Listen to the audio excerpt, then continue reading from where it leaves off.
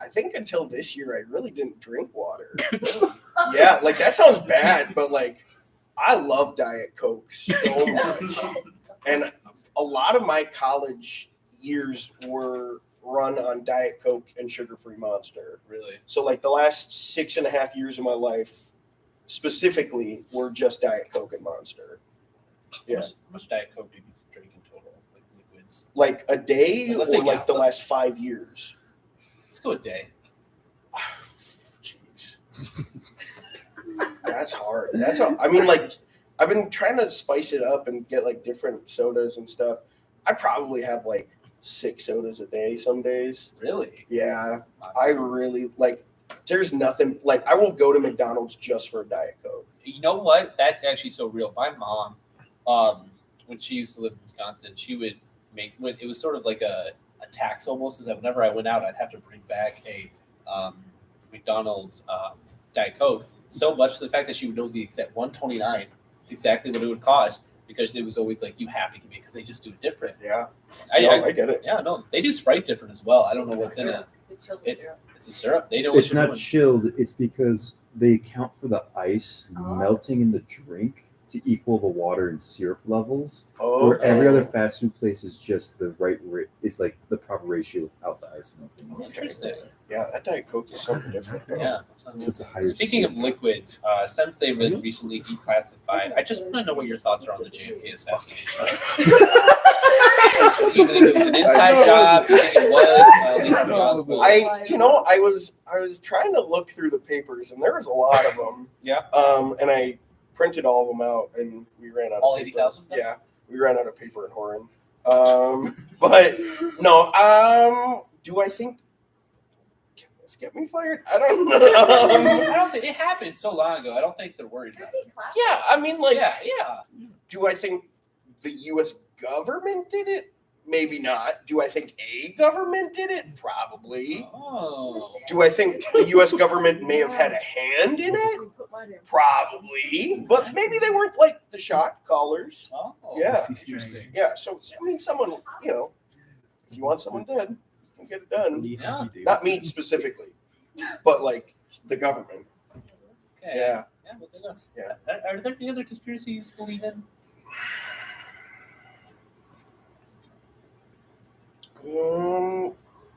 No, not really. That's good. Yeah. That's good.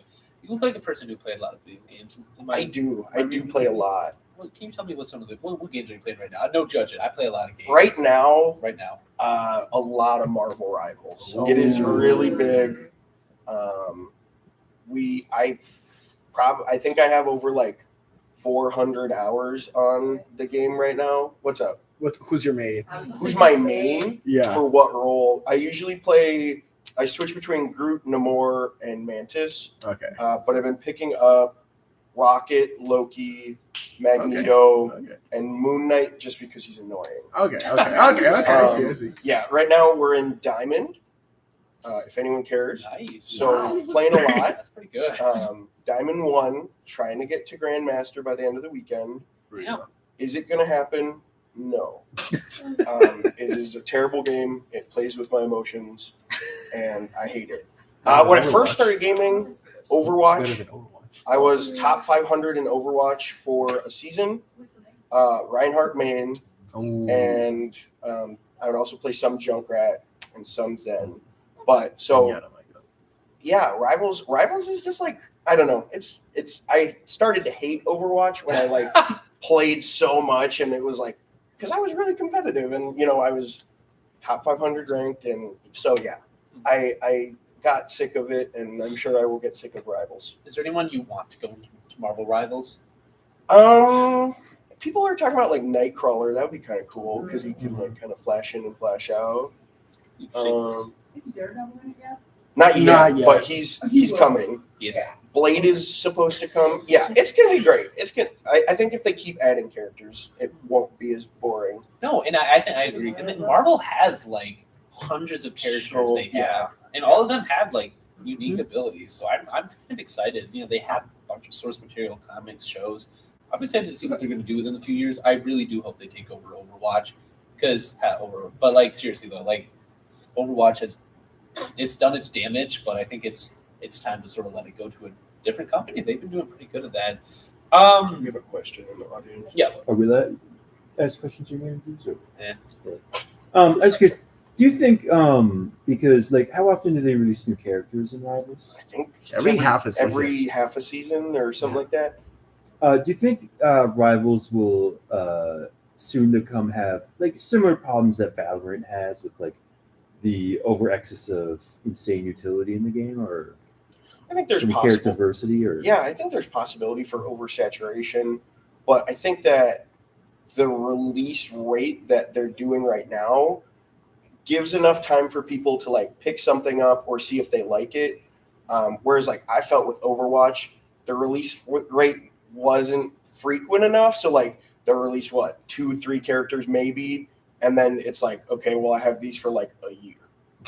And so like I think Rivals is doing better of like putting fresh things into the game, and that constantly changes the meta because like as soon as the thing came in, everything's different. And like Human Torch is up there. So I think they're doing enough to change the actual game. And I think compared to Valorant, I feel like Valorant is very aim-based, even though it's, you have your utilities. But Valorant is very aim-based, and if you don't have good aim, you're not going to get far in the game, which is probably why I hate Valorant. Like we played so much Valorant and so much like Rainbow, and I'm not good at those games. And we would play like hours, and I just just like I think those are the games where like if I were going to break a controller, it would be one of those games.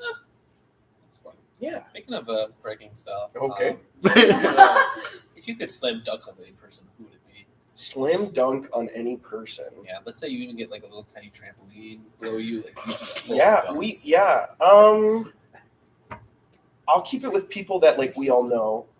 I think for me, there would be no better feeling than to dunk on the Sutherland Hall director, because Henry has big energy, I have big energy, and I think that it would kind of put him in his place. Yeah. Oh, really? Yeah. So do you think he needs to be put in his place? I think by me specifically, yes. Okay. By others, he's fine, but I think I would just like to have that experience. It actually goes into another question. Perfect. The original question was, if you could have fake beef with anyone, who would it be?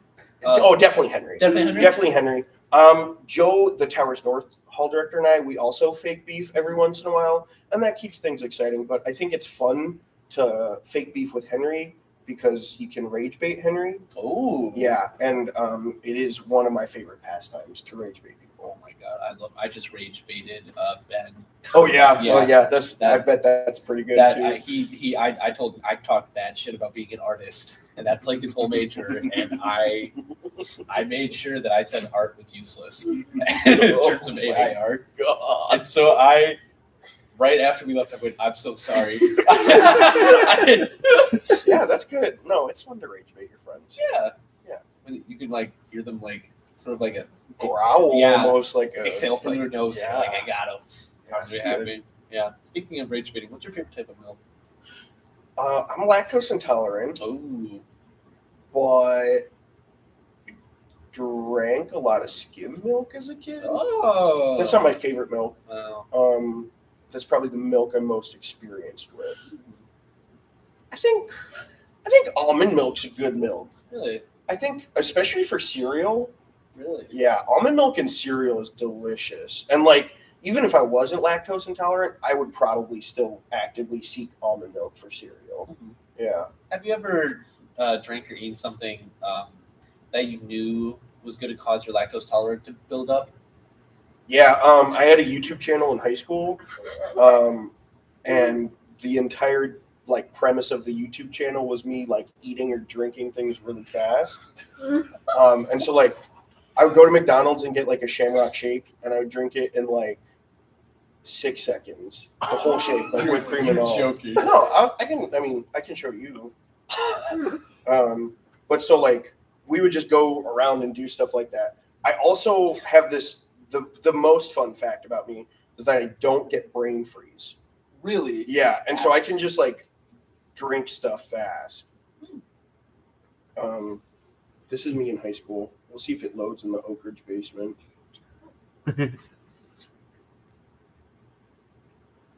Okay, so describing it, he currently is holding it fly style. Yeah, Yeah. it's a show choir shirt from 2017. You're in show choir. Yeah, Wow. What were you? singer and dance. You mean like what voice part? Wait, I hold was up. baritone. Oh, he just did. baritone. Oh, he just got it. That is fascinating. That is Yeah. amazing. Yeah, it's really fun. That is good. Wow. That. Oh my god. Yeah, it's He had like a mustache. He just. it's like a party trick. Don't like choir people have like sopranos and like A. I was a baritone. My voice part was baritone. baritone. Got it.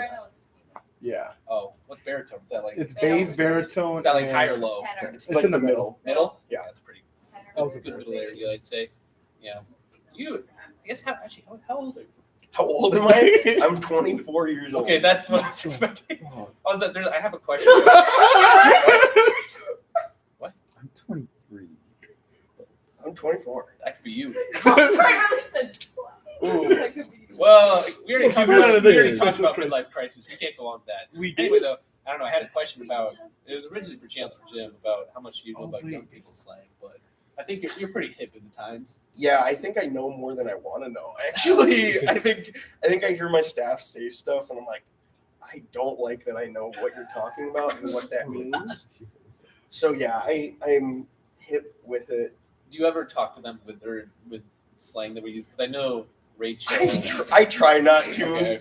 I feel like I would just embarrass myself, or like they'd be like, "Please never say that again." My staff likes to act like I'm 50 years old. So, yeah. Yeah, no, that's fair. Yeah. That's fair. Our hall director just does. She just ignores us. She tells us she's never heard us before. She doesn't hear what she said, but we all know she does. We all know she knows what she says. Anyway, though, but I'm talking about another thing about video games. I just want to know, because I'm genuinely curious, because I always like hearing, besides that Overwatch thing, are there any other video games you've been into lately? Indie or AAA? I don't really. Heavy Rain was a good game. I don't know. Have you played that? I now play Heavy Rain. It's pretty good. That's like, it's a little older. It's probably the only like, I guess it was super indie. I feel like it's a little bit more mainstream now, but that's probably like the only indie-ish game. Embarrassingly, we play a lot of Fortnite. Hey, that Sabrina Carpenter's coming soon. I don't know if I'll buy Wait, that what? skin. Sabrina Carpenter's coming to. We play a lot of Fortnite. We've been doing the like festival like fake rock band. So I don't know that. I mean, I feel like at this point in my life, gaming is just fun, and I feel like a lot of the like story-based games for me aren't as fun anymore. Yeah. I critically think all day a lot in my job. I feel like so like just going home and emoting on people is enough for me. I don't know. Oh, that's awesome. Well, that's great to know. Do you have a favorite hall? Favorite hall on this campus or just like in general? This campus. This campus, they're all. I think the thing about this campus compared to my undergraduate campus is every hall has its own identity here, and that makes every hall unique, and it gives every hall its like personality and fun. I think for me, Horan is a good place. I like the outdoors, and so the Outdoor Adventure LLC is a big part of that building. And so if I had to pick, I would have to say favorite is Horan. Yeah. Okay. I'm just loyal. No, you know what? That's totally fair. You know, I got Chancellor Jim to say Oak Ridge was the best, so that's really all I got to look forward to. Now let's talk Wizards. You know, I know that you were I know you were born a sorcerer, and you know I don't really dislike you the fact that you were born a sorcerer with your powers, but I'm not saying that people like me, wizards who like worked hard to achieve through knowledge and education my spells and whatnot. But you know, as a sorcerer, I know you had a lot of training when you were young, and you know that is what it is. And you know, we kind of have to put our differences aside. I don't know why you're laughing, but I was just wondering that you know, since you're pretty good at spells, do you have a favorite spell? I'm sorry, I'm just imagining Chancellor Jim sitting here and these are the questions you're asking. I heard the one about Mike Tyson and that was great. Sorry. Wow, what a whirlwind of emotions at 1 a.m. I don't know. I think the like Lumos spell from Harry Potter is pretty cool. I just kind of like throw light. Yeah. Yeah, I don't know. It's pretty cool. No, that's fine. It's convenient. I don't know. Yeah, no, it's a hard spell, I guess. Dark out 12 hours of the day. Yeah, no, you're right. It's a good basic spell. That There's always gonna be darkness. yeah. The other stuff. Yeah, I guess. like the You know also Killing? create. You know what's also create lights? Fire. A fireball. That could what's be the pretty spell good. for that? Fireball. Nice. Oh God, I'm tired. So, Yeah. what are your thoughts on the Goblin War? Which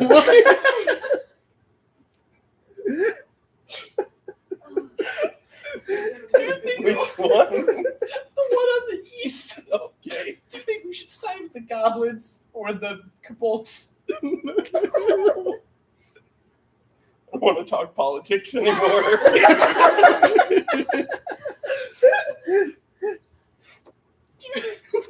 Do you think Sorcerer Greg earned his spot on the board of Magic? Or do you think he cheated his way up? I have no clue what you're talking about. I'm trying to go with this, but I have no clue.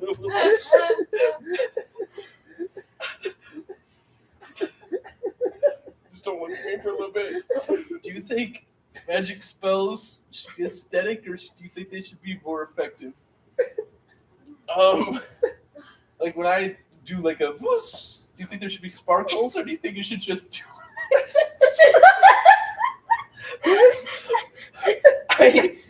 I was a theater major, so I think sparkles for dramatic effect. Yeah. Let's write on that. Actually, you were a theater major. You said. Yep, that was my undergrad major. Yeah. Who's your favorite character that you've done so far? Oh God. You did God. No. Yeah, there's been a lot. I guess from like classic pieces in Midsummer, I was bottom. I really like that role. Yeah. I don't know why they're laughing. That was a good one. Mostly because everyone's like, "Oh, you're an ass playing an ass," and I was like, "Thank you." There's a French piece by Yasmine Riza. It's called God of Carnage. It's originally in French, but there's an English adapted version. And the entire point of the play is essentially there's two sets of parents whose kids were fighting at lunch, and one of the kids took a stick and like broke this kid's face with it. And so like the parents are meeting up to talk about it. And it just like goes into chaos, and like there's a lot of vomit, there's a lot of yelling, there's a lot of drinking. And so I played one of the dads, and that was a really fun role because it was so, you were supposed to be playing so serious, but it's just a comedy. So everyone's laughing, but you can't laugh. And so like you're being serious, you're yelling seriously, like you're doing all this, and everyone's laughing, but you just have to like. So it was challenging, and I don't know, it was fun. It was fun, something different. Do you do any theater things nowadays? There's no time. That's fair. No, there's no time. Someday when I grow up. Yeah. When I'm old and retired. Yeah. That's Yeah. fair. Someday when I grow up, I'll do more theater stuff. I'll make sure to go to your next theater appointment. I'll be your only supporter. You need one. Yeah. Yeah. I want to cheer you on, man. I think you go great. Go great. I didn't see you when you were in regular Anything. theater, but yeah. So, would you rather be a pirate, knight, or cowboy? Mm. I lived in South Dakota for 5 years, so I saw a lot of fake cowboys.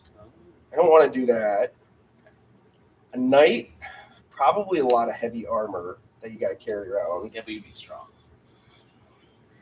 Or have a bad back. I think pirate, but like maybe a land pirate, because sometimes I would probably get seasick.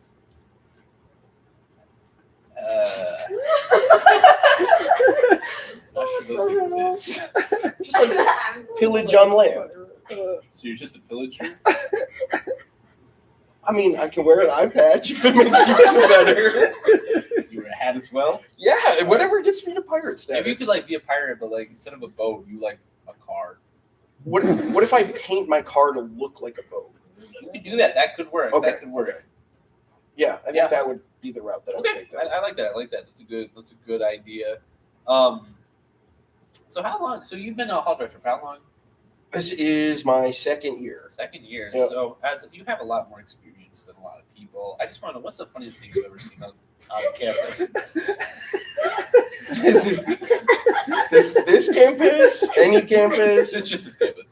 You've been here the longest, so Yeah, I guess maybe. The funniest thing. Mhm. Oh, jeez.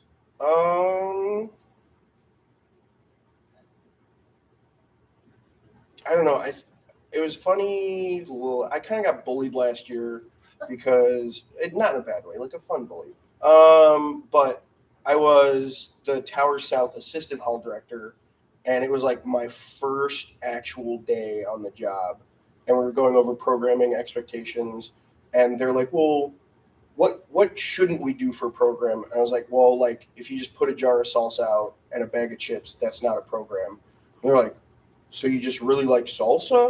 Like, no, that's not what I mean. And so it was just like a joke all last year. And then at the end of the year, I gave everyone little salsa dishes. So I don't know. It was funny to me because like they brought it up constantly, and they're like, "Well, what are we doing for the end of the year?" I was like, "I don't know." And we just had chips and dip, and it was a good time. It was fun for me. that sounds amazing. So where is happiness found? Where is happiness found? I deep within. Deep within. I think everyone's happiness is different, and it might take some time, but you'll find it if you search for it. So true. Have you ever watched Young Sheldon before? I have. Yes. Yeah. What about the Gilmore Girls? Which one is that one? Is that with like Blanche? That's Golden Girls. That's Golden Girls? Okay. No, I haven't seen That's Gilmore Girls. It's a shame. That's a shame. Do you have any secrets? Any secrets?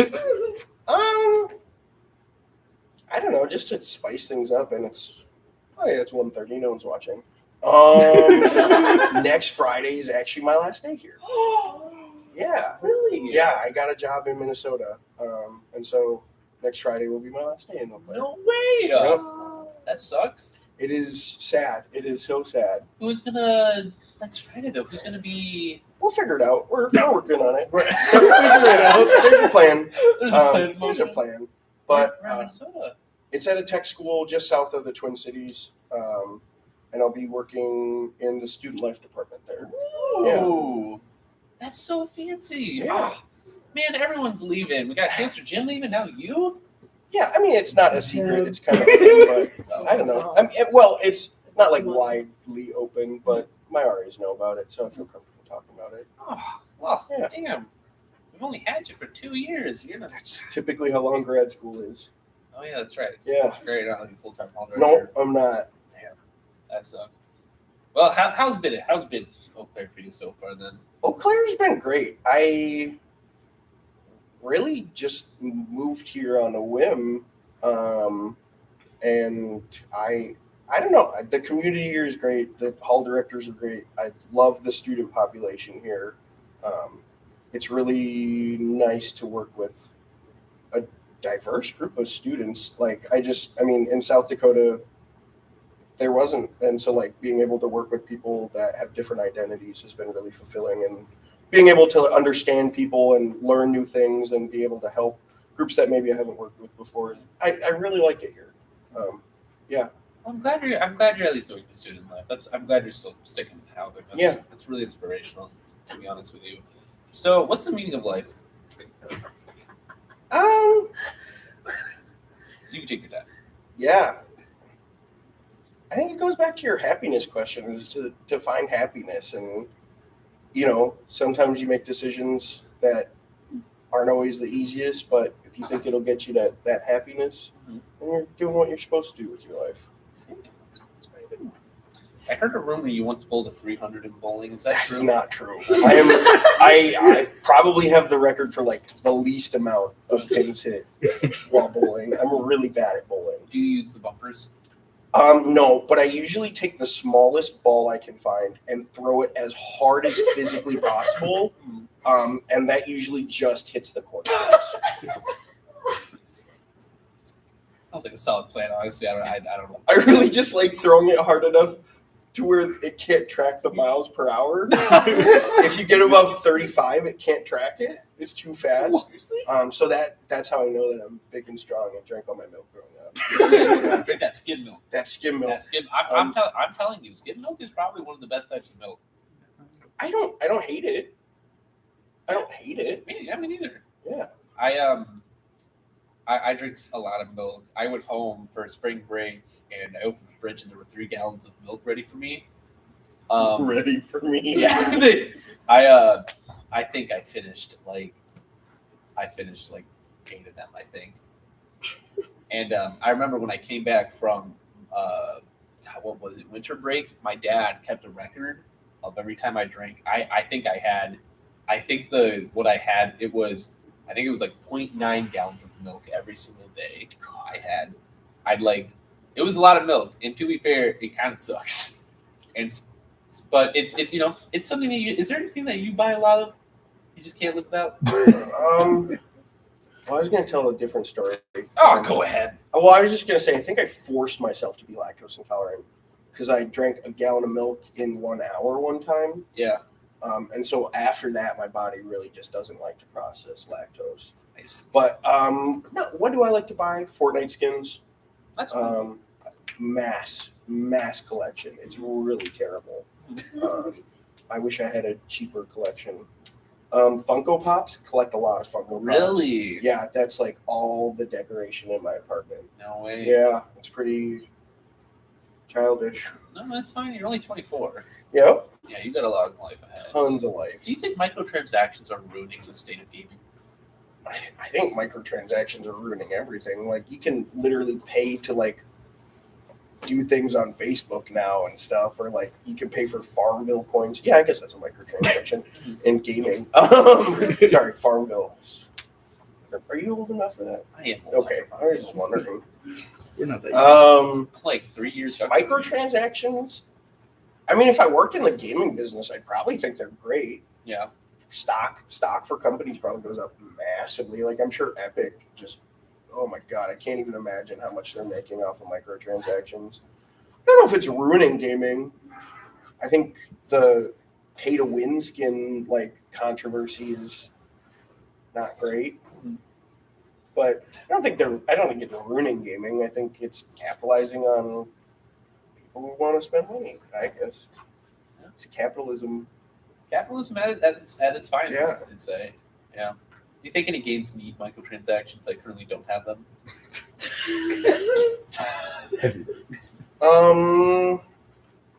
This one game on my phone is called Block Puzzle, and you just try to put the puzzle pieces onto the square, but there's no option to buy an ad-free version. And that would be like the greatest microtransaction. I would buy that so fast. I don't care if it's $100. I'm buying it. That is the only thing I do on my phone when I have nothing else to do is play Block Puzzle for hours on end. I'll watch YouTube and just be playing Block Puzzle the whole time. It's awful. Do you do like are you like an iPad kid? Yeah. It's so embarrassing, but every lunch I go back to my apartment, I turn YouTube on my TV, and then I eat lunch. You know what? I agree with that. I do the same thing.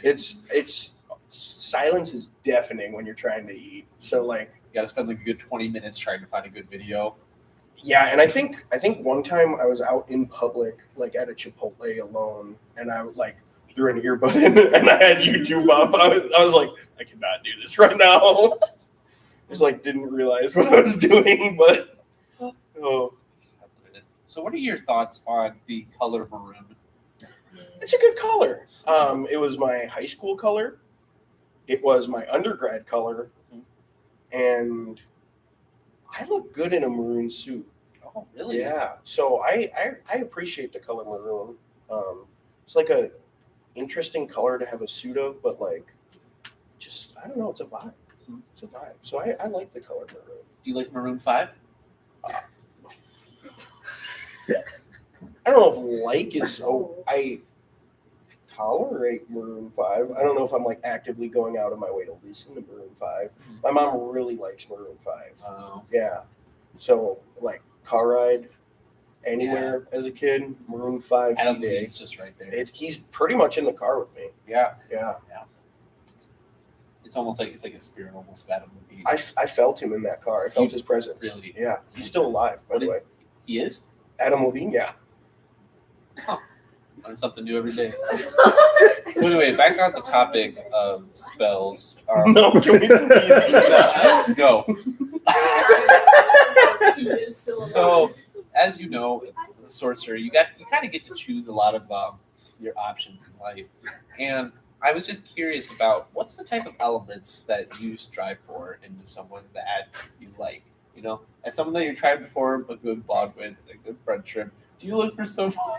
This is not a coherent Do question. you look for someone who can control lightning? Do you look for someone who can do a lot of wind magic, fire magic? What are you kind of looking for that you think people are really what elements kind of make someone cooler?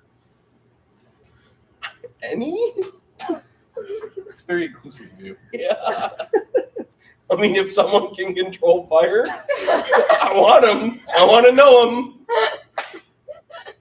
What about lightning? I'd like to stay on their good side. Yeah. What about water?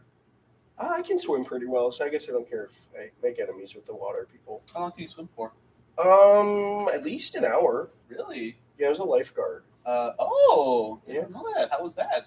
Awful. Oh, Yeah, I saved a lot of children. you saved a lot of children? Yeah, they're like, the pool is like 4 feet deep and they're like 3'11". So like if they went on their tippy toes, they could touch, but they don't want to go on their tippy toes. So I'm like, okay, fine, jump in and like. So yeah, I couldn't imagine being a lifeguard. I don't think I would be perceptive enough to like see the children. it's awful. Like you feel like sometimes you kind of like zone out, and then like you kind of snap back into it, and you're like, a kid could die. So it's like terrifying. Has anyone else ever done lifeguard things? It's frightening. Like Maroon 5 is playing in the background. I'm kind of driving, and I'm like, oh shit, there's children that can't touch the bottom of this pool. So like, you got to lock in. You know? You got to put Adam Levine behind you. Yeah. Sort of Put him on my shoulders. Yeah. and like an angel. Yeah, help him guide me to save Yeah. the children. Or a devil, honestly. Have you seen Adam Levine in that one song "Animal"? Like he was really going at it. Man. I don't think I have. Oh, okay. I'll describe it for you. Oh, perfect. So the music video is basically it's like just like animals. Yeah, no, I know the song. Okay. I know the song. Just haven't seen the video. Okay, and so it's just like it's. Have you ever seen that one video by Katy Perry? A little more specific. It's the bread song, the Bon Appetit. I think it is. The one they're like, she's like, Yeah, they're like grabbing her, and they're they're twisting basically her all like around, they're like basically she's stirring her bread. around like she's bread. So Okay. imagine that in raw human form with Adam Levine, and he's just He's like, just like spinning around. Or... Like, no, he's like- eating raw just- meat. Like he's- he goes into like some like butcher shop Yeah, in like the freezer, and he's like eating raw meat, and like Yeah. putting the juice Isn't on. that- it. Isn't that like Yeah. a Teen Wolf thing? yeah, No, it was really weird. it was a weird So thing. That I was sounds- very young. I think I'm gonna stay away from that video. I looked too. I was curious. So speaking of something else, Yeah. So were you more of a what's his name? I forgot his name. Twilight. Jacob or Edward? Yeah, were you more of a Jacob or an Edward kind of guy? God, it's such a hard question. Why? Why? You feel like you have to have loyalty to your name. My name is Jacob, and so like you feel like you have to be loyal to that. But also like Edward Sparkly, and that's kind of cool. I think I'm Team Jacob. I think Edward could have been better. Yeah, I agree. I'm also Team Jacob. He just didn't have the right qualities. I think that It's a hot take. I know. Yeah, It's it's a hot still a take, hot you know? debate right now. Who plays him? Isn't it Taylor something? Taylor Lautner. Taylor Lautner. Dude has a six-pack, all right? What does Edward have? He sparkles, and he's like 300 years old preying on an 18-year-old. Quite frankly, Jacob literally trying to get with like They're A dogs. fetus. Yeah, it's They're literally baby. imprinted on the child. a fetus. Sometimes Did that it happens. keep the baby safe? No. Well, you know, the intention was there. I don't know if that makes it.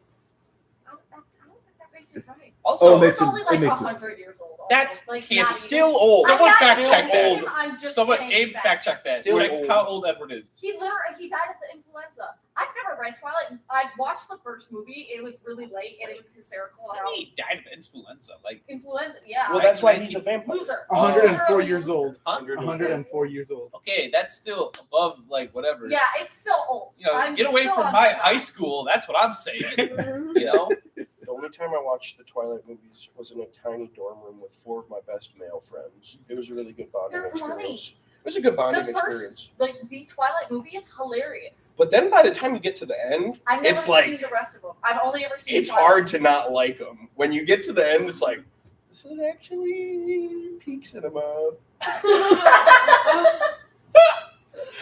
oh, are you into Legos at all? Legos? Yeah, I don't like to follow rules, so no. that's a shame. Yeah, like I feel like Legos, like especially Lego sets, you have to like follow the instructions, and I don't like to do that. So, do you follow the rules at your job?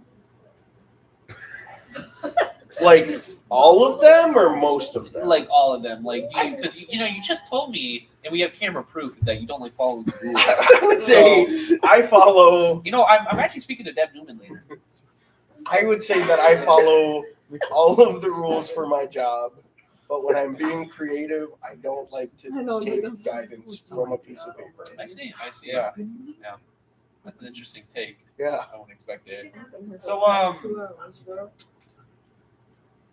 what are your thoughts? Yeah, I don't know. Like I think this interview's going well. I thought you were gonna ask like about me and like anything that I've done before Eau Claire because I haven't been here forever, but it's fine. I'm just, you know, the only thing you need to know about me is everything I've done in the last 2 years, which you've been here for. And those are the only really important parts of my life. So yeah. That's good. That's good to know. We can actually talk more about your past 2 years here. We can talk about kind of how they've been interesting. We don't really need to delve into all that other stuff. Yeah, boring information. Well, we talked about your theater experience. Yeah, we did a little bit. Yeah. Yeah. That's Yeah. like 3 years ago. Yeah. All right, fine. All right, no. Seriously. If you want to talk about your past, No, we I can- don't. No. You're in charge. You're in charge. We can talk about your past. Were you a C-section? You want me to text Yeah. my mom? Yeah, damn right. If she's awake, I'd love to know. I don't think she's awake. What do you think you were? Probably a C-section. Does that make sense to you? I was a C-section. I was 9.8 ounces when I I came think out. I was like. Oh my I think I was God. pretty similar. Yeah. I think I was like 9.7 ounces right out of the womb. And have not stopped growing ever since. Really terrible. Oh my god, that's awesome. Yeah. So let's talk about your childhood. Tell me a little bit about you when you were 6. Uncontrollable energy and absolute chaos at all times. Okay, now let's go to 14. Yeah. Uncontrollable energy and a little bit less chaos. Okay, that's Yeah, good. Now yeah. let's go back to 9. Okay, so let's talk about when you were 9 Yeah, years right in the old. middle. Now that we got a good like center point, Yes. how do you think the consequences of what you did when you were 9-year-olds affects how you live today? Yeah, I think it affects a lot. I think that I was a little kid and I did what I wanted, and now I know that I can't do stuff like that. And so, you know, my life has changed a lot since I was 9. I have a job and a car. I know how to drive. I can read better. I can tie my shoes now. I don't know. Probably not at 9. I think I was wearing like Velcro Skechers until I was like 10. You know, Velcro's- I'm serious. My finger dexterity, not a strength. Not a strength for me. Tying shoes, How do you awful. play I don't- the Marvel Rivals then? Well, I'm not 9 anymore. Oh. I'm an adult. I'm not gonna agree with you. Velcro or Velcros, or I wore those all in middle school. They're so convenient. Yeah, They're so Strip strap. convenient. like they got to make cooler Velcros. I tell you, Bad. but that's honestly a market that not a lot of us are hitting. Well, even right now, like half my shoes, I don't tie. I just like tuck the laces in. Yeah. Yeah, it's so much easier. Like, yeah. Yeah. So when you were, let's say, about 3 months old, Yeah. would you consider that a time that you were having sort of thoughts about philosophy and sort of how the world was to come? I think I was really angry at the world at 3 months old. I think that I wasn't getting my way a lot. I just kept crying, and no one would make me stop crying. It's like they didn't understand what I was saying, really.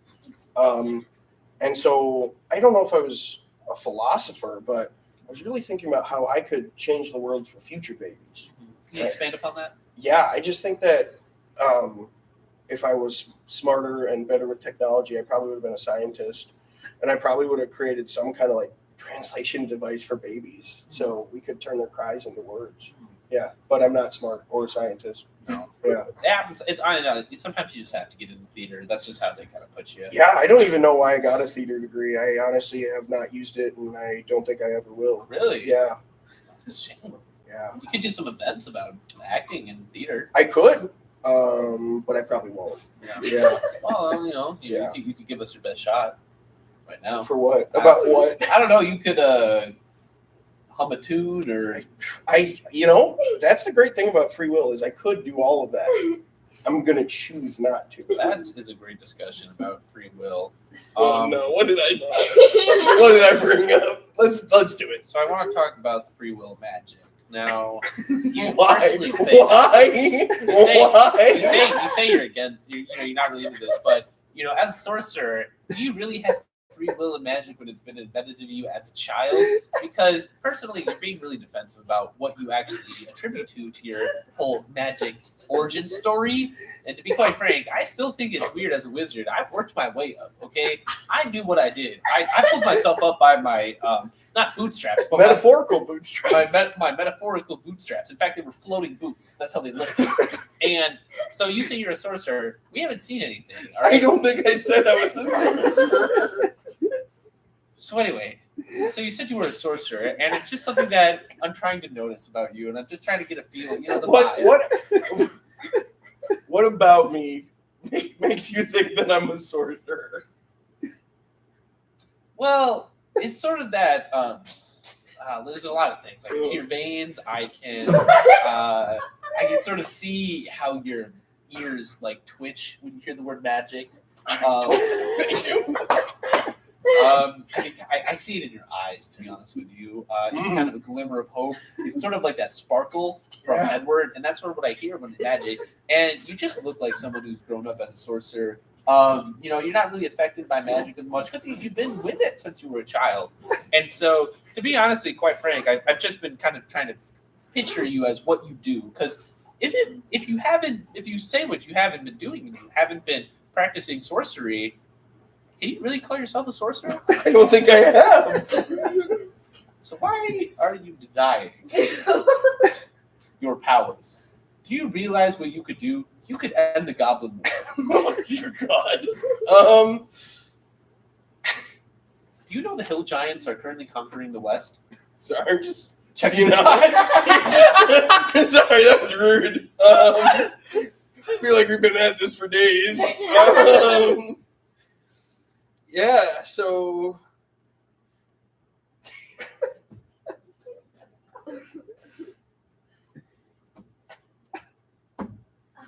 magic. What about it? I don't know. What's your obsession?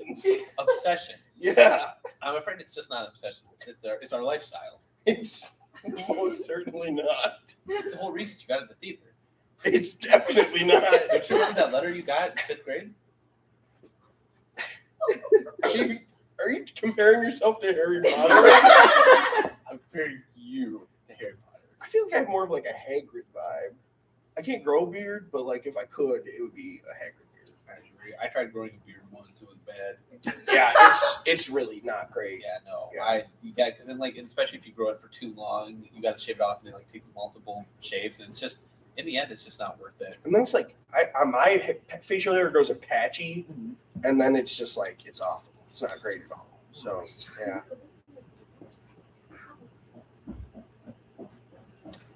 Anyway, though, so yeah, no, this is just really interesting. So just how's your day going so far, Jake?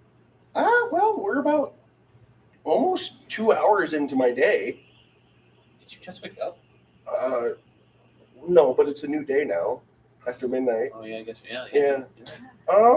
It's been a fun day. I didn't think we would have this much fun. I'm glad. Yeah, it's been a good time. I didn't know what to expect from this because it was a 1 a.m. interview. That's true. Yeah. I knew it was you, and I knew this was you were going to deliver, not magic or anything, but I knew you were going to sort of bring this energy that I really think I needed. That's good. Yeah. That's But good. yeah, no, yeah. So tell me, If we're gonna go back to magic, we could. Oh, the fire's done. It's been 10 hours. oh my god, Oh, damn, that's wild. God. I honestly, I thought I put that on a loop. I don't know why I did that. Oh, I put the jazz on a loop. That's why. I had jazz music. Yeah. I forgot it was playing. You could do like crowd Didn't questions if you want. Crowd questions. Yeah, sure. We got Jake. Can we get some crowd questions? Yes. No, Maybe? I was just gonna. Didn't you say we're gonna put the camera feed in there? Oh, yes. You're right. We can do this now. No, you sit down. I was gonna see if anyone was asking questions on the stream. Questions in the chat. Questions? Any question? Is anyone watching? Yo, that is not live. I was like, that is not live. Who is doing that right now? Who's out there? Why is it so bright? Why did the lightning, the thunder stop too? It was like probably. There we go. That makes me so sad. Ready? Wow. I hope I don't say anybody else. So we just have some simple things, but don't Yeah, don't sure. say anything. Actually, but maybe I say could offer for you. I'm okay. Wow. I don't think a 2 a.m. weekend is gonna solve my problem. Boy, let me tell you, you are right. Crowd question? I have a question. Goblins or kobolds? And there is a wrong answer. I'm going goblins. Ah, you are a terrible That's man. controversial. Your manager's not gonna like that Can we one. get any non-magic or goblin questions, maybe? Nope. Okay. So let's talk about your favorite number. Okay. Oh no question. What is your favorite theatrical production?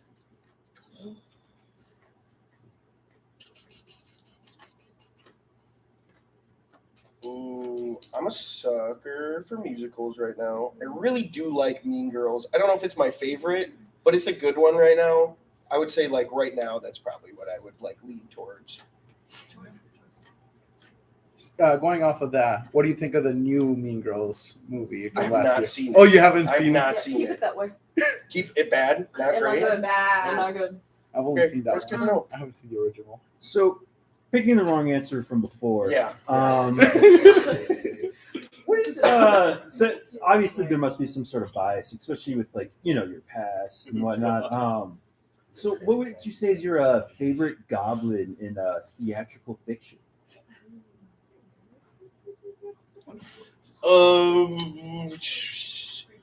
I forget his name. Probably the like big goblin in Lord of the Rings 2. Is that the tower where the goblins are? Is that Lord of the Rings 2? Anyone? They had goblins in The Hobbit when they went to the Oh, they're underground orcs. mines. They're orcs. Because those are the orcs. Yes. Yeah, no, probably the Hobbit goblins. Yeah. Hobgoblins? Yeah. Yeah. Good job. So what's your favorite number? 6 has been my favorite number since I was 5. Why? I just like the way it looks. It's appeasing. It's appealing. What do you have to say about the controversial 9 then?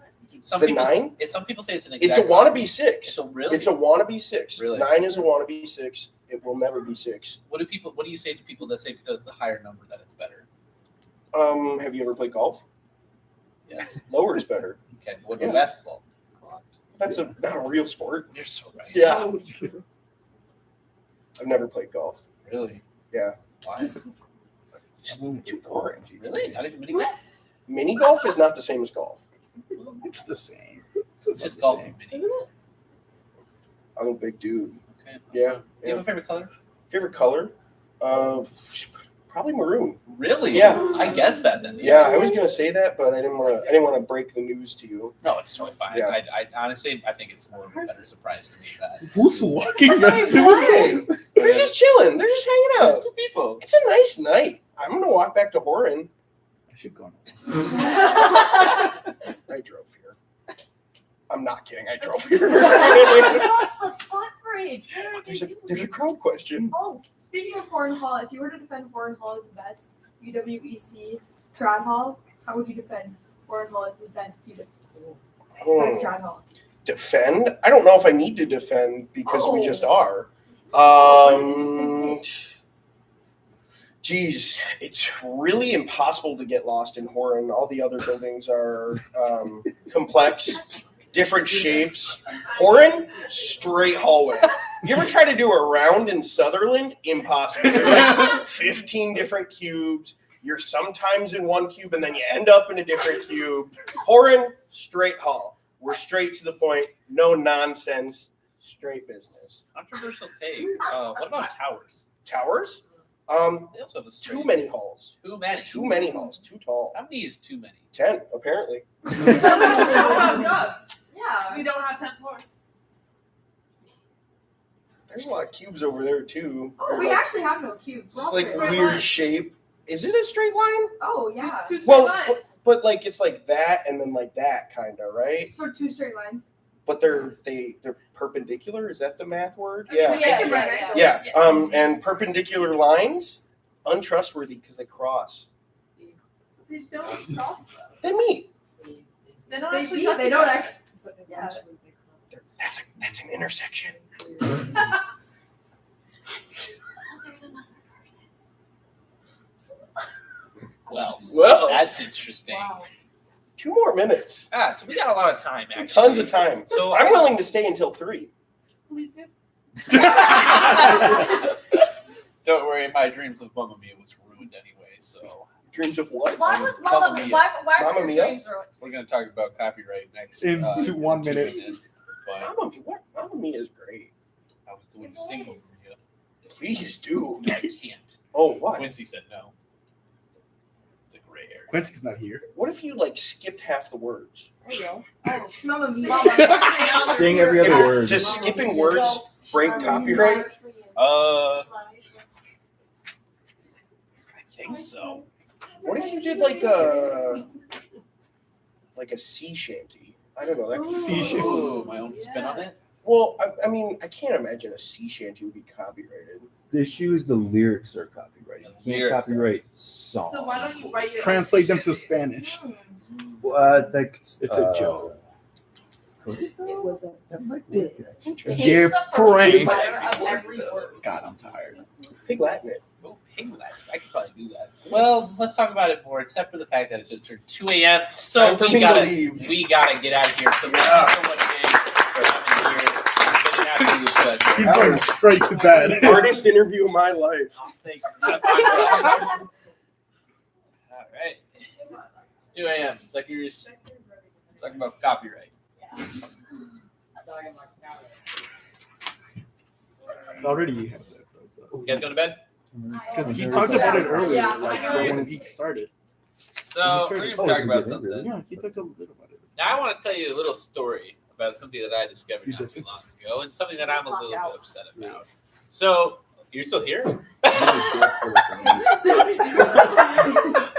I didn't think you were staying. I'll be here till 3. Oh, really? Oh, shit, yeah. Okay. So, I want to tell you all a little story. I did this funny little thing where I got bored one night because about a few months ago I said, "Oh,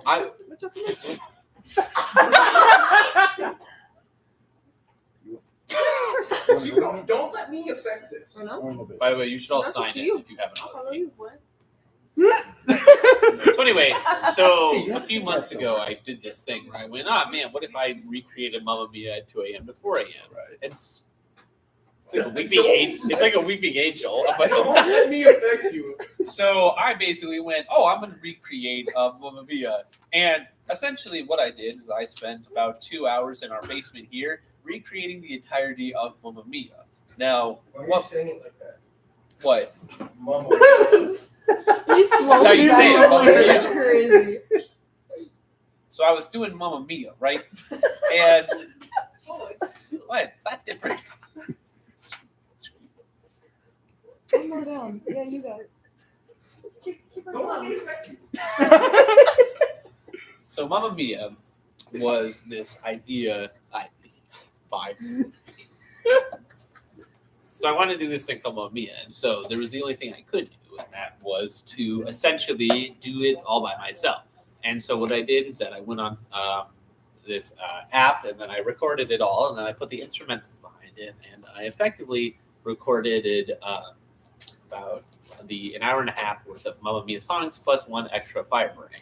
Now, originally, this CD would have been sold today, right here. But unfortunately, that is not the case because of something called a copyright law, which I just want to talk about, which I think is personally just stupid. Okay, hear me out. Okay, apparently there's 4 rules apparently to copyright laws and blah, blah, blah. I don't think ABBA, from Sweden is going to sue some poor 20-year-old man who's doing their song for 2 hours while singing terribly. Because the way that copyright works is that you have to follow the 4 different suits of eligibility of will it do it? So it's lyrically, is it similar? And it's oh, will this cost them money? And so I was under the impression that I can do my own cover / parody because in my mind that it was such a bad version of singing that it wouldn't have actually affected Mamma Mia as a general sense, or maybe because obviously, and I wasn't even going to give them away for free because who likes making money off of that stuff? And so that's sort of how Mamma Mia has sort of screwed me. Oh, hey, there's a person over there. Huh. The water street is bumping. Oh yeah, I forgot it was Friday night. I'm drinking. So Forgot that just stuff. pop by.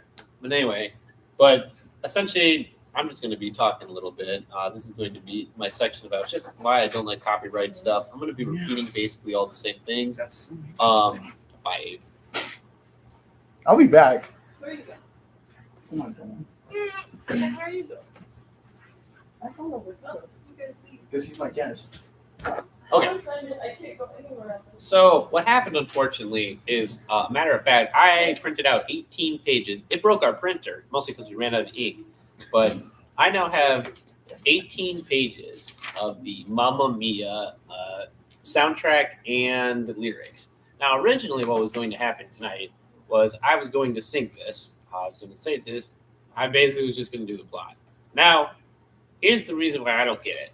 Is that copyright is such a weird aspect that even if I did this wouldn't have done harm to anyone because quite literally, if I think about the fact is that especially since I'm practically crediting Mamma Mia by saying I'm reading Mamma Mia and this was created by Mamma Mia, then why wouldn't it be okay for me to read it out loud?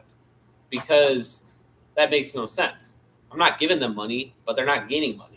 If anything, this is just going to increase the chances that someone goes, I kind of want to watch Mamma Mia tonight, But I'm not taking away money that they're going to go, oh man, I just watched Camden's Redemption of Mamma Mia. I'm not going to watch Mamma Mia anymore. That makes no sense. That's a bad argument. And it just, I don't understand it. 18 pages. Who does that? I put all this effort into printing those fucking pages. All right. I labeled them 18 to 1. Do you know how hard that was? Because it was backwards. All right. So I was like, well, this doesn't look like the first page. This looks like the ending. So then I had to be like, well, that was the ending. What did I do wrong? Then I had to label it. But then the printer stopped working at 6. And so we had to go out, buy a makeshift cartridge, which didn't work because HP computers suck ass and they hate you and they want you to die. And then we had to buy an actual cartridge or whatever. So we did that and then it worked. And I printed it all out. And then I was like, well, all right, time to do this. And then I was told late that, you can't, gray area. And then it's who made these copyright laws? The government? So why do we listen to this? Why do we listen to the government, Because when we think about these copyright laws, I think about all the, there's sometimes which it's okay. Because sometimes there's, creators who need to copyright, people stealing their content and whatnot. But this isn't stealing. You know what's stealing? Taking money from a baby. You know what's stealing? Pranking your mom by stealing her Diet Coke. You know what's stealing? Stealing. But this isn't stealing. In fact, this is just using, all right? This happens all the time. It's the same way that, like, how theater productions work, is that if you use someone's material, you have to do it word by word. I was going to use it word by word. But it's like, here's the thing. This isn't making any money. This is a free fucking attendance, all right? You guys all checked in? Good. I'm not making money off of you. I say the joke I'll get paid in food. That's not true. I don't get paid a dime in this. In fact, all this does is help me, like, check off a social event for the month. And that's essentially, it's not, I do this for the love of the game. But really, though, that's like, it's part of the RA job. And, like, I don't make money off of this specific, well, that's like a group of, like, 8 people. But that's the thing, though, is that I don't make money from this event because it's an RA event. You're not supposed to make money during this unless it's a fundraiser. But then even though my money doesn't go into my pockets, right? Wild. And so why is it a matter of fact that when I, a humble student, wants to go out and try to, put myself forward, maybe I'm shy. They don't know that. Maybe I'm a shy guy, and this was like my one chance to get big, all right? What if I was a loser who only liked Mamma Mia, and this was my one chance of kind of coming out of my shell and making people like me, Would you do that, Sweden?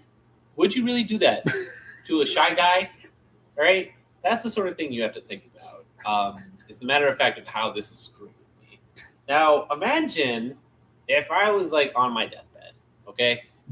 Imagine if this was, like, my last wish. What if this is my last event and this is the last thing I wanted to do, all right? And then they just, I can't? Because what? Also, copyright laws, are they even international? Can they actually get me? Are the Swedish police going to come after me? They can't arrest me. No, they cannot. I'm from America. The UN recommends. God bless. The UN is not going to be on a special council that goes, all right, everyone, everyone's here. Argentina, we got Brazil, we got Russia, we got all of Europe. We found this man, Camden Benish. He read and sang Mamma Mia in like the worst tone ever. I think we need to get him. Let's set out a hit. And so the United Nations isn't going to come for me, Because what do they got on me? They don't got nothing. They just know where I live. That's nothing. And what are they going to do when they get me? All right? Because what? They get me. They take me to Sweden. What am I? 1 year sentence? Do I have to pay a fine in whatever Swedish dollars there are? I don't know. Actually, wait. They're part of the EU. It's probably euros, right? Yeah, it is euros. I should have known that. I know better. But that's the thing. Where it's like, is it really that big of a deal? No. Okay, you might think to yourself, well, I got to copyright all my stuff so that people don't steal my credited work. It's ABBA. Who doesn't recognize ABBA? If I sang that shit and you genuinely believed that I came up with a hit original Broadway musical and movie, you kind of deserve to be swindled because I just, that's such a recognizable song. Dancing Queen, Gimme Gimme. You're telling me you don't know that song? Your mom didn't play this on my top 40 hits? That's barbaric, to say the least. I've never heard of that before, and quite frankly, I don't think I ever will again because it just doesn't make sense. This whole argument and copyright. That's such a dumb word. Copyright, more like copy wrong.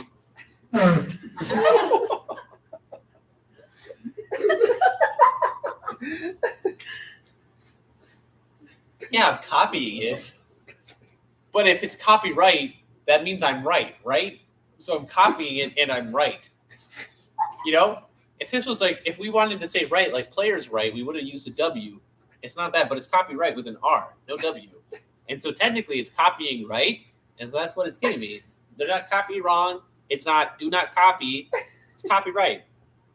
It's a bad word in general. It doesn't make sense if we're thinking about it on a linguistic style. But that's the sort of thing that you have to look for when you make this argument. is that not only does the word not make sense, but it's useless. You know, people are going to steal stuff every day. All right, that's what the world is about. You know, the whole AI art debate. You know, AI steals. You know, if AI can do it, why can't I? And I'm using it for a good purpose. All right, I want to sing my heart out. And also, that makes no sense. Why are we able to do karaoke nights, but we don't have to pay them? Are we doing are karaoke's different? This could be a karaoke. Maybe I'm just randomly saying the words. You know, it's kind of like how a monkey. It's like the infinite monkey theorem, where one of them will surely write Hamlet, where I surely might be just saying random words, but it also just so happens to be the entirety of the Mamma Mia script, right? It's random. I could just be saying it though, but they'll be like, no, because he said in this certain area, it's copyright. What happened to free speech? All right, you know. These are the type of things that you don't realize nowadays. Matter of fact, I actually have a CD over here. You know, I don't know what's on this CD. Could be anything. It also could be something over there that I made. But this is a CD of a prototype. Is this illegal? I don't know, because it could be anything if we think about it, really. But it's just it's such a weird it's such a weird law. And that's another thing. Let's talk about laws, for example. You know, they're outdated, you know. Sometimes laws need to be changed. You know, I look back and see all the laws that we used to make. And all of them are a lot of them are all right, but some of them suck. This is one of the ones that suck.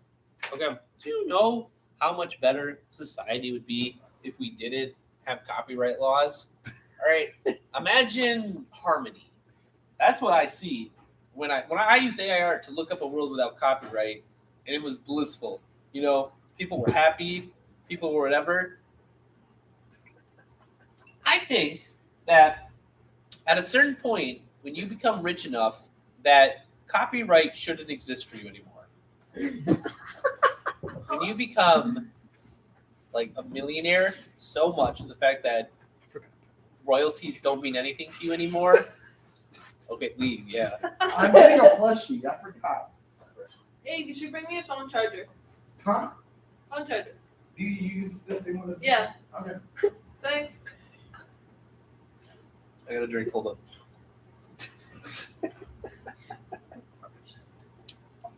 Cam, could a part of your event be trying to chug as much water as possible at once?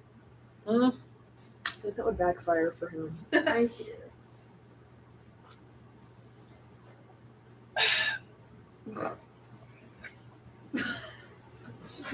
So I think that when someone makes enough money, why do they get royalty? You know, that makes no sense. And also, royalties? Didn't we fucking hate the British? Why do you think we got away from the monarchy? Because of these dumbass taxes, okay? And so, if we don't like the royalties, why don't we just get rid of them? They make no sense. You know? Do we really want to mimic the British? The ones who taxed us in the first place?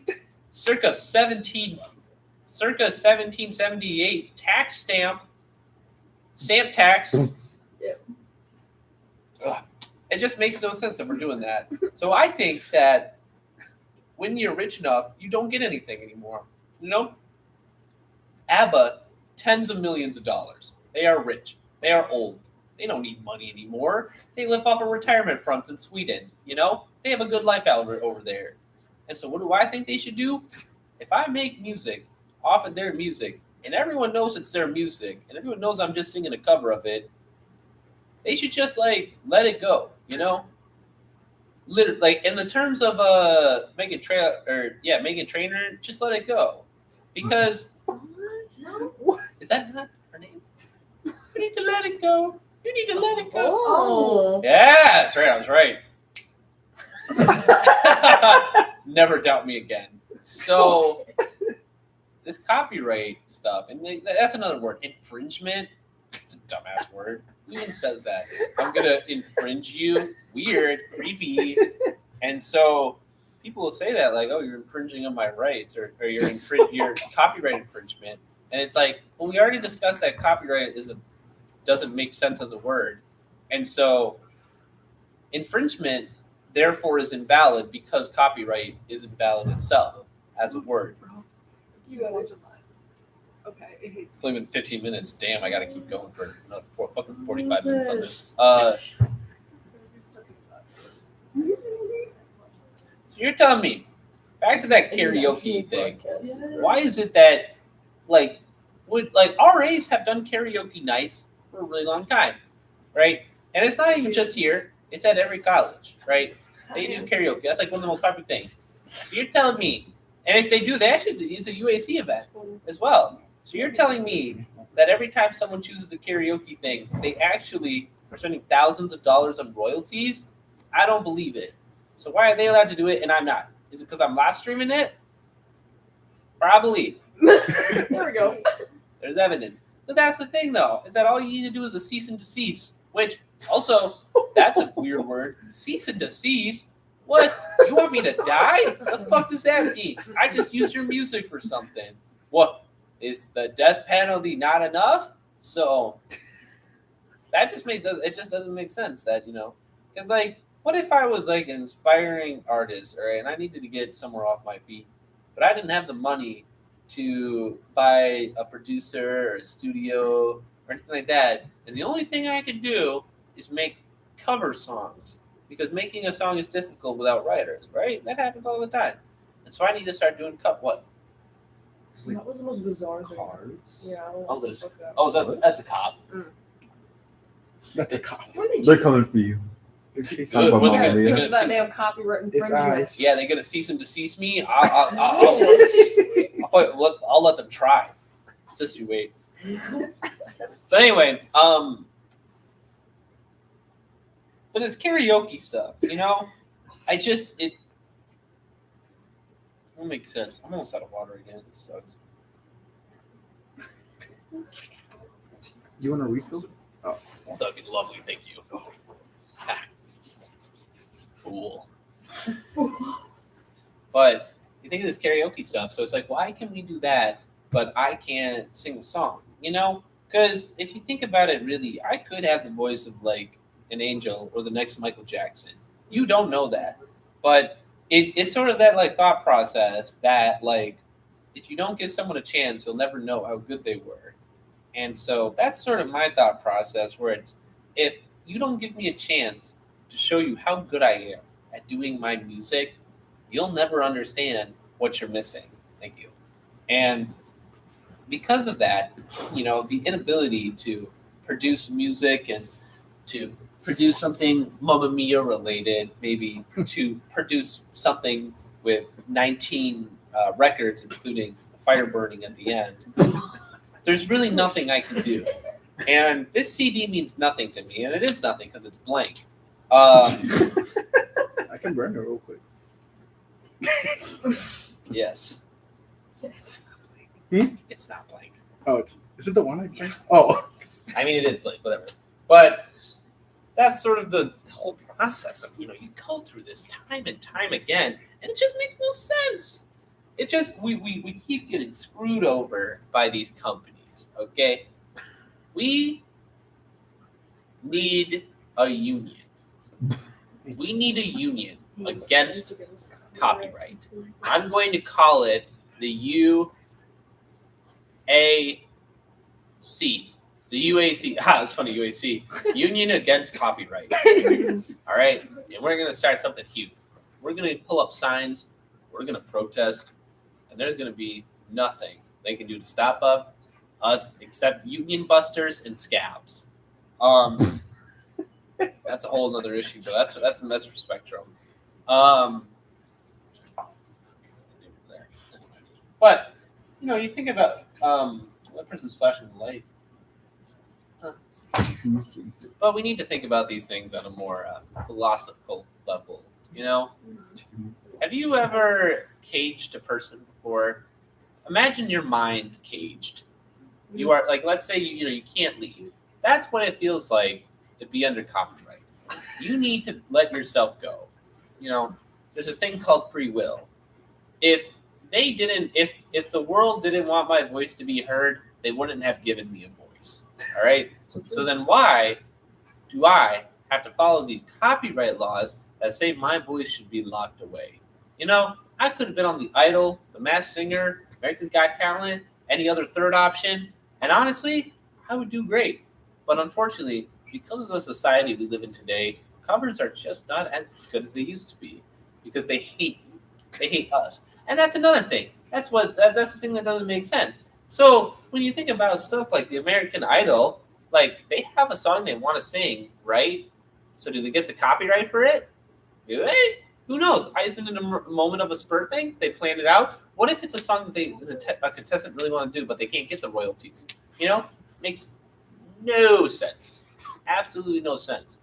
And matter of fact, I think it actually harms more copyright than just good. Because if I want, let's say, you know, what if I'm doing a song and I want to promote this band, but I can't sing them because they copyrighted their stuff? Well, there we go. I'm gonna just like sit there and do nothing. Now, granted, here's the thing: the band is Mamma Mia. That's not true. The band is ABBA, and like they don't need my support. ABBA doesn't need anything because they're rich to old. They know what they're doing. All right, they're masters of their craft. Did I? Yeah. You know what I just realized? Nathan threw a piece of paper like 2 hours ago, and it's no longer where I thought it was. The what? He threw a piece of paper, like question paper. Wait, who? Nathan. Oh, he picked it back up. I saw him pick him up. Did he throw it back? No, he just picked it up. Oh. Yeah. I didn't even notice when he left. I was expecting him to throw it better. Not like better, but like more closer at least, because I didn't know what I didn't because I think we were doing something. Like the one I threw. Yeah, that's whatever though. I wish he threw another one. But anyway, though. Also, copyright. If we think about that word, you know, CR. What? Sounds like credit rating. You know. Sure. And is credit? What if is credit rating that bad? It could be. Could be worse though. But then let's think of an alternate. All right. What if instead of copyright, you credited someone? God forbid you credit someone. Just like how I credited Annette Miller in her book, and just like how I would have credited ABBA and Mamma Mia in their stuff. All right. I know where my credit goes to. God forbid I would have put up in a huge text. Okay. I'm also turning this light off. My eyes are getting hurty. So. Was I? Oh shit! You can't even see it through the live stream. That sucks. What? It's like it doesn't look like it should look like. Get a better camera. Okay, screw you. No, whatever. It doesn't matter. It'd be better for you guys. But that's sort of this whole like thing. And if I, God, you look at it online. All right. Now, I'm gonna tell you 2 words. This sucks.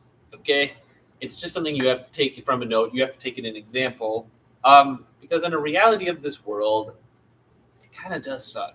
You're not going to get where you want, and if you can't do copyright, then why even do music? Why even live art?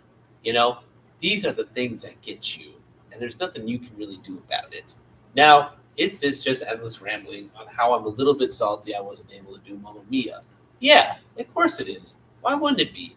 Anyone loves to do Mamma Mia. I've never seen Dancing Queen go on and nobody shake ass, all right? Because I'm the one shaking ass there. Because that song is goated. And that's the song of Mamma Mia, all right? Mamma Mia is top 5 films of all time. Undisputed. Right next to Pitch Perfect, all right? The goated film about a goated musical. It's great. You always watch it. It has great messages about girlhood. It has great messages about relationships, about fatherhood, about parenthood and situationships, kind of. Also, affairs. A lot of stuff about affairs tonight. I should read more of that. This is a great book.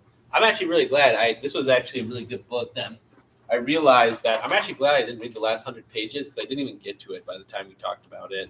So I'm glad I didn't read that. This book is kind of like Mamma Mia.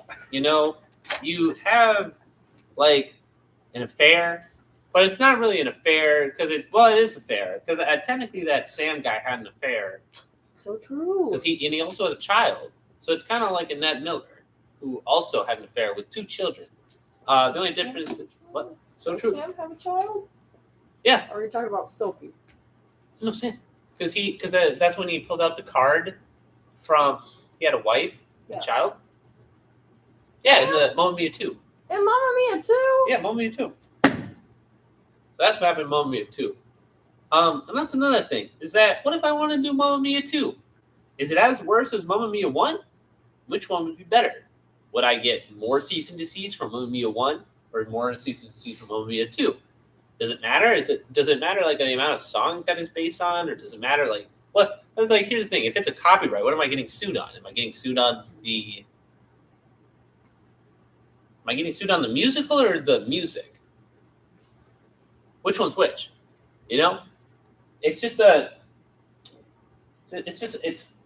whole. To be quite frank, it's a whole lot of malarkey. You know, and I personally think they're trying to hold me back. You know, my mom used to say I was a great singer. The key word there is used to, because I think after my balls dropped, I started not sounding that good. And that's the sort of thing that you kind of have to take note of yourself. And I know that. I know I'm a little bit tone deaf. And you know what? I'm fine with that. I think it gives my singing personality. And I think that's another thing, is that this whole ABBA stuff is that, like, one of the rules is that, like, it can't cause the other people to lose money. ABBA would not be losing money with my voice. To be quite frank, I think they would get money with my voice only because they'd realize, wow, this guy's so shitty. Let's do other people. You know, that's a lot of people. See, I bet they would like my Mamma Mia singing. Because you never know. We could ask them, but we can't. You know why? Because of copyright infringement. You can still ask them. You guys want to hear my Mamma Mia? No. That's wild. Well, they were having fun. I'll be honest. I'm not even kidding you. This would kind of be a fun activity, just people watching. I'm kind of like, oh wow, that's a lot of describing the people that walk by. What do you think their story is? They're coming back from the I think pickle. there's a group of 1, 2, 3, 4, 5, 6, 7 women. I think they're just coming back from the bars. What? We're hoping that they're not freshmen. Unfortunately, though, they're coming back, so they probably are freshmen. So let's hope. Let's just hope they just had a good walk at night and nothing else. Yeah, no, this is gonna be Mamma Mia is a good show. You know, I think. You know, actually, I wonder if it's talking about a copyright. Can I not talk about Mamma Mia? Why can I not talk about the? Can I talk about the story of Mamma Mia? Is that a copyright? So why is it copyright to read directly from the script rather than to just talk about it? Because technically speaking, talking directly from the script is the best way to understand what Mamma Mia is about, because it's it gives people sort of a timeline of what to think and what to do, and that's sort of it tells you everything you need to know. What don't you want to hear me sing "Honey, Honey"? Like that's what I'm saying. Yeah. Do it. I can't. Because of why? End the stream for a minute. What? End the stream for a minute and do it. No. Mute the audio. Mute the audio. The audio. Unstream the whole thing just says Singing Mamma Mia. Mamma Mia in process. Yeah. I can't do that because I trust my gut. And if the housing directors say that it's a gray area, well, let me tell you, I probably won't do it. Because granted, at least next hour I get to talk about the Burning of Alexandria. That's at least a positive.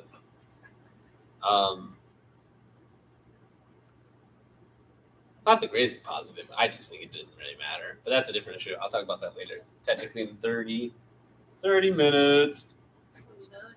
29 minutes. I'm going to be really happy about it. What else is there to talk about copyright? I feel like copyright is going after the wrong people. You know, you might say that, oh yeah, it's going, it's trying to go. I feel like people abuse copyright. You see it on YouTube all the time, where people use copyright to sort of like take down videos that aren't really theirs. They're just like abusing that power. That happens so often. That happens pretty often. But that's the sort of trouble we have to go through. And so, what's the best next solution? Let's just get rid of copyrights.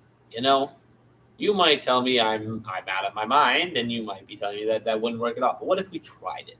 You never know until you try it. And by try it, I mean get rid of it. That's kind of what we need nowadays, I think.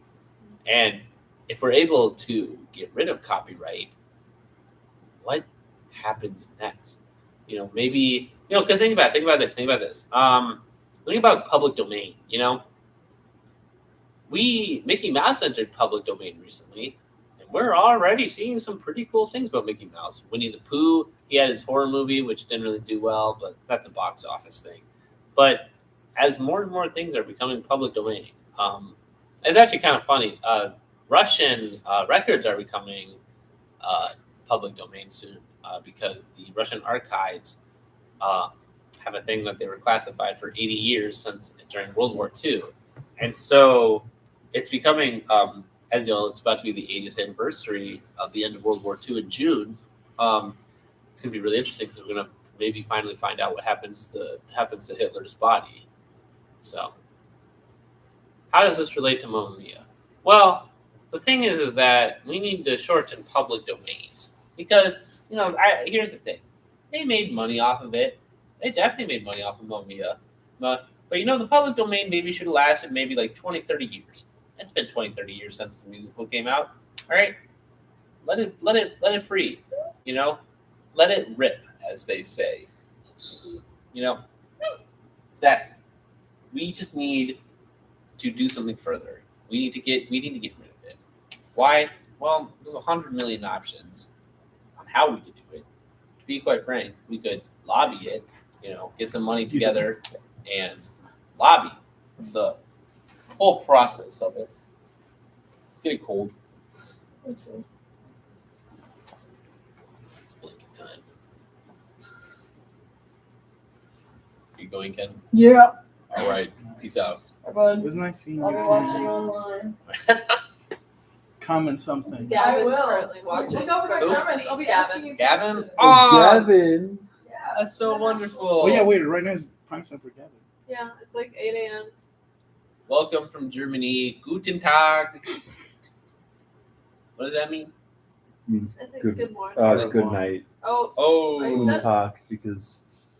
No, I think I'm. Oh no, it's Guten Nacht. Never mind. Guten Tag is good morning. yeah, I was Yeah. gonna say, I thought it was It's good good. morning. Sorry, Guten Nacht is good night. that is wild.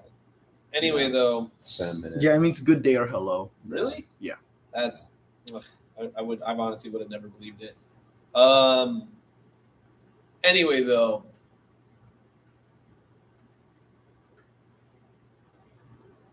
So Mamma Mia. Mamma Mia. It's just I don't know. It's a copyright. And I don't even know because here's another thing is that am I copywriting ABBA or am I getting copyrighted by the playwright or the movie director? It goes what? All of them. All of them? That makes no sense. Why do that? Why do that when you really could only have one mode of copyright? Could have Like, why emailed not just- Abba. What? Could have emailed Abba. ahead of Could it? time. I can't. They don't have an email. I tried emailing ABBA. They don't. All they have is the email to their fan club. Find their record label. I don't know. Yeah, I'm gonna message her. They don't even they barely own it. They're making AI holographic images I forgot about that. of ABBA now, which are cool, They were from but Britain. it's also kind of weird because do I ask those guys? And also, that's another thing is that what I think is that. But even if I asked ABBA directly, I probably wouldn't be able to do it because they have to go through the corporations of all of it.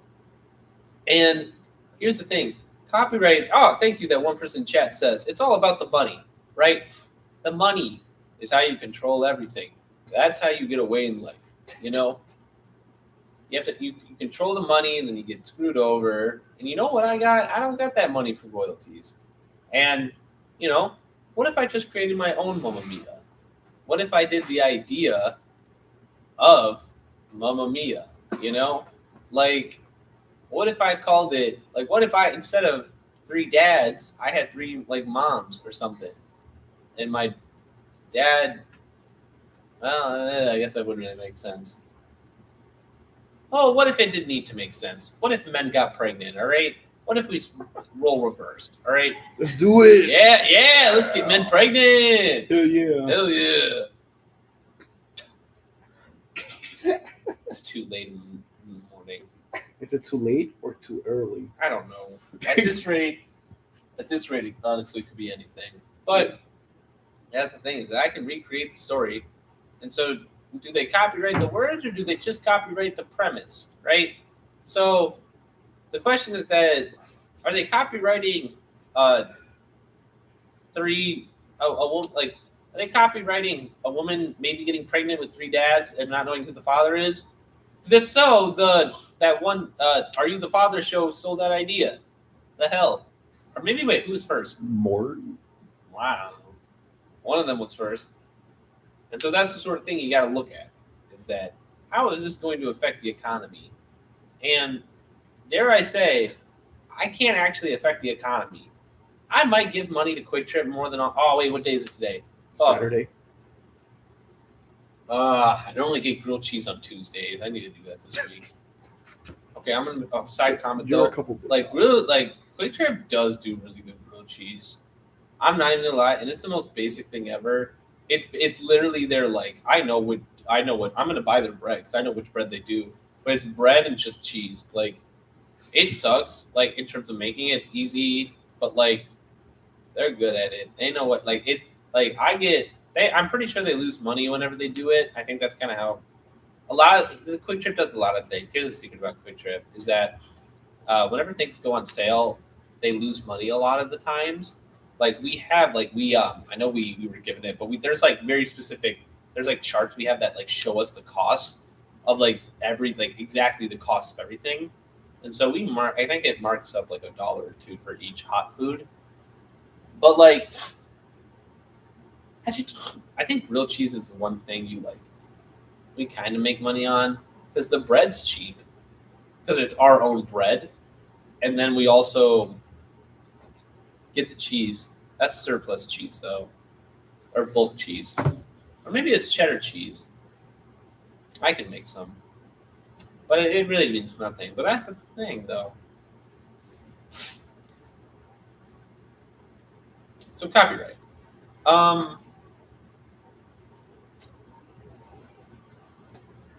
You really need to have it.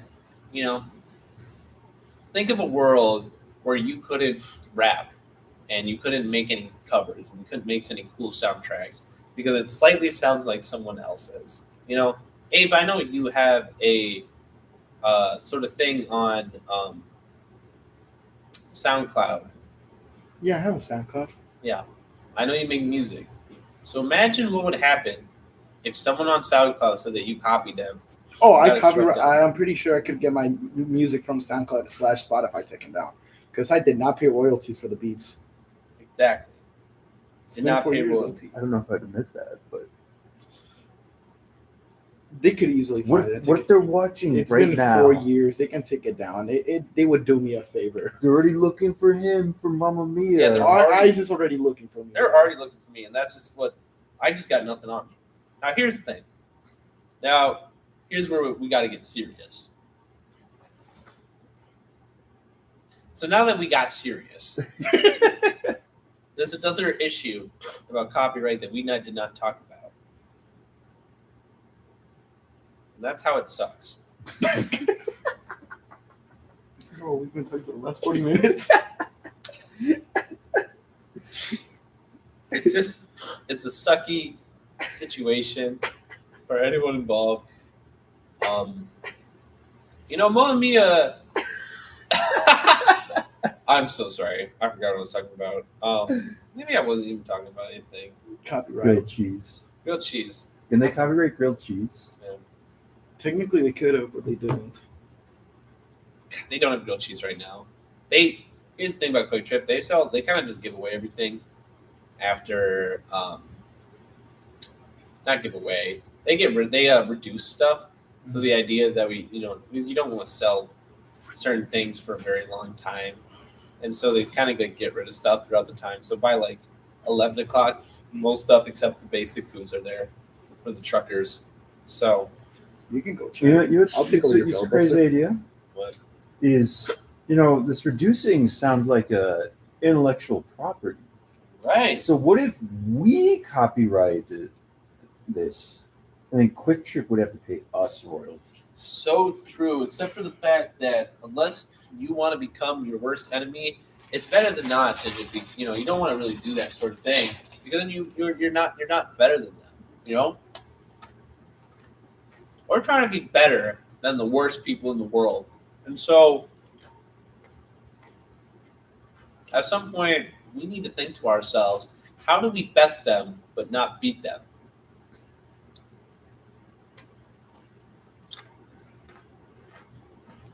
I want whatever camera's on. We create our own Mamma Mia. So we make our own musical. Yes.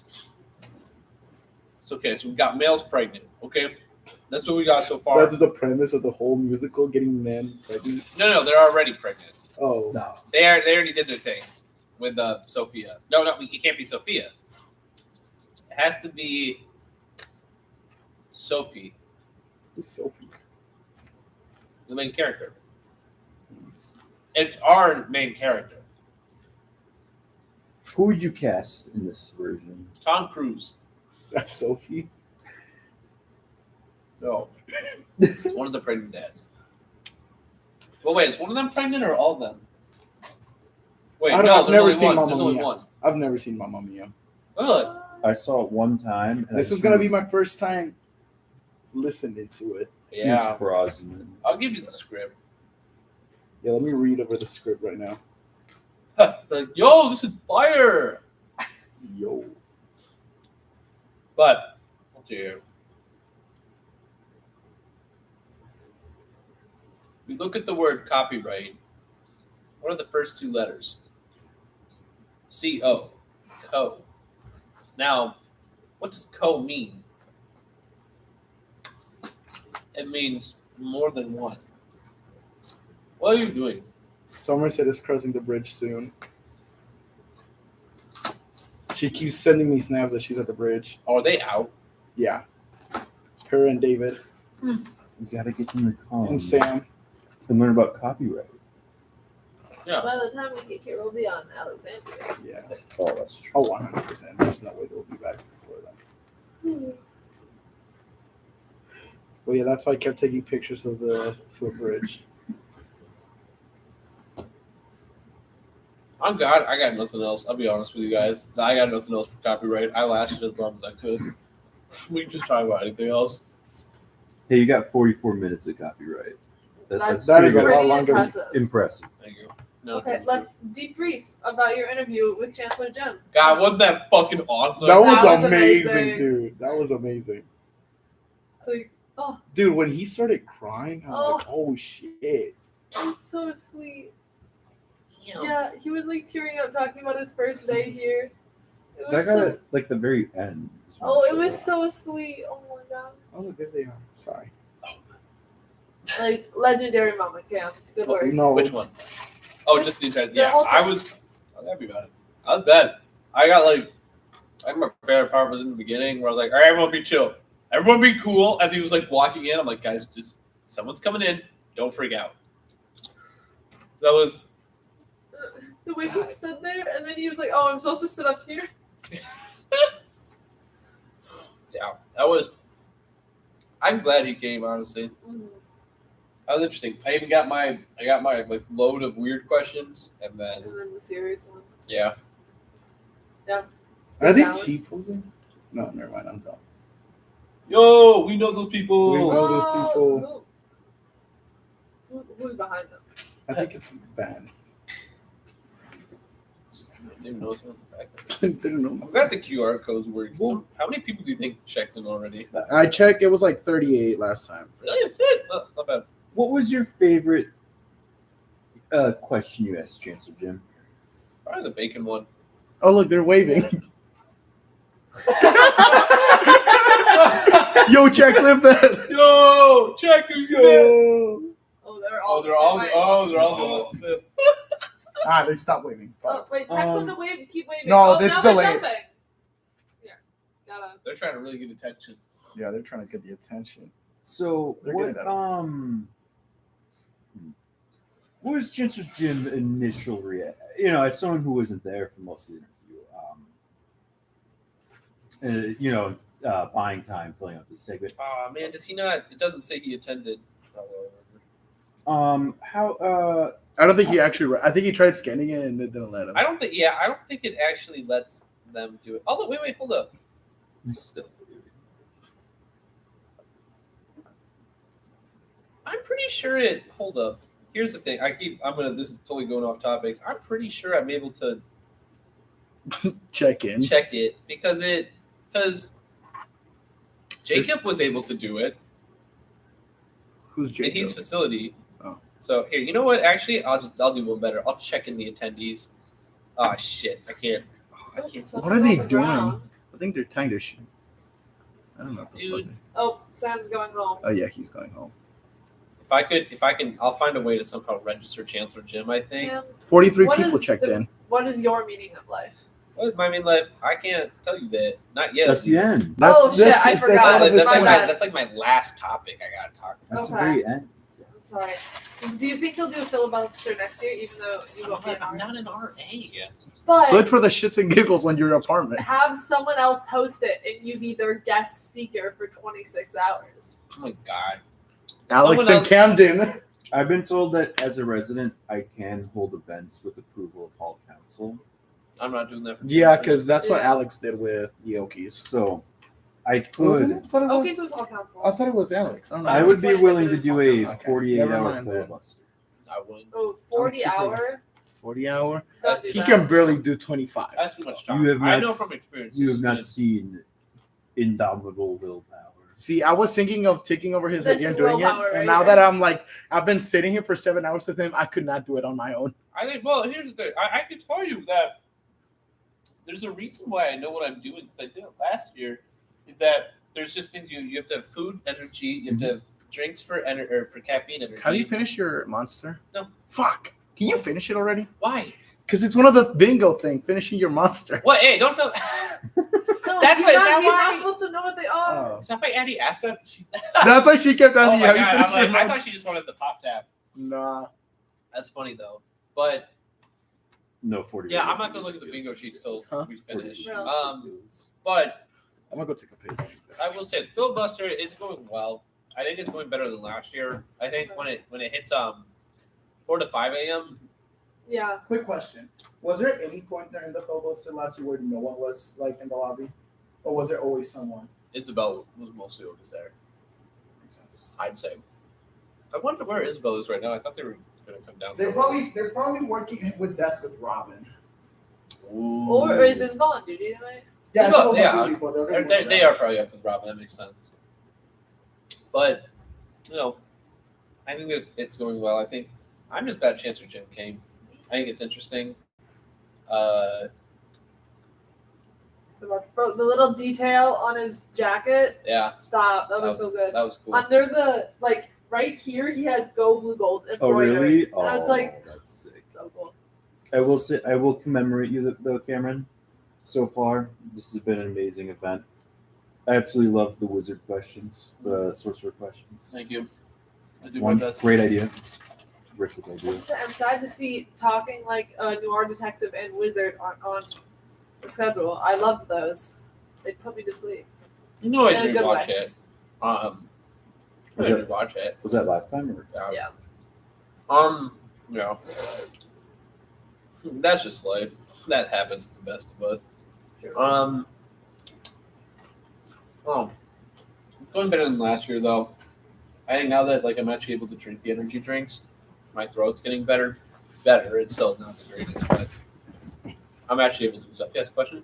Am I your favorite Mexican? No. Who is it? I'm not telling you. No, tell me. NDA. He's just still afraid to admit that I'm his favorite one.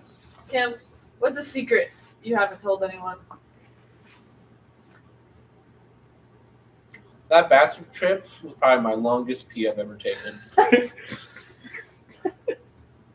It wouldn't stop. Even when it was going to. I've been there. What? No, that like that. I mean, that they just don't stop. Don't stop the beat. Let's go. Anyway, but copyright. Can't talk about that. Can't sing that apparently. Mamma It's like- mia. Whoa, that was too much. Whoa, that's too much, dude. Don't do that. Here we not go, not again. No, I'm not taking There you lyrics. go. If you do the filibuster next year, I just have. I'll do a 12-hour filibuster. I don't know. You and Alex can tag team it. Each person takes an hour. Or you like 6 hours and 6 hours, and then another 6, another 6. Yeah, you could do that. Yeah, I'll talk to Alex about that. It could be interesting, to say the least. Do you think you're prepared to talk for 6 hours? I've been here with Cam. But you weren't talking. Oh, I could like once I like pick topics that I like, I could talk about. It's not about the talking. It's about your throat. I could do it. That's where it gets. I've played video games Would you till want a cup of tea? 7 in the morning talking. What? No, I got the lemonade. That is like tea. Soothing. Like warm tea to soothe Oh, the what's throat. that one tea that singers use? Throat Yeah, coat. throat coat. What the fuck they're talking about? I got It's no great. No, it's great. Yeah. If It works anything, wonders. I'll need it probably later in the morning. I think I'm doing fine for now. We'll just kind How of. many That's hours are you gonna honestly, sleep that when is you're like the done with goated this? strategy. How many hours are you gonna sleep when you're done with this? Throat You're not waking up. I think no, because we have stuff to do Sunday. We have NASCAR, Oh yeah, we have NASCAR. I forgot. so I have to. But I don't know. Saturday might be. I don't know Yeah. when Saturday's. When did you guys say board games? To be fair, that wasn't us picking. It was Bobby picking the time. Don't show that Battle Nest 5. Yeah, because all the Ultra said, hell no.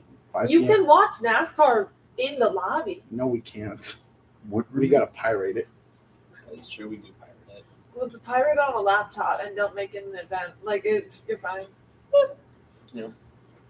Yeah, but Whole body. we're getting there. We're getting to. Oh my. Can't wait to eat stuff at noon. Got 9 more hours. I'm excited. Are any sneak peeks into the food you got? Yeah, I got a lime. I got Ooh. a red pear. Oh, I got a Pop-Tart for the stuff he first time. hasn't eaten. That's the one I'm really excited for. Oh, I'm bringing you a burrito. you've never had a Burrito? What time is Pop-Tart? the thing again? The 12. trying Noon. It's his lunch. Never mind. But you've never had a burrito I'm gonna be either? sleeping. Not kidding. I'll try to wake up to bring you a burrito. You go. No, I want to get your opinion on my grandma's beans. I got It's SpaghettiOs. beans, I'm gonna blended fill that with those. cheese and chorizo. Would you try a Taki if I got you Takis? I don't really like that. That sounds like a Cheeto, babe. That's just a hot Cheeto, right? How about Oh, it's Hey, so it's different. Trader it's different. Joe's? It's a like bit a talky. flavor punch to your mouth It's that like you get addicted to. it's like like spicy. lime. These are not It's that good. it can be a little spicy depending on what it is, but it's kind of like a hot lime flavor. Interesting. Corn chip. Maybe another time. Only because I bought so much stuff and I want Yeah. to use the stuff that I got. Real. It is fucking. And so I'm really hoping just get. I got a lot of food. There's just a lot of food. A lot of it's in the fridge right now. So I'm gonna hope no one steals that. Oh God! I even got some. Here's the thing, though, is Do you that not have a personal fridge? What? Do you not have a personal fridge? I'm not gonna go up. It's easier to get someone to just go over there than to go up there. Yeah. Oh, so I can just go in there and steal it right now. You could. Not gonna be worth it. There's like Swiss cheese and blueberries in there. So I fuck with blueberries. or not blueberries, blackberries. Never mind. Fuck that shit. Okay, all right. Talk about a hater mentality. I love okay? being a hater. Why be a lover when you can be a hater? It's You free. are a bad If person. you weren't going into the current profession you're going into, where do you think you would fall? Probably business. My sister was a business major, and I almost went to Whitewater anyway.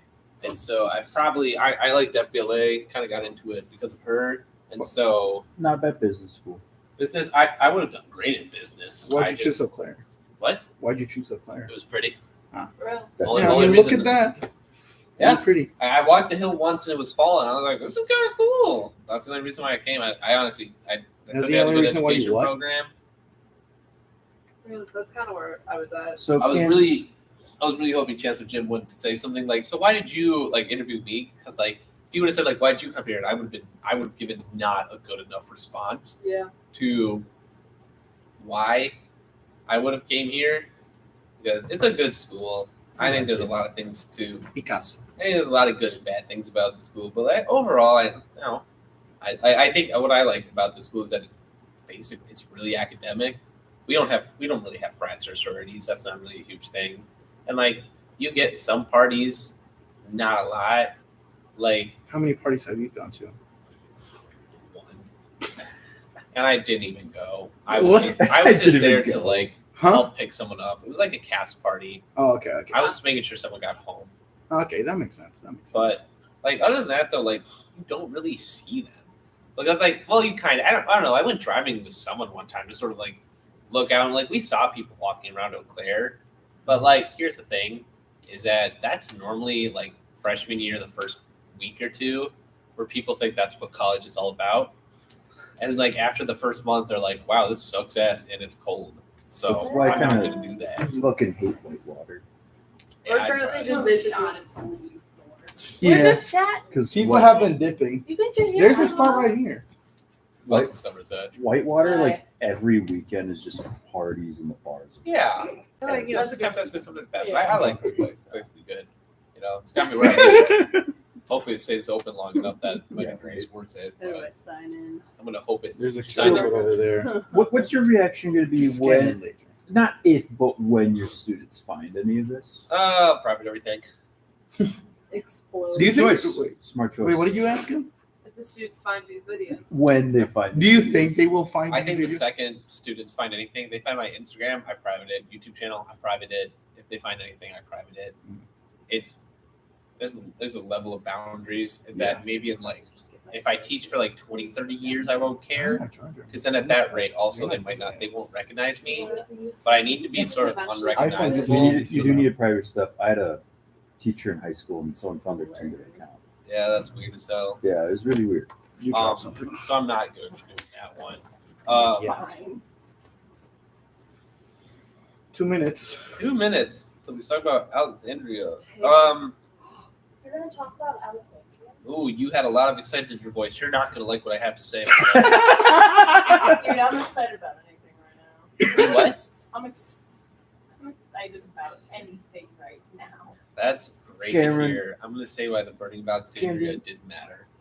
Okay, Okay. I'm Camden, excited to hear it. what is the thing you are most excited about right now? Excited about it ending. Or sorry, that sounded really bad. You can end it right now. That Oh sounded really. wait. I did not mean that. I You're meant not I. even 12 hours in. I know. but- I'm more excited about getting through the 4 to 6 a.m.s. So you sat on the wood. You got this. Damn. The 4 to 6 a.m.s are the hard times. So that's what I'm trying. That's what I mean. Like I'm trying to get through it. So Get over the hump. But the 4 M's can be like the best topic. no, it's not. That's going to be me slightly talking. Camden, taking a page out of last year. What was your top piece of relationship advice? Have a little bit. Be rich. Be rich. That was what I wrote when I was a kid. Eat Yes. the rich. What have you talked about since you started to catch up the people who have not been I here? can show you. the Chancellor Jim is sad he's leaving. So good. No. Women- It was a good speech. You may hate him, but that was a good speech.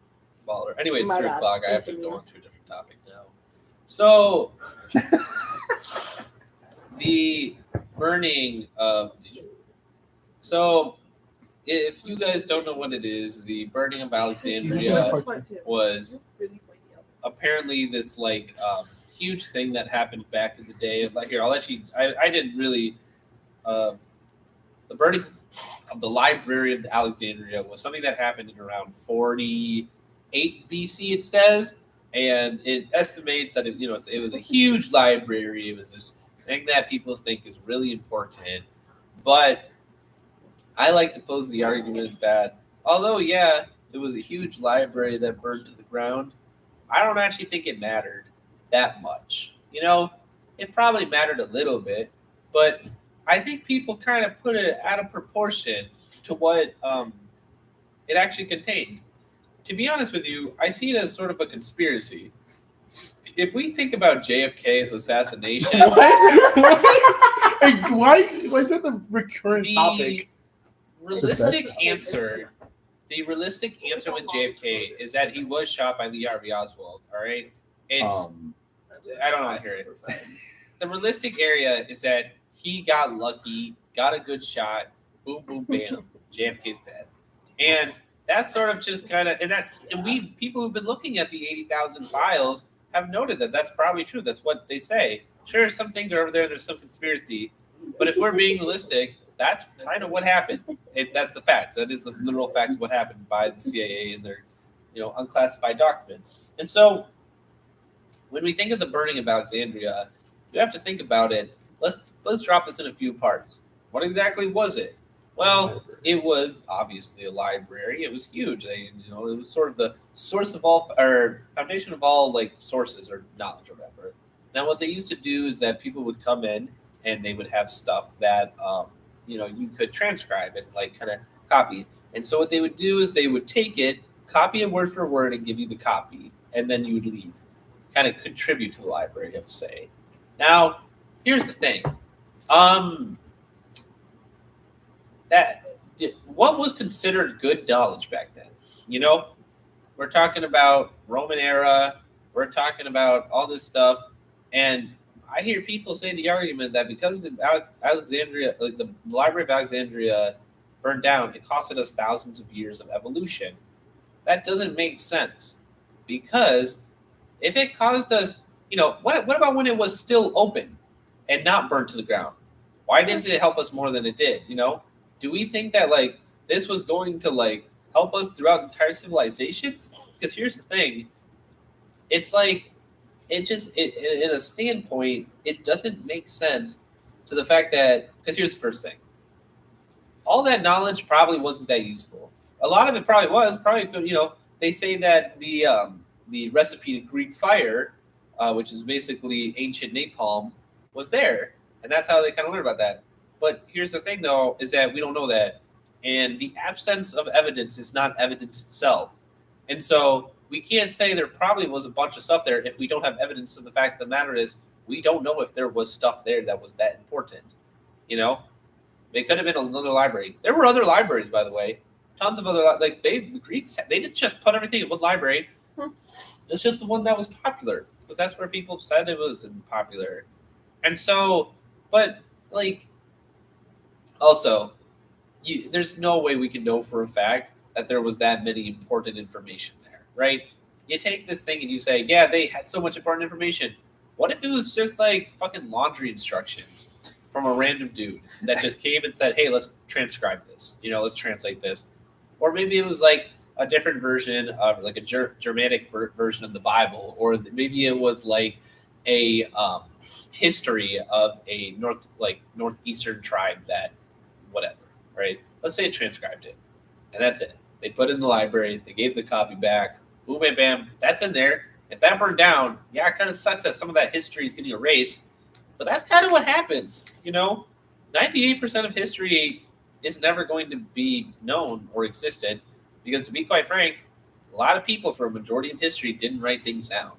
We only learned very slightly, You think about all these cities whenever, and you can know a lot of information about today, but because people don't write stuff down, we lost a lot of information throughout the times, That's why archaeologists have to kind of go out and try to understand what the things they are, they have to try to understand ancient civilizations, because obviously, they didn't really, but some did, but a lot didn't have this sort of view of historians and the importance of his history, and they kind of just went with the flow and just kind of lived life as it is. And GBH kind of sucked, honestly. Womp womp. Womp, literally womp womp. And that's kind of just how it's been. And here's, question. Okay, so with the Library of Alexandria, if there was 1,000 years of evolution lost, what is one thing you would hope to find in there if you could travel back and find something for evolution? What do you hope would be in there? Well, if we want to pose the argument that there'd have to be some advancement in technology, because or either technology or medicine, because we can look back at World War I and World War II. Specifically, I want to say World War I going into World War II, is that we learned that because of World War I, we learn about the advancement of technology, and we learn about the advancement of weaponry because of that war going into the next one. But it's almost because of that we've learned more in evolution. We learned how to advance more things, and so that's kind of what I see in that in there. But it's also like I want to say it's an example of like medicine that. But it's like, here's the thing, although, is that like there's so many little things. There's not one big thing, because let's say there was a medicine to like the chickenpox vaccine. All right. Yeah, it would have been useful back then. Wouldn't have solved everyone's problem, because they still had like 30 other diseases that were raging the world. It would have helped slightly, though. And so the main argument of that is that there was a bunch of little tiny things in the Library of Alexandria that when it burned down, it's because it was a bunch of tiny things that it messed up. But here's the thing. It wouldn't have even that's the issue with it's not something big. It's not one book that'll tell you, but because it's a bunch of little things, you really can't tell what people were going to use, because maybe some books people didn't understand the importance of like alchemy or apathy. I don't know. It's like a poison thing, but that's sort of the whole. That's sort of how it sort of plays out. And so people go, well, because we lost so much information, we got that. But here's the thing. We lose information every day. All right. We could have evolved hundreds of years ago if, these other people wrote these things down. Like maybe someone wrote like, man, this tree kills you because it's poisonous. But because no one wrote it down, a bunch of people died, whatever. That's the sort of thing that you have to think about. But it's also like, there's no good invention. Like maybe if there was, in the Burning of Alexandria, if there was proof that maybe there was the next advancement of material like bronze to steel, steel to iron, that sort of thing, maybe there could be an argument to say that, yeah, bronze to a better tool definitely helped us advance as a society. But because there's no proof, there's nothing we can really say. And here's the thing. Scholars talk about the Library of Alexandria as by scholars, I mean people who went there, and yeah, it was probably magnificent, or huge and cool. Doesn't mean it had cool stuff. Think about they're sometimes you go to a place and it's really cool looking. It doesn't have information on anything. It's just cool looking. Sometimes in that, and the Romans and Greeks, that's what they did back then. They made things look cool. They were they were aesthetically pleasing the crowd. And I definitely believe there was some scholar work going on over there. But it's just you have to use your common sense in a little bit of a way to say that it just. I heard someone walking. Oh shit! I lost my train of thought.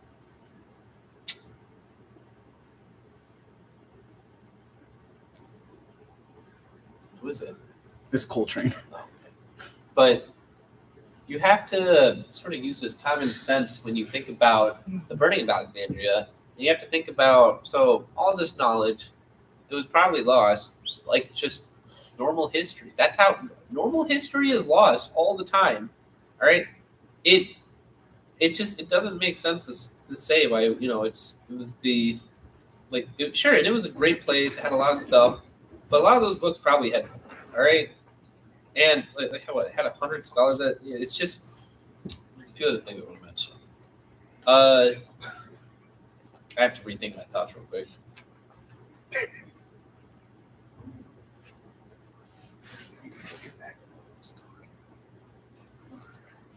Here's another thing.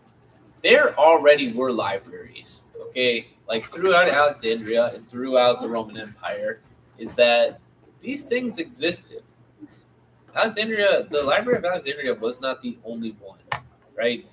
There were dozens of other libraries, and so they were given knowledge to other sources. They were given knowledge to other places. It was not the only one because it was whatever. It was just the only one because it burned down. That's why everyone thought it was so great. But also, it only became this sort of notion because a few people referenced it. Yes. With how you talk, have you considered becoming a politician? No. You should I be. wouldn't want to go to that soulless activity. I mean, That's exactly the kind of people they need in it. this though, is the this people is who what don't want it. filibustering is. That is true. They would want me. They need me. Yes. You got my vote. Was Herodotus before or after the Burning of Alexandria? Dude, I have no idea. That's okay. That's Aren't a you Google- is that your Google question. job? I'm an American history teacher. Oh, I never don't know mind, jack that's shit good. about ancient civilization. Yes, it is. But anyway, Wait, You're doing great though. I wouldn't eat That was that. not as an don't insult. eat that. They're laced. Don't.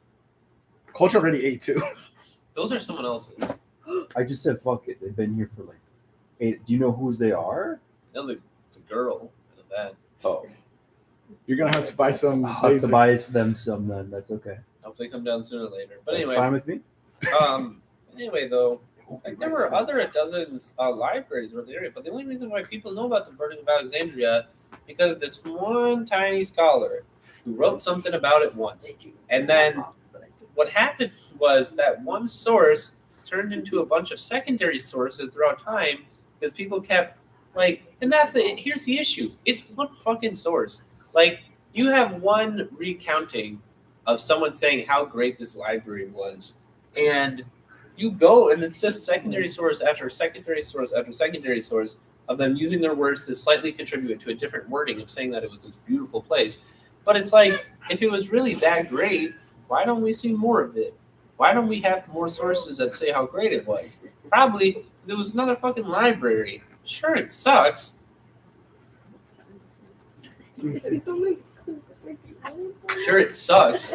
But what time is it? 3:13. Holy fuck! It's only been 13 minutes on this subject. I like I how already got through like. it's usually the first 15 minutes that go slow. After that, it just flows by. I No, think the we're- last That's how I one- felt. Though the I last think one we've was gotten late enough that miserable. it all goes slow. My brain is too fried right now to remember anything about the Library of Alexandria. What do you think was on each level?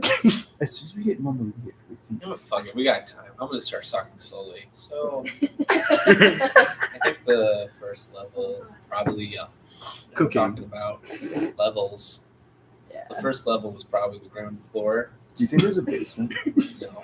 Do you think there was a what? A basement? So we let's look at the first floor. Obviously, I think there's going to be some books around the area. There might be a reception area, if I had to guess. But on the first floor, there's going to be a bunch of pillars. Now, they didn't really do books like they used to. They had scrolls, moreover, and so what's going to happen is there's going to be a bunch of scrolls on a bunch of shelves.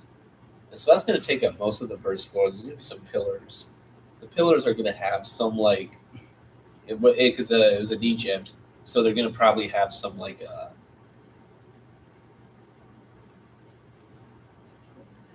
they're probably going to have some sort of scripture on it, probably about the Egyptian gods. If I had to guess, maybe gods of education or knowledge. I think they're pretty powerful, and so they're going to sort of just be there.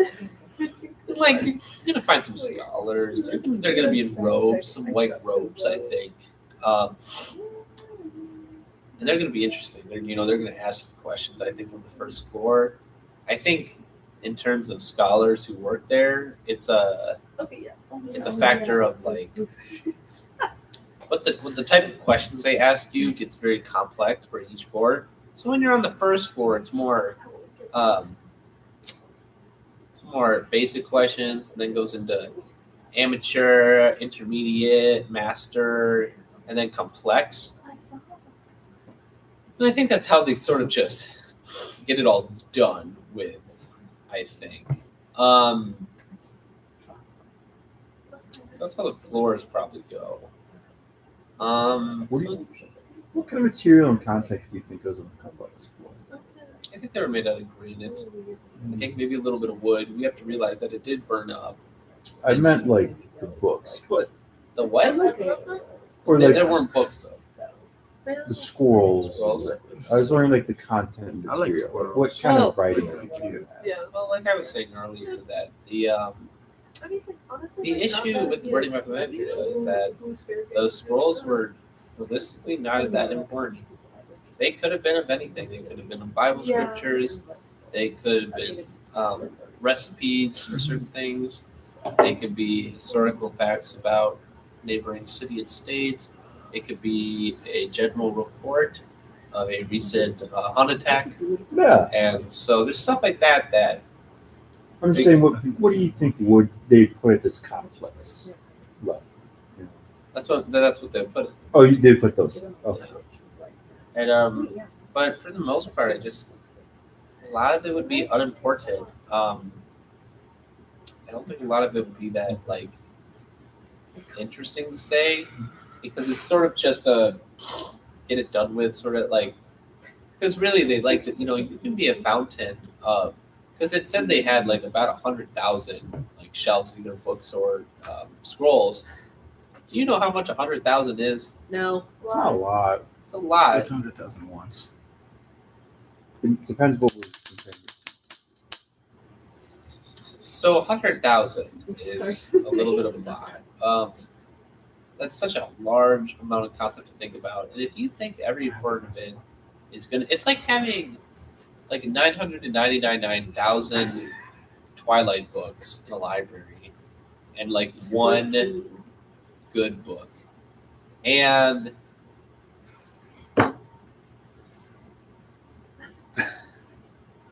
so you have all these books, and only one of them is really that good, and that's kind of why the burning didn't matter.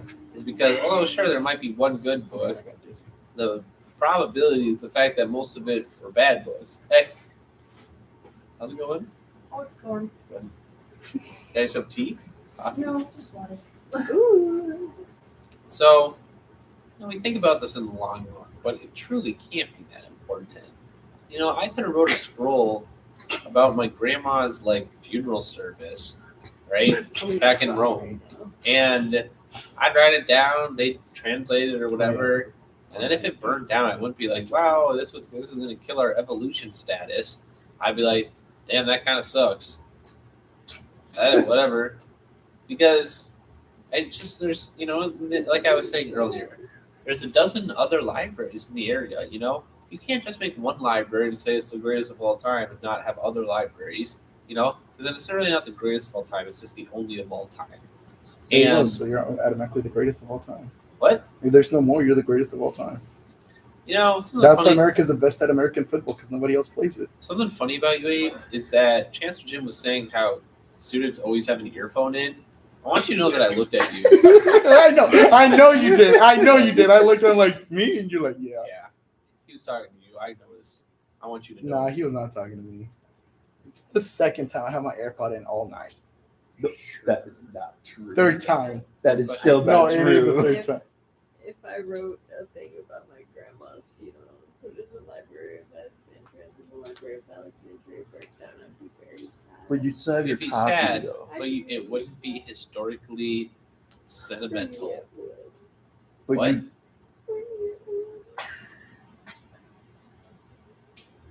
it's important for her. Okay, that's 100%. good What- for you. What if And I'm glad you think it's I'd burn down every other However, library. unless it is evolution, it doesn't make sense. And also the other libraries, they also gathered a bunch of stuff. What? what if Okay, everyone leave. We don't need. All right, guys, I'm all right, bye, Camden.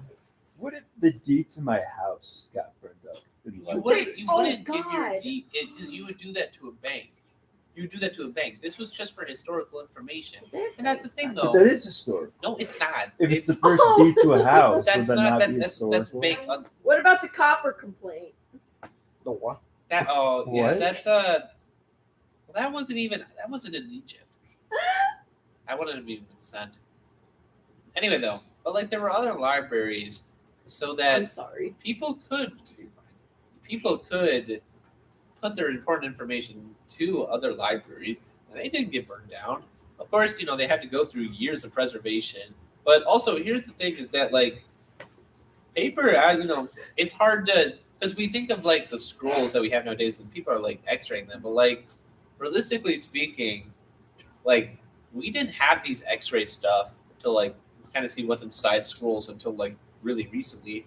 So even if you did do this in like 48 BC, then like if your stuff was ever discovered, even 1,000 years later, that paper would have probably been screwed.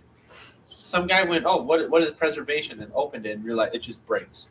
That's the sort of thing where it's like you kind of unless it's like really different paper or something, but you kind of got screwed from the start of doing this. And also, like, here's the thing: we say that it takes us back to evolution. Burning of Alexandria set us back 1,000 years or whatever, and it's like that feels improbable, because not only would we have had to do everything 1,000 years earlier, but we would also have to like progressively move. Like if we're talking about like social stuff, like we would have had to get rid of like slavery, which was huge back in the 11th century.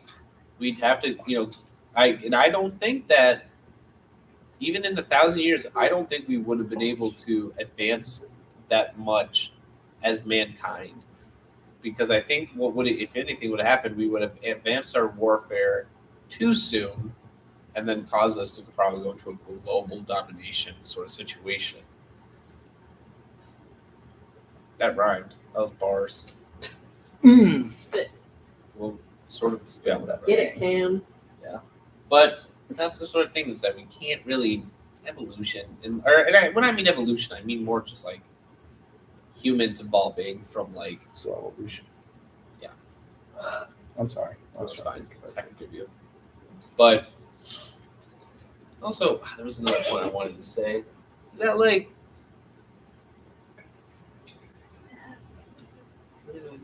Shut up. I'm trying to not look at the clock.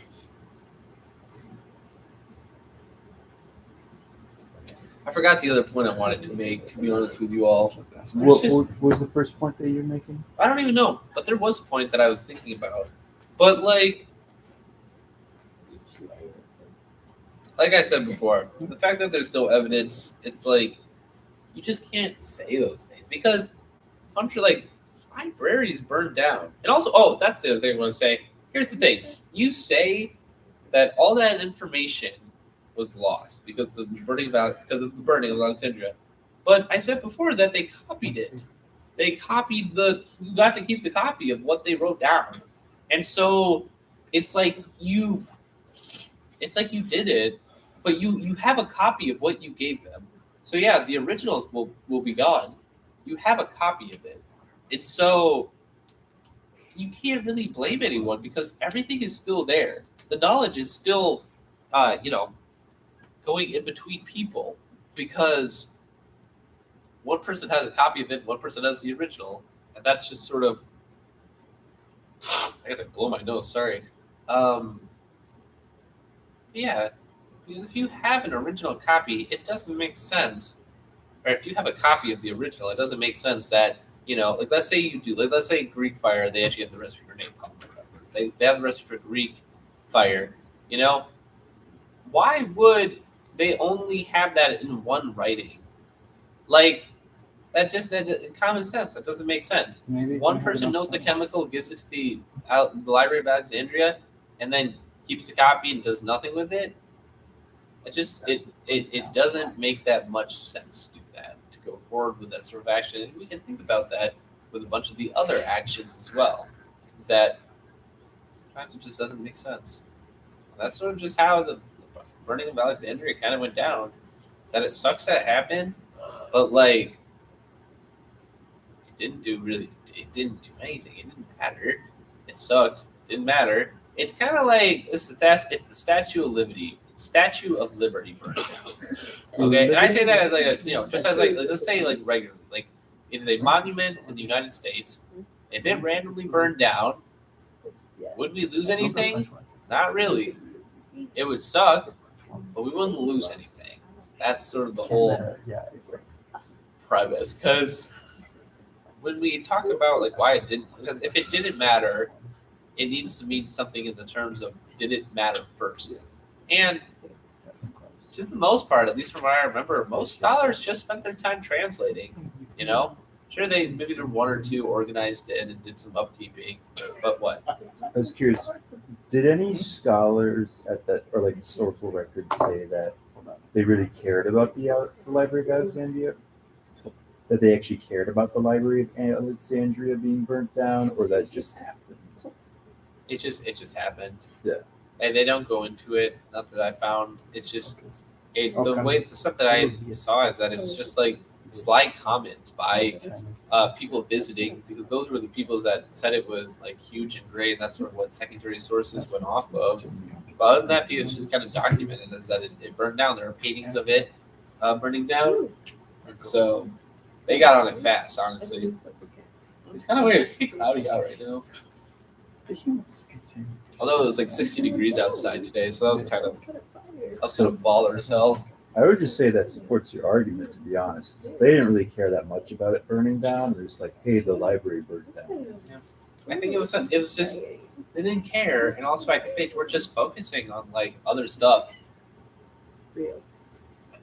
It's like if I worked at a library and it burned down, I'd be like, damn, that sucks. But also I'd be like, I need a new job.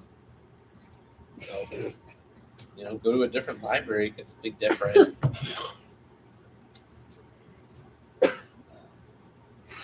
Yeah, those are my theories I got. Yes, question, Dave. Do you think in the Library of Alexandria they had Diary of a Midlife Affair? I don't think they did, considering the fact that it's about 2,000 year difference. They should have had it in there. Okay. Yes. Is there another historic library that you wish would have burnt down? The Library of Congress. No, we need that. Do we? No, we don't. At this point, We definitely. We get rid of the person in charge of it, so. You. Huh? You are in charge of it. I'm in charge? Get me out of here. I don't want to die. But yeah, is there any other historical library? I don't think libraries deserve to be, even if. No, not like deserved. But Like if you had the power to change instead of Alexandria, something would burn down. I don't know, my the local library, I McIntyre guess. Library. Like in terms of like if it did have something, we could find out. But like I guess my local library, it's kind of small. They got Diary of a Wimpy Kid. That's about it. Yeah, I used to get my Mad comics from there. I forgot about Mad. Mad, honestly, I used to watch Mad all the time. My mom didn't like it though, so I used to just watch it at my grandparents. They'd let me because they were chill. real. Homies. I didn't understand half the references because they were American references, and I watched it in Mexico. You're like, damn. What does any of this mean? I don't know, but it's funny. Yeah. A lot of it was also adult-ish, so Yeah, so it was a combination of both. It was a magazine originally. I feel like I don't know. That's just the weird thing about history with Burning of Alexandria is because we go on such a tangent about it, but we really don't know about all the other histories that we don't process. We talk about more and more things happening, but we don't know why they happened, and that's because a lot of like I said before, history goes unwritten. The only reason why we know is because people learned how to write and make stuff. But like if we didn't know what mounds were from either verbal or oral communication, or like notes that were given by like Native Americans, we probably wouldn't even know what mounds were. Realistically, they probably like, oh, this is an interesting hill, but it's because of that history that we're able to actually learn from it, whatnot. So that's the reason why history, gets important in the thing, and not enough people wrote about. And people were there for the Burning of Alexandria. I wasn't there. I was in Chicago. I sort of see it as like if you run like whatever and you burn down like the Smithsonian Museum, Smithsonian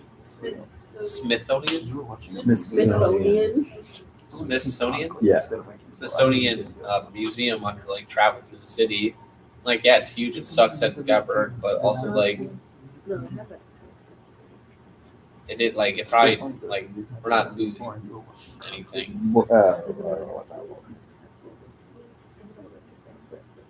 There Oh well. There's just like there's a few one of one like fossils that we haven't figured out. So, let's see. Give me a break. Oh well. I have card. Man, the Greeks, am I right? Aren't they? Or the Romans? yeah. Aren't they something? At least you still Uh, play if you want. You're doing so good, Cam. Yeah, Cause look, we're almost at 12 hours. We're at 10 hours, I think no, I know, now. 'cause you're no. Wait. Wasn't the video a 10-hour loop? I think Yeah, you already passed- went through 10 hours of that Well, fireplace. No, That's- you're that's literally you're positive. coming up on Math is 11 hard. hours. Yeah. Oh, we're already past 10 hours. Yeah. 10, 11, 12. Ugh. Because 12 hours will be 5 a.m. Oh, Good that's thing. disgusting. It's been 9 hours. 3:30. Oh, you got a blanket as well? I did. Nice. I thought that was one thing I'm glad. Bringing a blanket to this shit was totally worth it. Last year sucked. It was cold. I'd get We're too cold. sleepy and then That's why you only brought a plushie. Beneath this. I'm about to. I'm going to try not to fall asleep. That's like, My that'll be purpose- the most I'm gonna embarrassing need thing this. of all time. Fall asleep during the filibuster. Yeah. Isabel, You how what? long are you going to be awake in here? Grab pots and pans. I'm staying up for the dog. The whole time? What? Yep. Really? You got a problem with standing? Damn. I'm going to like go and sleep and come back pretty early. You pick my That's fair. I was Grab going to say, like, dog, you can fall asleep, honestly. Exactly. You pick wings. That Yeah. are Mexican. This ain't my Please first don't baby. be Abraham. Who stayed up with you No, last sure. time? I know. Yes. I was very happy for that. You were by you. I was telling them earlier. You were there the Oh, entire time, AJ. basically. There was one time you had to go. Yeah. Appreciate it. Homie. Cam, what's your dream Sorry. pet? If you could have like any animal Cat. as a pet, Yeah. what animal? Just a cat. Just a Excellent. cat? Huh. Cat. Should I bring my cat down here? Cat, no. Not on this open ground. It's because you're a hater. Do you want to know a Wait. funny I story would about never Shadow? I would never Yeah, subject cat. him to the Oak Ridge basement. Do you want to know a funny story about Somerset's cat? I would like to know a funny I story would about know. his When cat. Somerset hurt their ankle in their room, Oh, I helped them that. upstairs. Shadow ran out of said room. So I begin to chase Shadow down the hallway, but there's a random open door of a room that Shadow runs into. And so I go there, I'm like, hello? And no one was in there, so I just run in and scoop the cat up and run back. He's done this multiple times running into people's rooms. Who said that? What? Don't listen to this, Rachel. I remember Nancy. when I had to That never take- happened. Or when I had to take Shadow to It was all the hypothetical. I didn't even remember what 5 a.m. is. What would you name I'll your double check. What would you name your I had it pulled hypothetical up. cat? And would you want like a specific Reddit breed review. or like color? Reddit review. So sorry. Yeah, I don't know. Reddit review's gonna be whatever. Duncan. I think I'm just gonna make up stories. And myself. Oh, Wait, what? tell me a made up story about your I childhood. can't. It's not Reddit time yet. Oh, Tell us a real story about your childhood. Tell me about Tell us a a real re- story Tell about us your why- childhood with the library. Of Tell us a Alexandria. story that shaped Camden. This one time when I was in elementary school, I was in the I went to a really small elementary, like 30 kids. There was this stall. So you know how in urinals they have those like protectors. So there were some protectors on the urinals, like on the sides, and I stood on, or like I held on it. It broke, and then I left. And then our teacher went in and then said, "Hey." Like she gathered all of us to the cafeteria and said, "You're not in trouble, but whoever did it, please tell us now." And I never confessed up. Did anyone else mess up? Sorry, Ann Hinner. I'll apologize one day. But Maybe that was your apology right there. she'll never watch this. She doesn't know this. But now the universe knows. It's not the same. But that's sort of that's childhood. I don't know. Yeah. I don't know. I'm trying to think of things that relate to libraries. I had to switch from I actually learned, not learned, but I think it was a fun little learning experience a while ago to learn that librarians are like hella smart. That they, you kind of have to have a huge sort of entryway to that. My aunt is I consider her a librarian at Madison University. She kind of helps people with their grad work, their capstone stuff, I believe. And she's really good at her job. But she has like masters in that shit because you gotta like cite your sources. Like you gotta know that shit. So it's sort of something that I like. I'm pretty like. I think it's just really cool that she's able to like do that stuff. And that's that's a lot of stuff with libraries. Which I'm glad a lot of stuff is getting digitalized nowadays. Because if things were not being able to get digitalized, you can say, here's the thing though with digital, because people say like, oh, digital's not going to last forever. Or you pose the argument that it's like, it's also not going to last forever. Paper, like there's a point that like you could have both, but digital will probably do good in the long run compared to physical. Because the physical is gonna, if technology lasts for more than 1,000 years, that's great. If it doesn't, then it's probably the end of humankind anyway, so it won't matter. But it'll last longer than paper and other stuff like that. Like, yeah. Oh, sorry. Question. No, you're good. Yeah, You're good. how far do you think we are from that future? The future where we don't use paper. Oh. We don't use paper. Here's the thing. I don't think we're not right. I think we're whatever. Because here's there's no way we can't use paper. That's the thing. Because there's a lot of things that just kind of are easy with paper, like a sign-up sheet or like our posters. When do you think it'll not be there? I think if we went to a fully technological life, I think we would have to evolve to the point where our eyes aren't hurt by the screen so much. I would say maybe 300 years. If it keeps up at this rate, I would say, yeah. Oh, have you ever archived anything on Internet Archive? Or have you used Internet Archive before? I use Internet Archive. Yeah. I use that in like the Wayback Machine as a way to sort of look at old stuff. I have used it before. I used what was it? It was I think it was whatever. But I've used it to like honestly I think I did it for like not stalking I should say, but like trying to like find something that like I was trying to find someone. But no, you know what? That's not like It's not stalking, guys. I was trying to find iCarly. Like they didn't have the website. So I used the the iCarly. the iCarly website. So I used the Wayback Machine to find it, and I did. It was kind of funny. None of the games worked, but that's whatever the point. I really do like the Wayback Machine and the Internet Archive. I think it's a great resource. I think it's a wonderful resource. The internet's a very beautiful place. That's kind of why we, it agrees. But here's the thing about the internet is that you can upload anything to anything everywhere, because that's just how it is. But you do this like, you put it all in one library and it burns down, and then if that's the case, then it's all gone. But if you put it into multiple different sources on the internet, you're not really losing much. You're losing a little bit, not a lot though. In fact, probably not at all. Yeah. Would you say then that the Internet Archive is the modern day Library of Alexandria? No. And if it is, should we burn it? No. Okay. Because Alexandria didn't actually matter that much. The Internet Archive actually does matter. That's a good distinction. Because we have proof that it we have proof that it matters a decent amount. I think. Isabel here? No. Yeah. Maybe it's in the bathroom.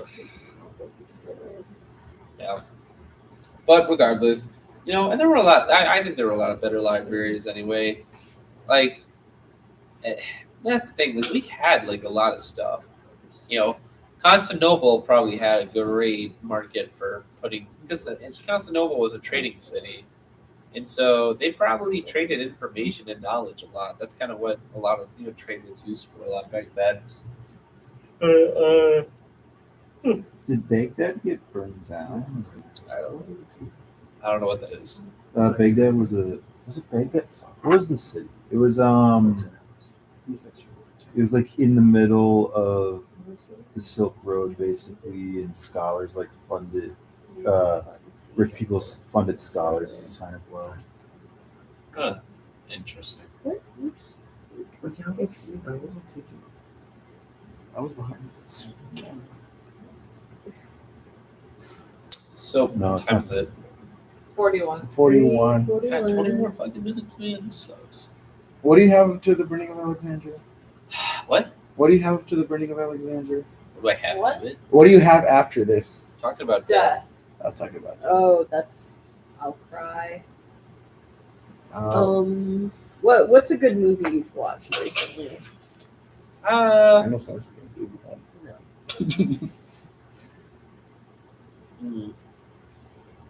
I don't know. I haven't really watched any movies lately. Actually, it's a funny story. I talked to my eye doctor was talking to me, and she was talking about what favorite movies have you seen lately, and it was unfortunate that I had to tell her that I haven't seen any movies lately and that I'm like a total loser, and she was like, "Yeah." Like in agreement that you were a loser, or No, I just don't think I think she just realizes that kids aren't watching movies nowadays. Unfortunately, they probably still are, but that's life. watching movies. Watching movies. This $5 technically is a movie. Tuesdays. $5 Tuesdays. Huh? Movie theater, $5 Tuesday. Watch more movies. We also have UWEC TV10. mytv10.uwec.edu. Over 800 movies now. Free for all UWEC students. Go watch a movie, Cam. You just gotta rep that, don't you? Go watch. I just like movies. Go watch Game Show.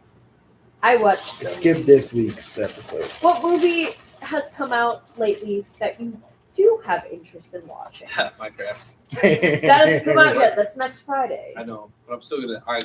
Good. I can't wait to see it. You're gonna go to the theater and watch it. Speaking of Minecraft, opinions on the new Minecraft update that happened on like Tuesday. Oh, the gas. The happy gas. That hasn't happened yet. That was the Minecraft That was the Minecon Minecraft Live. Live. What about the new pig variants and cow variants? RN. The what? The pig and cow variants that were finally added to the game this last either Tuesday or Wednesday. I like it. I think it's a good idea. I like where Minecraft is going. I feel like for the first time in a really long time, the ideas that they're having are actually supported by the community.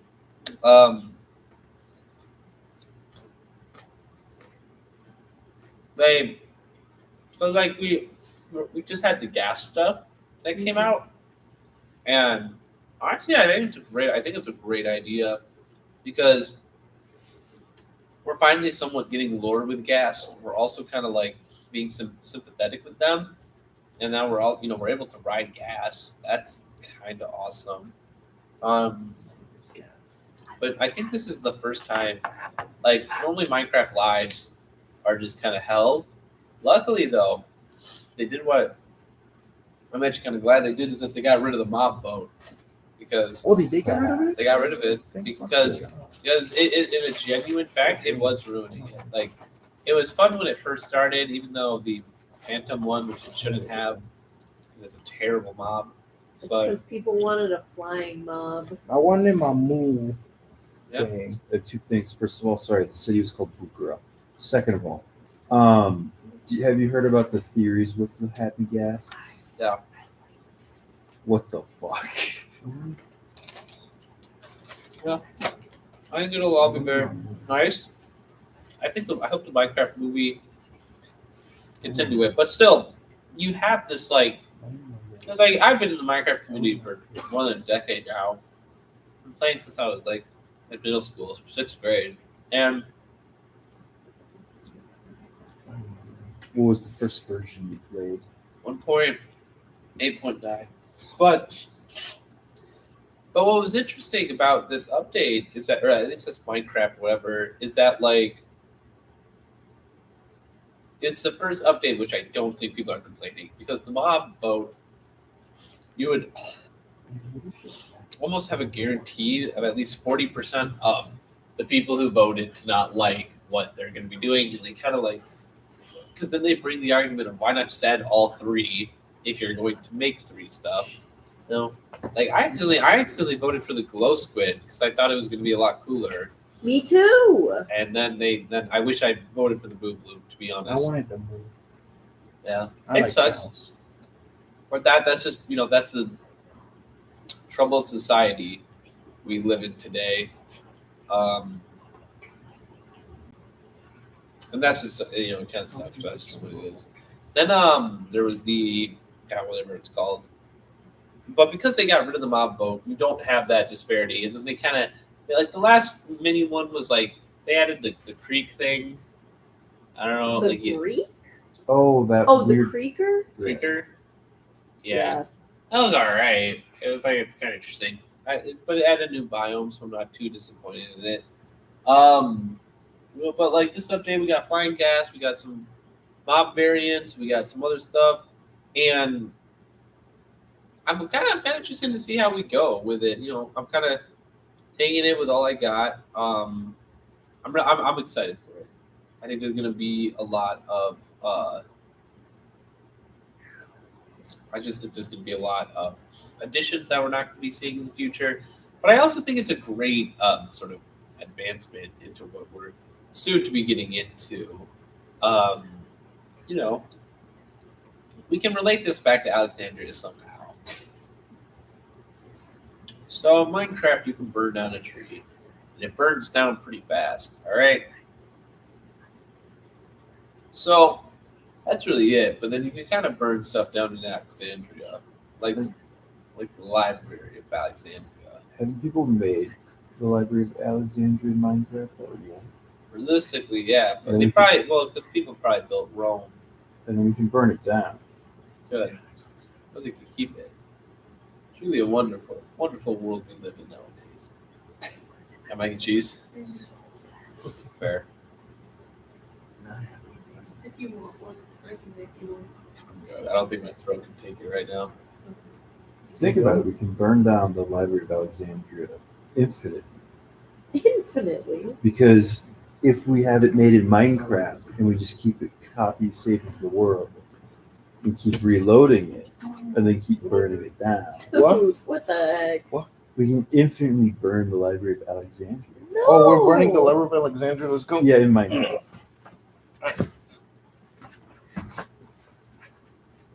Where are you going? To burn down it? I'm grabbing my phone. Oh, okay. All right.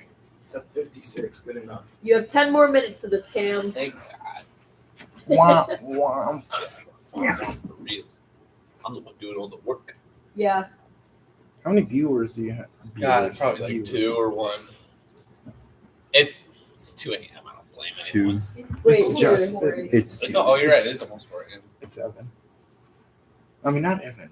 It's like Let me Yeah, check it. Gavin. One of them is me. Apple One of them is me too. Hey, Cam. Yeah? This isn't even related to Alexandria anymore. Did you vote for crab, armadillo, or penguin in the final mob vote? I think I did armadillo. What one? This would have been 2023. Yeah, I did armadillo. Penguin was kind of useless. And what was the other one? Crab. That's such a dumb idea. It gives you 1 extra block. Like it's like that. That's basically just creative mode blocking it. If it was like 2 to 3, maybe. But I liked how they looked. okay. I'm looking at a meeting in Spanish. Oh well. Licuado de leche. Isabel, can you do me a favor? Yeah. I gotta pee. Do you mind coming up here? Have Yeah. fun. Thank you. I relinquish. Go. I put my filibuster power into the hands of Isabel. On my way to the So, liquor store. I'm Isabel. Hey, So I'll be talking to you today about the directions of how to make cup mac and cheese, yes, Really Somerset. quick, which one did you vote for? Crab, penguin, or armadillo? I think I voted armadillo. Okay, so You yeah. traitor! Should have been the penguin. Whoa. What got added? Isabel The section. armadillo. What does it do? Whoa. Hey. I don't know. I think it gives armor to the dogs. Right. Yeah. Sorry. Honest- I Continue don't- with what you were going to say. Dog man. Dog man. I don't Or think what I've, you like, said? It's a dog armor. Oh, dog Officially armor. voted I don't know why I in a heard dog man. Minecraft mob vote, except for the one Did with Mina the did. I didn't even notice. I think like the cute little guy that's like a copper golem. Yeah. I think they should. I know it would like overload it, but they should just add all of that. Because I love them. Oh no! I thought I was literally just asking about you. Hey. How was your mac and cheese? It's pretty good. I added garlic salt to it, so it has like a little extra like. Ooh. Okay.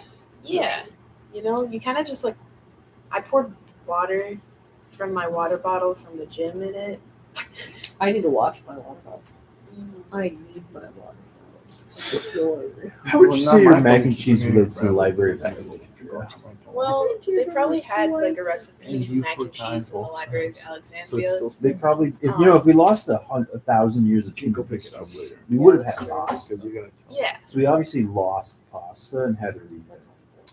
100%. So I definitely think they would have had mac and cheese in the Library of Alexandria. No, I believe it 100%. I'm wrong. All right, But we can't know because it burned How down. do you feel? I use my time to count. Yeah. Awesome. We found one useful thing in the Library of Alexandria. Hey guys, I'm back. I've changed my outfit. Whoa! Yeah. Quick change. Quick change. Was that a fucking bingo? Yes, it was. Oh, what? You want to look at it? Yeah. What is this thing, Don't Ben? read them out though. Candace not allowed to see you. I'm not allowed to see him. What is this thing? Ben gave me this thing. I'm not It's sure. a what it throat is. lozenge. It's a Ricola. If you suck on it, it'll, Is it? It's just a cough drop, basically. yeah. Okay. Oh, I don't know what It'll happened. help Another your throat bingo. if it's dying. Oh, 2 bingos in a row. 2 bingos in a row. I forgot to cross one Isn't out. that fascinating? 7 more minutes. God Let me damn. just couple. We gotta talk about so much stuff for a while. This sucks. How long have we been live for? Oh, is it hot? Oh, thank God it's cool. This is amazing. Okay, 7 more minutes. We're almost live for 11 hours. Jesus Christ. Does it kick you out if you stream too long? No, it doesn't. It's just Oh, I have to cut it up. Oh, Yes. so sorry. Finish your sentence first. No, I was just gonna say we have you can only do 12-hour videos, so I have to cut it in like 8-hour segments. Oh, yeah. That's what was your question. Yeah, you're a history major. That is I guess to somewhat continue with Library of Alexandria thing, since you got that whole hour. Yeah. If there's any other like historical monument that has been destroyed, fire or otherwise, that you could either bring back or go back in time to just observe, Uh-huh. what would it be, Mr. I'd say the Major? gardens. I'd say Gardens of Babylon. Ooh, Babylon. yeah. Which one? That, Garden. it was Oh, one of the ancient world The Hanging Gardens. hanging gardens. Yeah, hanging gardens. That it was apparently one of like the earliest like advancements of irrigation, and it sort of just had an incredible feat of something. I'd say that'd probably be one of the greatest things to look at, to watch. If I was ever able to do something, I'd watch that realistically. It'd be cool, and I'd like to see how it got destroyed, because we really don't know how those things they got destroyed or kind of burnt down or whatever. So it'd be kind of interesting to kind of go through that process of seeing how they kind of question. Do you think the record of how it was destroyed was in the Library of Alexandria? Probably not, I'm sorry. because I That was think very unserious of me. it's fine. It happens. It's almost 4 a.m. My I'm surprised you guys are even up. This we all know I'm that not- I'm the not recipe here for much mac and longer. cheese is I the don't know why you're only up. important thing that I'm is burned standing in the to library. stay awake. That's I right. want That's, to be here until it reaches death. that's what I'm doing. But Everything I else was agree. just- Yeah, receipts. We're I- looking at in all seriousness, I do agree that would be a really cool thing to see. I think it would be nice. There's a lot of ancient things that, Any close seconds? I'd like to see how the pyramids were built. A lot of people have theories on how. Which I think it ones? was Yeah, that's how I think it was. I think it was Ooh, just which modes, ones? but Which Yeah. ones? The Aztecs or the Egypt. Giza? Okay. yeah, I don't know. Let's see. I want to know more about the water people. The what? So, in ancient civilization, we have records of these tribe to say, the so-called water people, who were basically just a nomad group of people who would, they would live. They'd kind of be on the water, go somewhere, completely destroy it. These and guys, leave. yeah. Because What? so Yeah. they kind of were known for like destroying civilizations. In the Mediterranean Sea or whatever it was, or the Black Sea, they destroyed like hundreds of cities, civilizations No shot. over I the feel course like of I've what was it never like heard a of couple? It them. was just a couple hundred years, Yeah, right? they did their job good. So I'm even curious about what they And were. we know nothing about them. No, nothing about them because there was no port. No, I if think there the even was, Fin- it'd probably just be lost to the sea. I think the that's freaky. Phoenicians are one of the few people to survive because it's around that time, right? Um, I don't know. It was just a long period. Oh no, it of was time. like it was had to do with the downfall of Greece and stuff. I remember being around that. Dun, dun, dun. Yes, question. Have you finished your monster?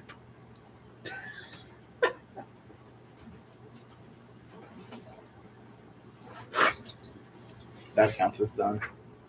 Oh my Another god, one. this is real. Yeah. What? I've never heard of this. This is crazy. I barely learned about it. Thank you for telling me about this. What the heck? You're welcome. Yeah, it was the You Greeks. should It was do around the time of the research. Greeks. 'Cause it's theorized that they were the ones who ended the Greek Empire. And that's part of the Atlantis thing. Or Really? maybe I'm reading a different thing. That doesn't sound. Nah. I could be Well, wrong. because they're like the participants have been declared to have come from a couple of other places, or even Oh, the Atlantis. the written Because- records of the time. So, yeah. Let's see. couldn't beat us. They can't beat us. They must be Atlanteans. They hate us because they aim us. Let's see. So Wow. I guess final statements regarding Burning of Alexandria is that I wish I was singing Mamma Mia right now. We would have been done with Mamma We Mia. would have been doing Mamma Mia if it weren't for a copyright gray area. Aww. So, oh well, we talked about Burning of We Alexandria. had this Honestly, burn. most of these topics are like 30-minute topics, so maybe the next filibuster should just be 30-minute segments. Although that would mean 48 topics. Yeah, How many filibusters do you think you have left in you? this is the last one. Oh, He's not I gonna got a be student already teach next year. I don't got time for it. do it for your students. No, yes. Oh, Do you think the loophole for copyright laws was in the Library of Alexandria? Sorry, that was not funny. I mean, the copyright laws is that you do have the right to. Remain silent. Okay, sorry. well, that Wrong, just right. rubbed everything from my brain. My bad. My brain is now smooth with no thoughts. My bad. Happens to the best of us. But anyway, the acts of Burning of Alexandria couldn't have mattered. It's not talked about enough. I think people over dramatize it. I think the only reason why people say it is what it is because everyone else says it, and no one actually looked into what the Library of Alexandria actually had did. And because no one does, it's just sort of a echo chamber of people saying that it truly is just amazing, and it was the greatest thing, and it was the worst thing we lost. It's also like it was also the Romans. Like they wouldn't have shared that with other people, you know. So anyway, is it time yet? Yes. Congrats! It's 4:00. 11 hours is this? Yep, Good lord, man. Good luck. I think I'm gonna go. Yeah, I would too. I need I'll to come sleep. back later. You're not even. I need to sleep You don't this want to hear off. about death for like 10 minutes. Yeah. I Don't know. worry, I can help you out. I'm doing summer research on this topic. You're scared. You can get Princess. hands-on research. Yeah. Ours is about suicide. So and sorry. like one of the check marks is like, do you need test subjects? You're doing great, Okay. Cam. Thank you. Definitely. Good night, Abe. I'm going to the bathroom. Okay. Could have joined up, but whatever. What? What? What? Who said that? Fucking Who said that, guys? weirdo, guys. Get that man out of here. Okay, so I'm just going to talk about my thoughts on death. I didn't do any research beforehand. I just thought it'd be an easy topic to talk about at 4 a.m. Originally, it was going to be right after Mamma Mia, so that was the joke. Uh, but there was no Mamma Mia, so there is no funny joke, haha, in the end. So now I just got to talk about this in hopes that it might be interesting. Uh, it's 4 a.m. though, so don't hold any credentials toward me ever. So we're just gonna talk about it. We're gonna try to not ignore, but sort of kind of go passively by a lot of the spiritually or religious aspects of death, because although for many people the afterlife is very important, I think it's more important to talk about the leading up to death and sort of how we perceive it as a whole, and sort of just how we're able to. I don't want to say get around it, but sort of um, slowly walk away from the fear of death, because it's an interesting topic, and you know, you get older with age, and it gets kind of more scary. When I was growing up, I there was a point when I was maybe 11 that I realized that my death would be tragic if I died. And every year I would slowly think the same thing, where it's like, okay, something happened, it would be tragic. And then I got to like 17, and I went, okay, maybe it's gonna be less tragic. And then I keep getting older, and then I'm at like 19, and I'm like, okay, my age wouldn't matter in a newspaper, because you see the difference in death is that people perceive death very differently in terms of how old you are. You could, if there's a car crash and you're 80 years old, people are going to have less sympathy for you unless you're a teenager. There's a very weird sort of mix between how people are treated between their age.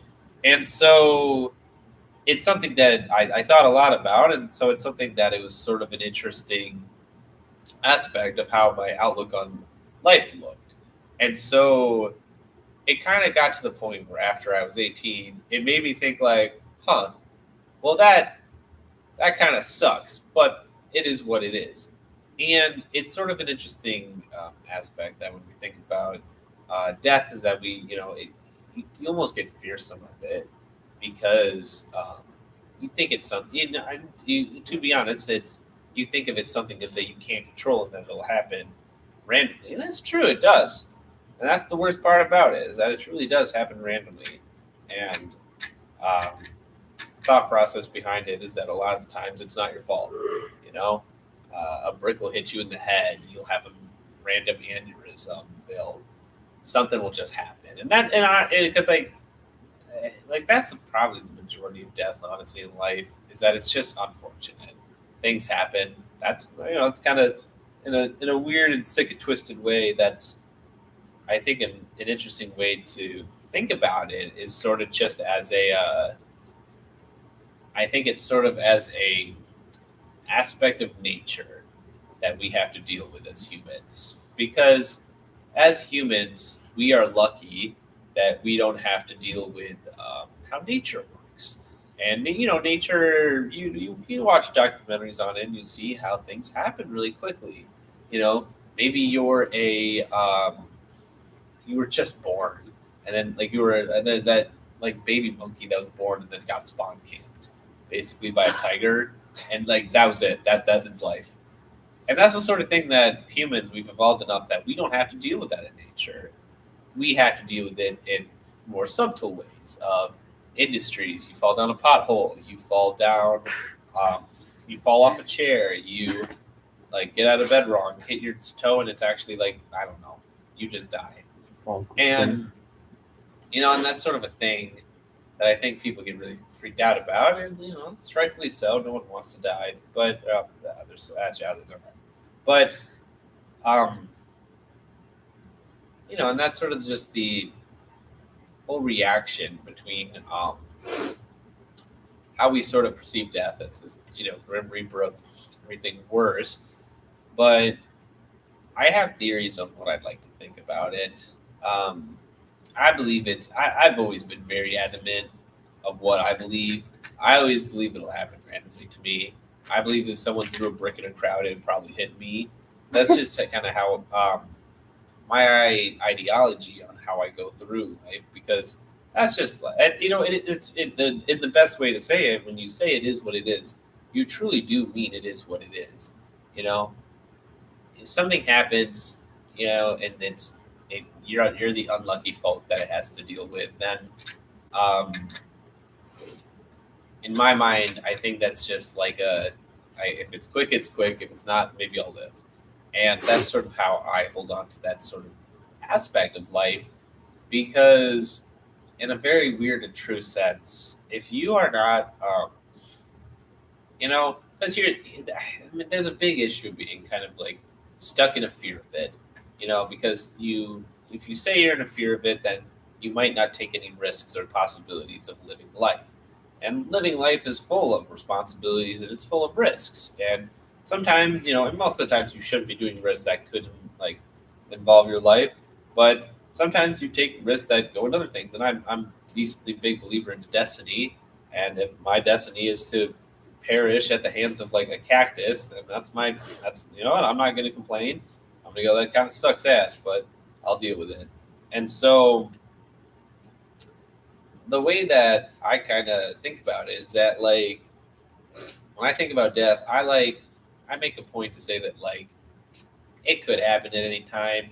It could come up randomly. It could come up, whatever. But it's an interesting sort of. It's interesting, but it's also, I think it's a really good aspect to sort of live it. I live a lot. It's always good to live another day.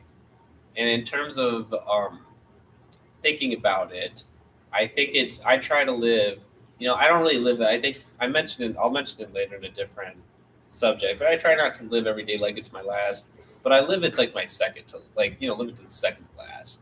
Because I think it's a good way of sort of still having hope for the tomorrow.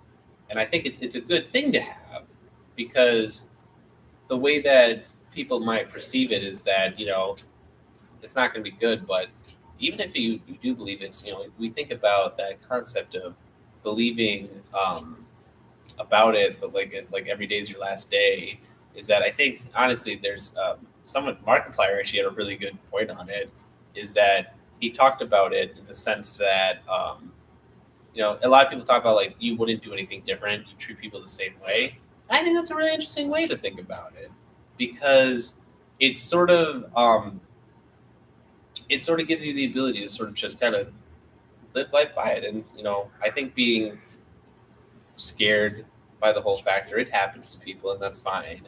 But if you're kind of able to sort of live by your life and sort of able to sort of overcome that fear, I think it's a lot easier to live life, just knowing that whatever happens, and that's just life.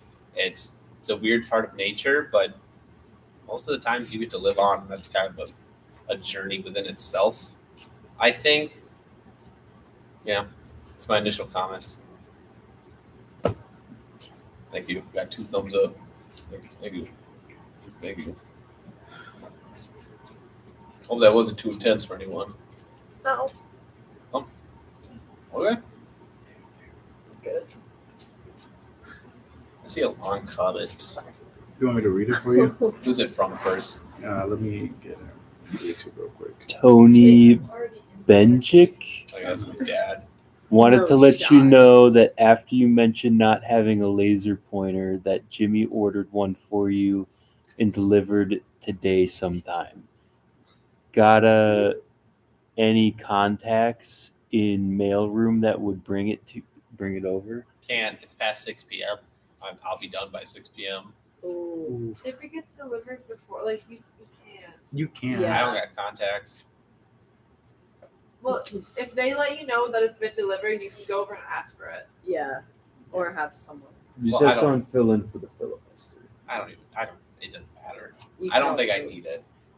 Also, I think most RAs or people who have All whatever our race have powers. access. Yeah, I was just saying most, just Oh. in case. Well, Have I got to access behind to the it. tower's front desk.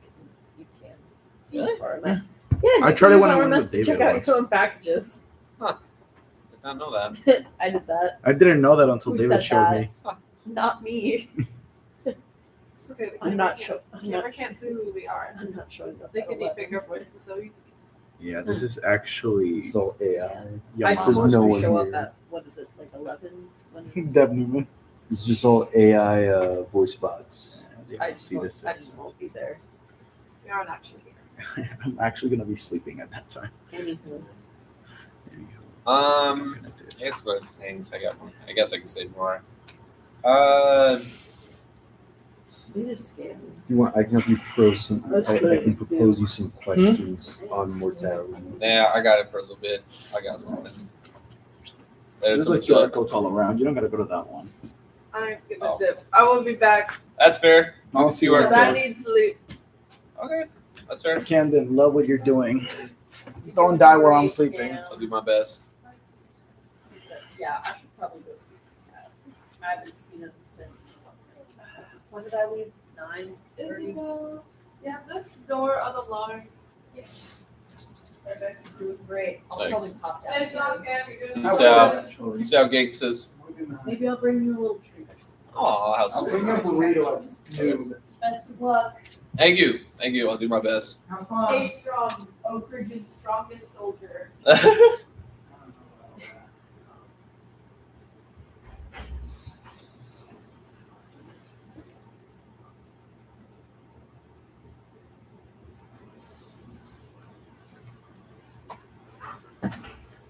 Okay.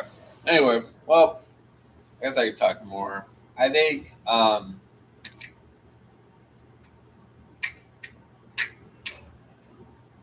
that knowing death makes life a little bit more. I think that knowing death is inevitable makes life a little bit more worth living and more taking certain risks. And when I say risks, I don't mean like things that are dangerous. I just mean things that are out of the ordinary. I think that a lot of times, when you know it, it's like I think at a certain level, it's coming, and it's almost better to prepare yourself for it than to sort of actively avoid it. Or I guess you can do your best to avoid it, but you can only do so much because, like I said before, I believe in this sort of whole destiny fate of situations where, in a realistic matter, it's going to happen one day, it might happen later, it also might happen sooner, and you can't control it. And so you might as well just do the things you got to do. And because, there's the ways that, people are scared of certain, roller coasters or stuff, heights or stuff like that. But when I think about, the stuff that I'll do, is that I don't get really scared of doing live because it makes me feel more of a if I make it to 40, I'll be satisfied with that. I might have a heart attack or something. That's I think that's good. I think by that time I'll be pretty satisfied with life and sort of just how I've been doing so far. But those type of things that make me believe that I'll get that far are the things that make me kind of just do other stuff that I wouldn't normally do. So, I think, for example, a lot, I go outside a lot at night because it's not because, it's, it's not random, but it's because I like going out. I like seeing, if you look at the camera over there, I like going out. I like exploring places at, nighttime. I think it's interesting. My freshman year, I spent a lot of the times in the woods in winter because I thought it was interesting, And sure, there was I think there was a part of me that kind of feared that I was going to die there, because in my mind it tricks you because you're like, oh, there might be a bear or something, I don't know, but it's kind of like getting over that initial. It's sort of like getting that initial scaredness of the darkness, where it's you're always going to be surrounded by it. You're always going to be surrounded by death or darkness, but it's kind of just how you cope with it, and you kind of have to deal with it, you know, because there's going to get a point where it's going to kind of seem like it's a rough area to live by because everyone's, at some point there might be a little bit more of this and that kind of disenfranchises you a little bit, but it's sort of that motivation, I want to say, that you keep moving on, and you kind of have to get past this idea that everything is out for you. I trust very easily. I don't think my, is it stubborn a little bit? Probably, but I don't think that my ability to trust easy is going to be my demise. But if it is, it's not like, I'm not going to, like, it's a choice that I've made. Like, nothing is, I think for the most part, for most people in these situations, it's not really oh, hi Gavin. Hello from Germany. That's funny. But it's not that I think, oh, what did I even say? I forgot what I was going to say. I got distracted by German. You were talking about overcoming fear, and then that being trustworthy, being too trusting, being your downfall, but you wouldn't regret it anyways. Oh well. But being able to sort of understand that death is coming for you, it might come slower, but it kind of helps you just kind of know that, like, kind of understand that that's just going to be life. I don't really, like, it's not something I'll say I'll think about a lot because I don't really care about it to say, but I've come to terms with the fact that if something were to happen, I'd accept it. It's it's sort of just a nice little, like, it's sort of like a thing in my mind where I'm like, okay, yep, this was it. And if it sucks, it sucks. If it's okay, it's okay. I'm only at the mercy of life because truly life, it has no bounds when I think about death, because the concept of it, I think, is just going to kind of freak people out. But you kind of just have to, in a really weird way, you just kind of have to embrace it. Like, live for as long as you can, but then, if you croak, you croak. That's life. There's it's gonna suck for everything and everyone, but, like, in terms of, like, humans, there's 7 billion of us and counting, almost 8 billion, and so that's just how life kind of goes. And that sucks, but we become a statistic, and, like, a huge, like, I think, like, 20,000 people die every day, I think, ish. It's more than that, I think. So that's sort of the so that's sort of just how I think about that process, and just how it needs to sort of kind of be contributed. But there's a lot of other ways people think about this sort of thing. We can talk about how what's a good age to accept, because, like, there's different ideas about when we talk about death. It's like, what's an age that, like, should you be scared of dying at a certain age?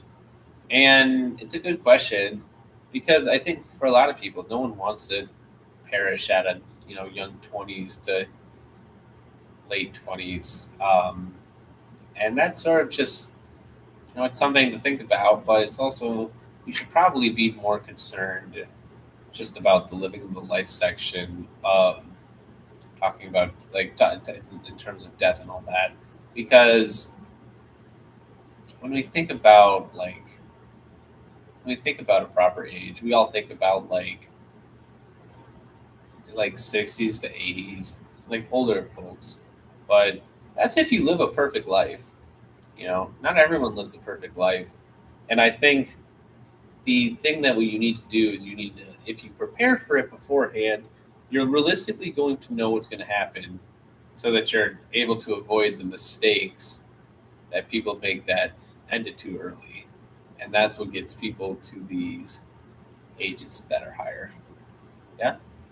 Well, I'd like to say, what kind of idea do you more go along with? Because we seem to be edging on both of the notion of, so in our society we look at life from a quantity of life statistic, so that's like how possibly old you can live, right, is best. So if I can live to 89, that is best. And then there's value of life statistic, which is how much of my life was good. So it's like, is the better life to live one where I only lived 22 years, but 19 of those years were amazing? Or I live the life that goes to 89, but only like 10 of those years were amazing? I think it depends on the person. That always depends on the person's attitude about it, how they want it. If a person believes that they will live longer and that that's better than them or that's better for them, because maybe they have certain advantages that living longer helps them out, and maybe they don't have things like genetic diseases or anything like that. But then if someone but that's the thing is that if you kind of have to. When I talk about the living every day like it's your second to last, uh, I think of it as sort of a thinking about your previous day. You go to bed, and I like to think, will people remember? Like, was it like if I like to think that like if this was my last day, would I have been remembered fondly? And that's sort of how I think you should think, because that helps you with sort of coping with the idea of that sort of thing, but it also helps you sort of become a better person. Um, I think that when you're able to sort of utilize this method, and you're able to, I guess, understand what it's like to be human fully, and it's sort of this process of because here's the thing. I think once you accept death, I think really, I guess I should rephrase that. I think once you accept the idea that death exists, you're able to live your life more freely, because without the constant looming of that over your head, I believe that it's a lot easier to sort of live your life.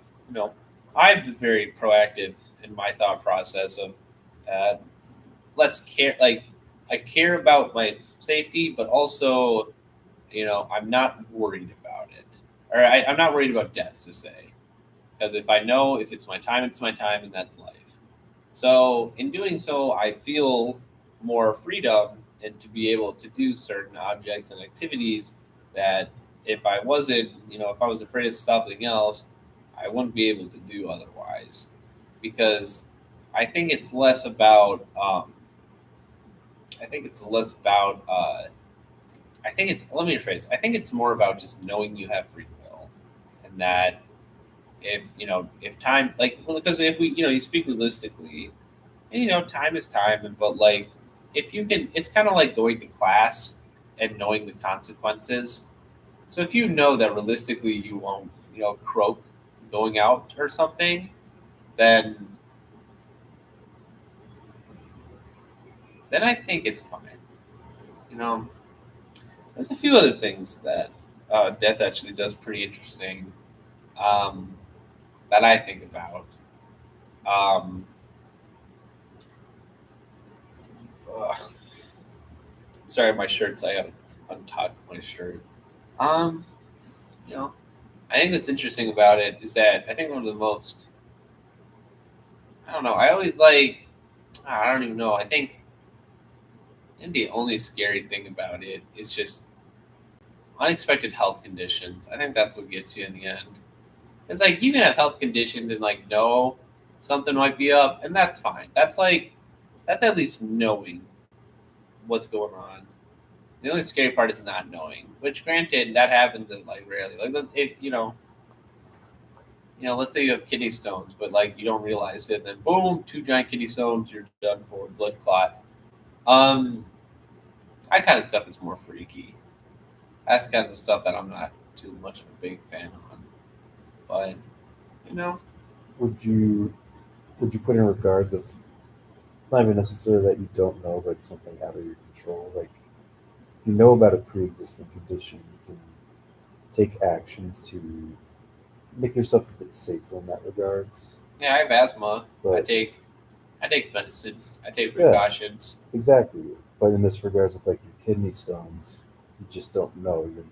You have no say or control over the fact that it terminated your life, right? If I have no control over it, I don't care about it. There's no point in complaining. It's something you can't control.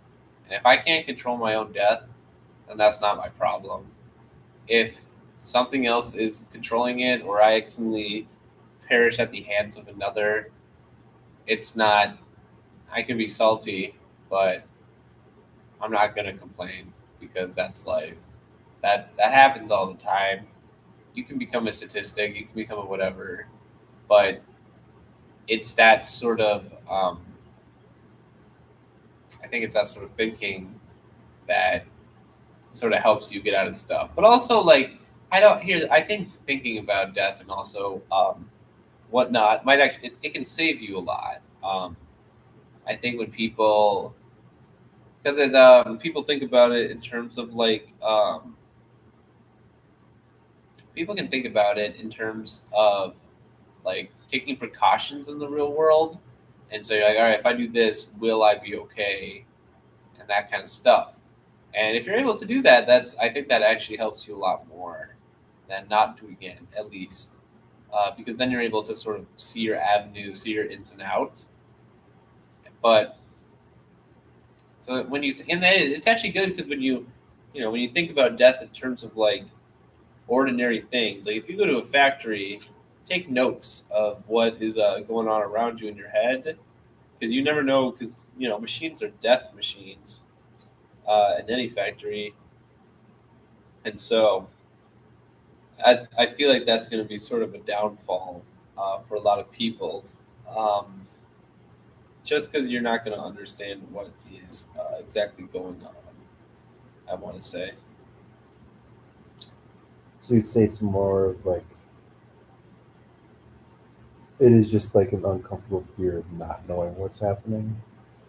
No. Because you kind of I just mean like in regards with what you brought up with the kidney stone thing. It's you're saying you'd at least be, I guess, wouldn't be scared, but at least upset by it. I probably wouldn't know I'd be dying. It'd probably just hurt if I had giant kidney stones. And so, I just remember you saying there's something like unsettling about it or something like that. like, oh yeah, I guess it's creepy if it's unexpected.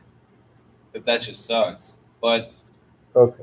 the thing is that once you expect it now, it no longer becomes that way. And so I guess it's a weird theory of waiting until something happens and then it happens and then you're okay with it, even though you weren't a second ago. So it kind of it goes into a weird theory of knowing and not. I'm pretty confident in whatever happens. And we think about death as like, I don't even know. We think about death as a very, very intense thing. But I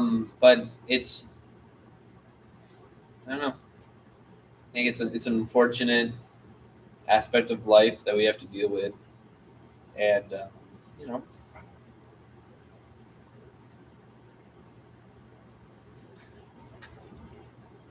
So there's now two audience members left. What do I have in my hand? A deck of playing cards. 2 jacks. 2 jacks. I counted the cards when I picked them up, and the one that Chancey Jim was holding. Oh, you have it. Yeah. Okay. It's like the jack or something. Yeah, the jack cards. Ooh. I wish you kept it. Damn it. If he kept it though, it would have been really fun. Yeah. Oh, Jim, why do you do this to me? You could like mail it to his office. You're so right. Give him a thank you letter. Yeah.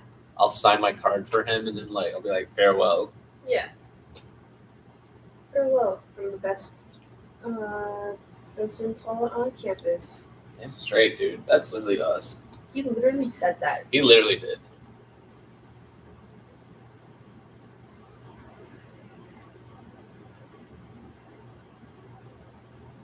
It's less cold than last time. Yeah. I remember last time you were cold and you were trying tea for the first time and all that jazz, and I was laying on the floor and I remember learning how to whistle. Because it was just you and I from like. Huh? Because it was just you and I from like 4 a.m. to like 7. Yeah. Yeah. Just about.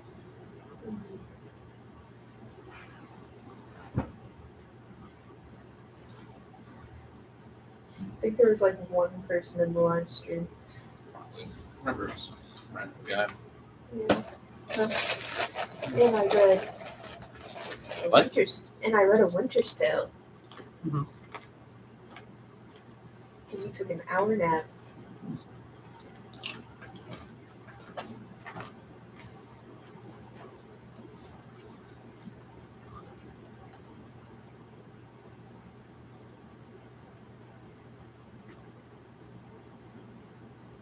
There's other theories about kind of how you should play out death. One of them is the opposite of acceptance and the sort of a determination level of fighting it. And I believe it's an interesting method because the way that they think about death in that aspect is Is that a dog? I'm sorry. Look by the footbridge. Oh, a guy's walking a dog. Never mind. I thought there was just a dog. So the idea behind that mode of thought is basically just that you should just keep fighting, which is in a lot of cases that's what a lot of people do. It's what a lot of people say. The only thing with it is that I think it sometimes gives an unfortunate reality if you're just not unable to fight it, which there's absolutely no shame in not being able to fight it. It happens all the time. It's just unfortunate when it happens when you build yourself up. But to be honest, at the end of the day, a lot of these conversations when we talk about death, it's really only for your own state of mind when you're alive, but also, I guess, your friends and family, because even more just never mind, not even for friends and family, because it really is more just for your state of mind. Because when you think about death, you have to think of your own morale and Morality or just your own morale towards it. Okay. And that's sort of just how you have to play around with it, because you can be scared of it, you can be okay with it, you kind of kind of be neutral about it, and that's sort of it's just a regular, it's important that you have to do that kind of stuff because it helps you get it honest. Because honestly, it just makes you less anxious. It makes you less nervous. It makes you less sort of. It makes you just less intense about these situations, because in a very truth reality, if you let death overtake you, it's gonna clog your mind for a really long time, and it might take a while to even get rid of it. So you never know what's gonna happen because that's just how life is, And if you're worried at every single route you take, then you're not going to take the routes that you need in your life in order to fully get ahead of what you need. It's just something that is important that I believe that all people kind of just need in this general aspect of life.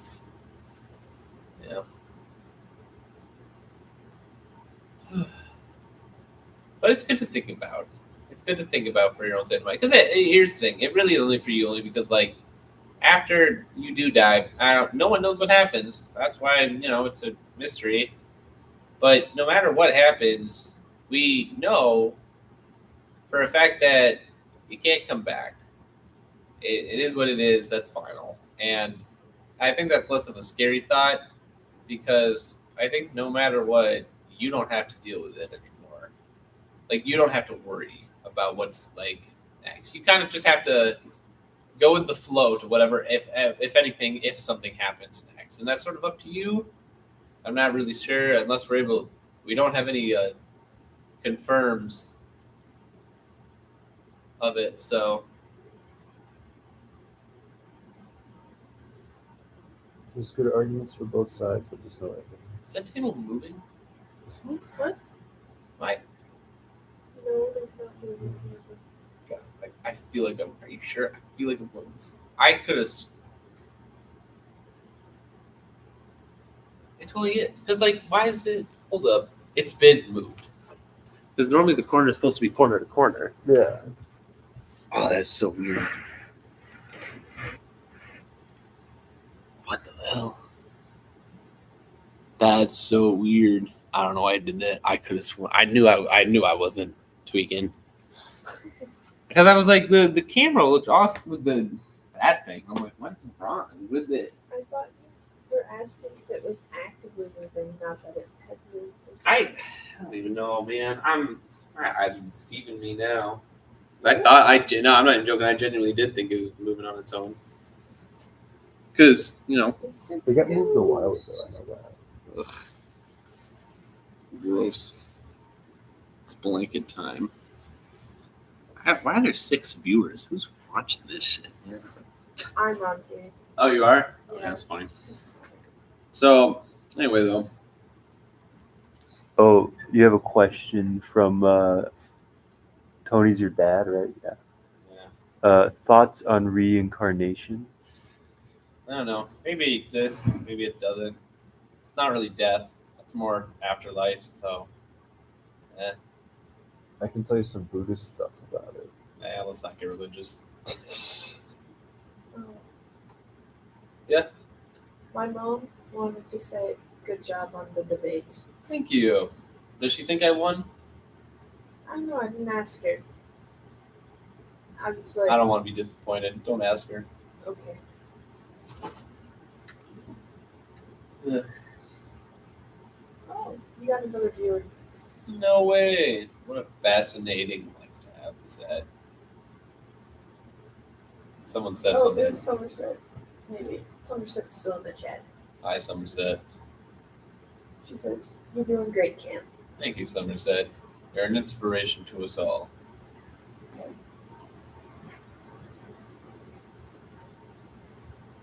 Most of us, at least. That's what I'll say. Oh, God, it's going to be so much better when it's 6 a.m. Oh, my God. What's happening at 6 a.m., Camden? I don't know. I got beef with people, I think. Oh, is it Spectrum Internet? No, that's 7 a.m. But it's one of those things where Madness says, sorry I haven't been commenting. I was watching Chance's interview. Ha! Hope you enjoyed it. It was an interesting interview. Said my questions before he started getting emotional. I guess I asked the right questions though, so I don't know. That was fun though. I'm glad he came here.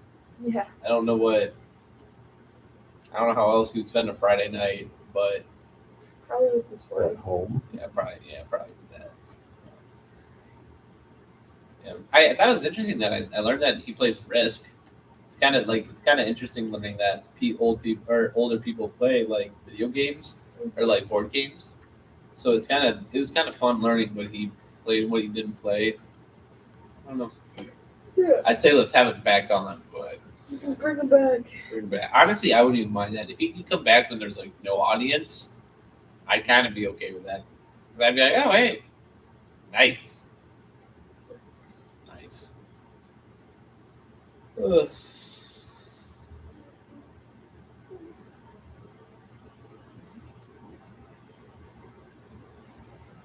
Damn. Another filibuster. I gotta remember to keep talking. Well, it's gonna be what? It's gonna be another 40 minutes. Another 20 minutes. 20 minutes. Nice. Not bad. Yes. How do you feel about bridges? What? about bridges? I think bridges are fine. I think they're a very pinnacle engineering feat that sort of helped humans a lot more than we take credit for. If we think about, like, if we look at this bridge right here, like, there genuinely would be no other way. Like, I think about that in river in its entirety, and like, there genuinely is no other way to cross that at all, except either rowing through it or the bridge helps out a lot. And so bridges sort of help us where we need the most, I think. So that's kind of what we kind of look for in bridges, I think. Yeah.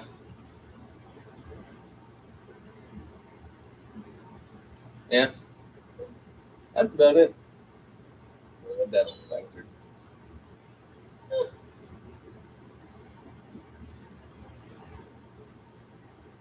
What topic of your filibuster for tomorrow are you most excited for?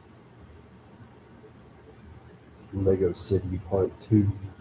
Either that or Deb Newman. I'm curious to talk about Deb Newman. Deb Newman. I feel like I'm curious about her life experience. I don't know. Never really had a talk to with her, so I'm curious about how that's gonna go. It's interesting because she knows me. I think she knows me from like either IRs or like I've helped her out with a few hall director staff interviews. Yeah. And so I hope she does. What time is her interview? Hmm? What time is hers? 11 a.m. Magnus asks, what are your thoughts on the instrument, the organ? The organ, I think it's a good instrument. If I remember correctly, what an organ is, it's like a thingamabob with strings. It's So like a big. It's a giant wind piano, essentially. It has Yeah. foot pedals. I got it. I think it's good.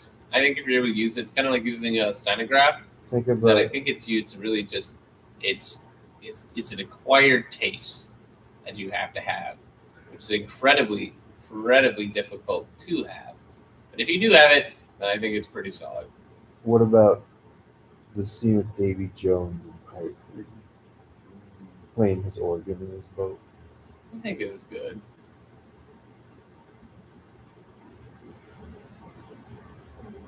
Yeah. Yeah.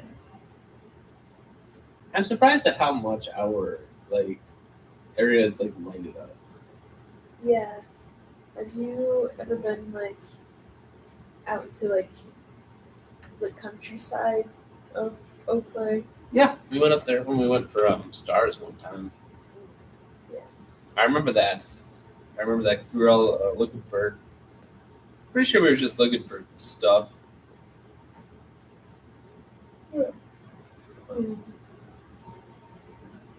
Have you ever been to Big Falls? I think I have. Maybe though. Maybe. It's a question here that I'm just not sure about.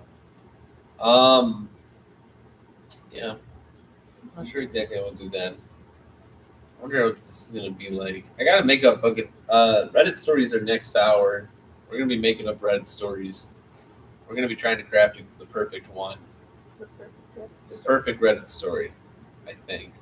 If I don't fall asleep accidentally. So we'll do our best. Yeah. Trust. I'm not at 24 hours yet, but I'm getting there. I'm also getting there. At 8 a.m. It'll be 24 hours from. Ugh, I got 9 a.m. Damn, I tend to get I have like an hour of sleep on you. Yeah. Theoretically, I won't be sleeping until 2 a.m. tomorrow. You're not gonna take a nap at all? No, because I think I'm going to a friend's house directly after the filibuster. Oh Lord, dude, you are so screwed. That's more than 30 hours. That's God, dude.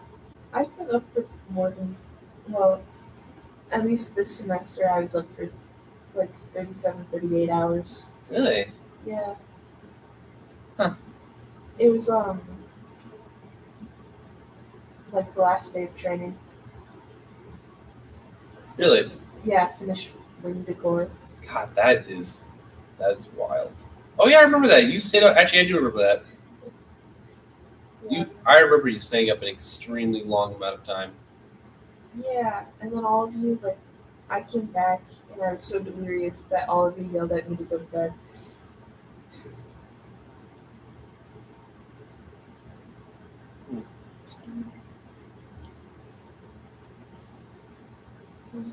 Was there no time for you to take a nap or anything between studying Filibuster? Like, I guess in your classes getting out? Huh? You said you've been up since 9 a.m. yesterday. Yeah, I didn't really have time. I was gonna do it earlier and I was gonna take a nap earlier, but That's fair. no time to do it. I had to filibust. By filibust, I mean I had to set it up, Yeah. which sucks, but that's life.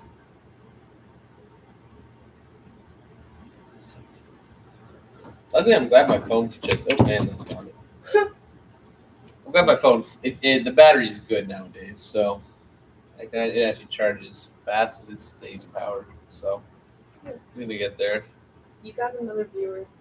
Yeah, Free Okay. food button or $1 million? $1 million. Give me my money. Money. Well, $100 million. Money. Oh, did I say million? Yes. I meant 100 million. Money. But couldn't you sell all your free food? No, it's money. I think so.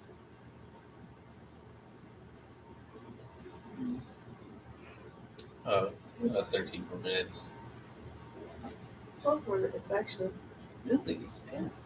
I know we were using that. I didn't know it's that soon. Yeah. Fine. Did you have notes for the section? Or? No, not for this one, but I have notes for everything else.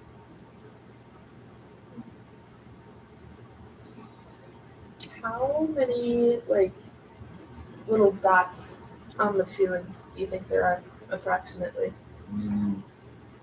108,739. Nice. Magnus asks, you get an unlimited drink cup, but you only ever drink from that cup. Do you accept? Yes. And then Summer said, I believe says, would you rather have unlimited bacon but no more video games or games? Unlimited games but no more games. Unlimited games, but no more games. How come? It's a good choice. Well, the way they say it, if we looked at it we could look at that at a certain level and say this, is that unlimited games, but no more games could actually mean you get unlimited games, but you can't get any more games. So the way that it's said is that I've already get unlimited games. I just don't get any more games from the unlimited pack. And so, but I still have unlimited games. I can't get more games. Word. Word.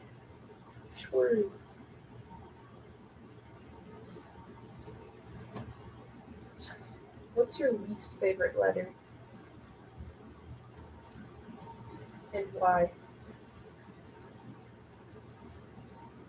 I don't like the letter R.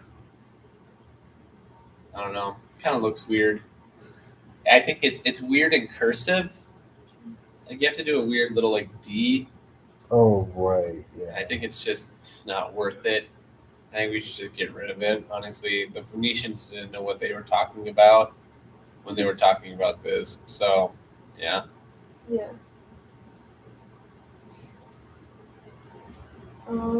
Magnus asks, in 12 hours, everyone is allowed to choose one person to die. Will you survive? No. Who wants to kill you, Camden? I got my enemies.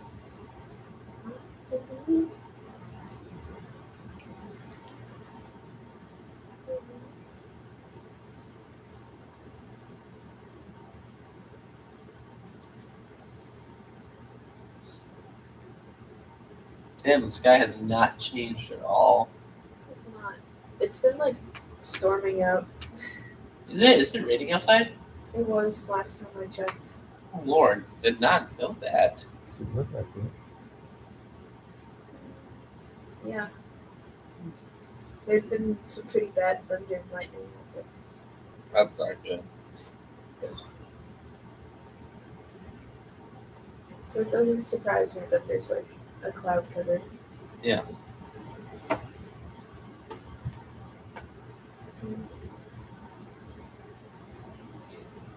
How many times have you had to refill your water? Only twice so far, but I've had to pee a lot. Would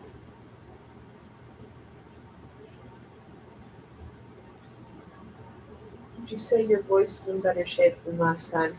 I think so. It's still not like it's not amazing, but I think my voice is.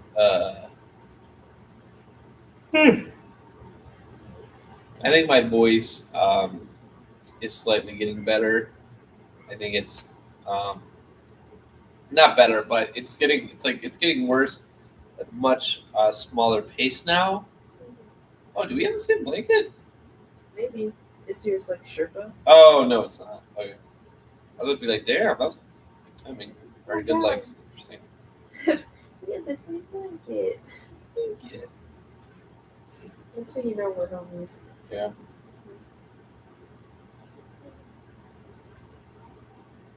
You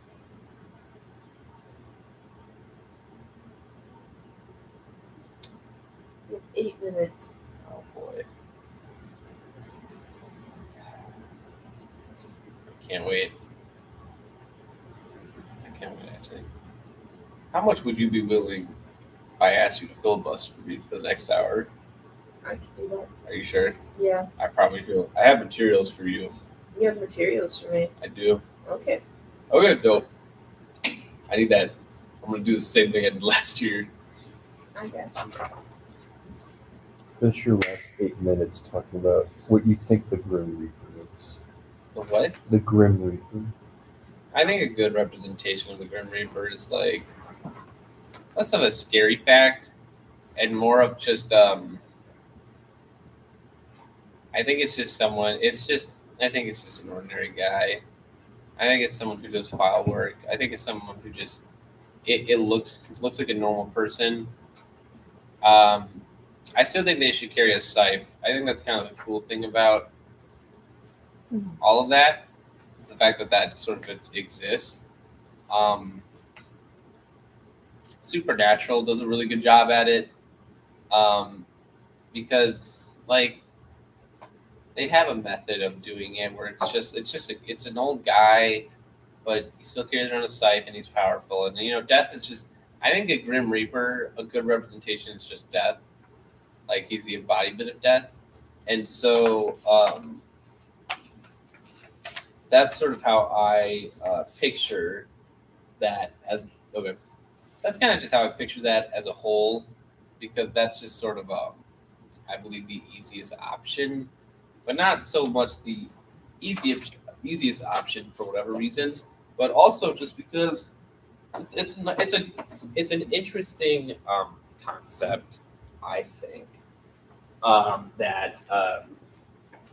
That's just like death is the Grim Reaper, because like a lot of people say like what if there were multiple, and it doesn't make sense that there's multiples, because once you add the sort of variability of like a bunch of other people, then it just doesn't really get that great, and that's kind of just it's whatever, but it's sort of just the concept of what happens.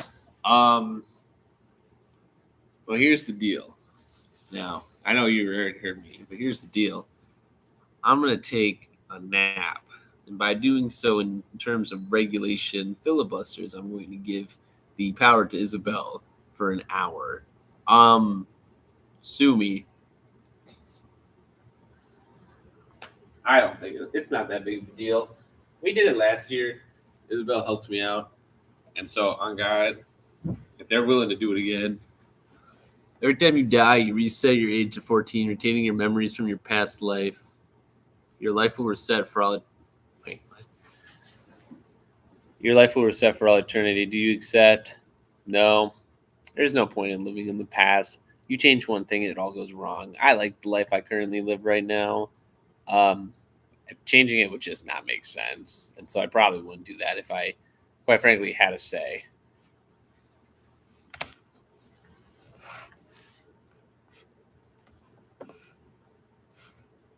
Yeah, but yeah, that's just life, though. That's what I can go with.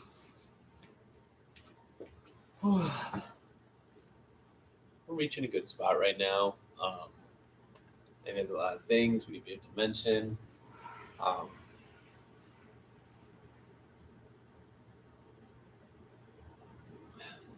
We're reaching a good point in the filibuster, 12 hours. I'm not surprised that I lasted this long.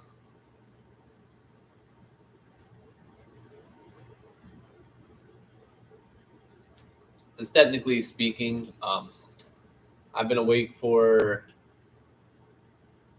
12.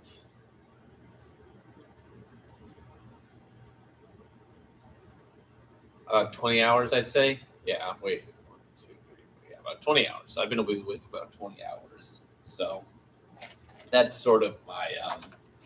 Of course, we want to reach a proper limit.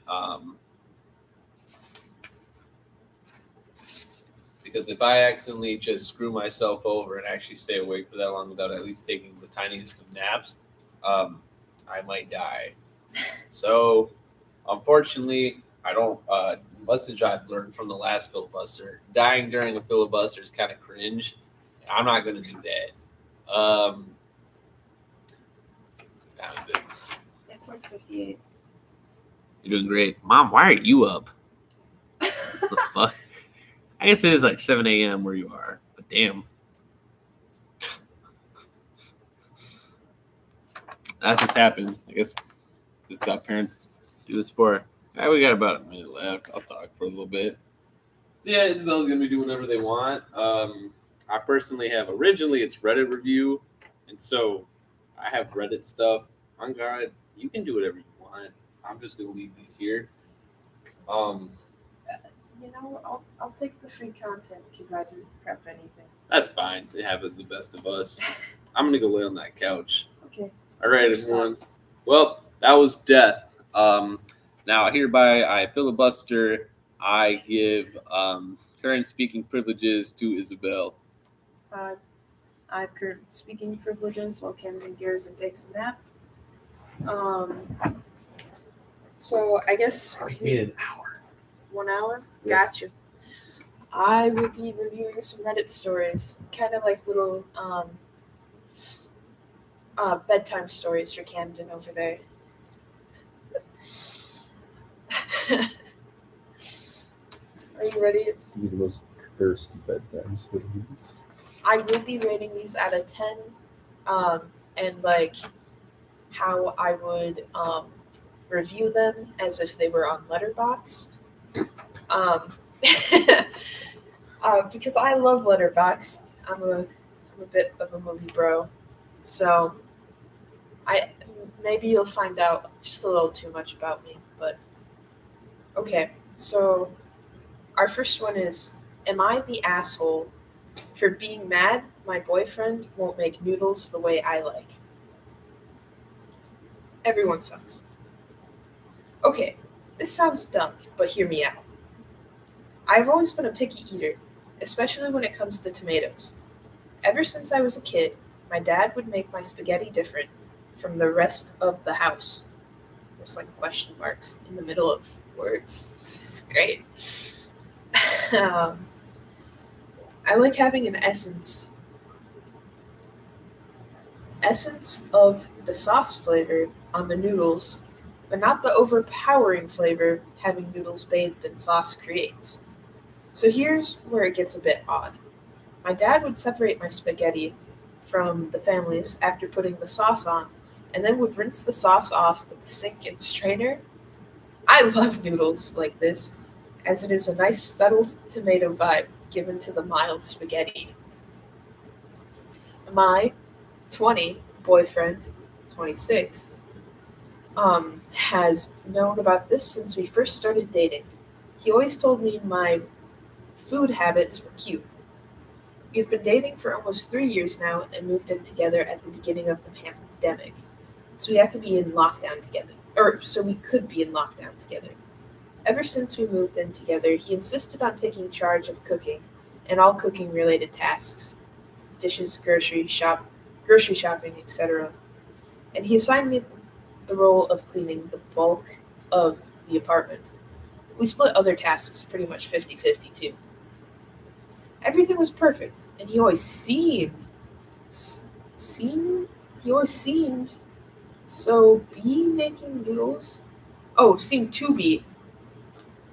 It says so, I think. To be so? Seemed so be. Seemed to be, I think, is what they meant. Yeah. Making noodles the way I liked them when we had them. This was until last week when we last had spaghetti. We ate and everything was good, but afterwards he started teasing me, saying things like, "You really like your pasta with an essence of tomato," and "How is your tomato essence, babe?" Always using finger quotes around the word essence. After a few comments, I felt something was off and asked him if he had done anything differently with tonight's noodles than he usually does, and he started laughing. I think I know this one. Really? I think I've heard this before. I'm glad. Doesn't he put like the tomatoes in like the pasta, like when he cooks the noodles or something? Oh, just keep reading. Yeah, spoilers. I could be wrong. It's been a long. I don't know this story, so we'll find out together. We'll find out in a second. Yeah.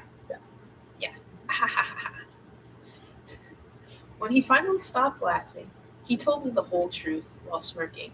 He said, "I didn't do anything different than I usually do. I've never been making it the way you have requested."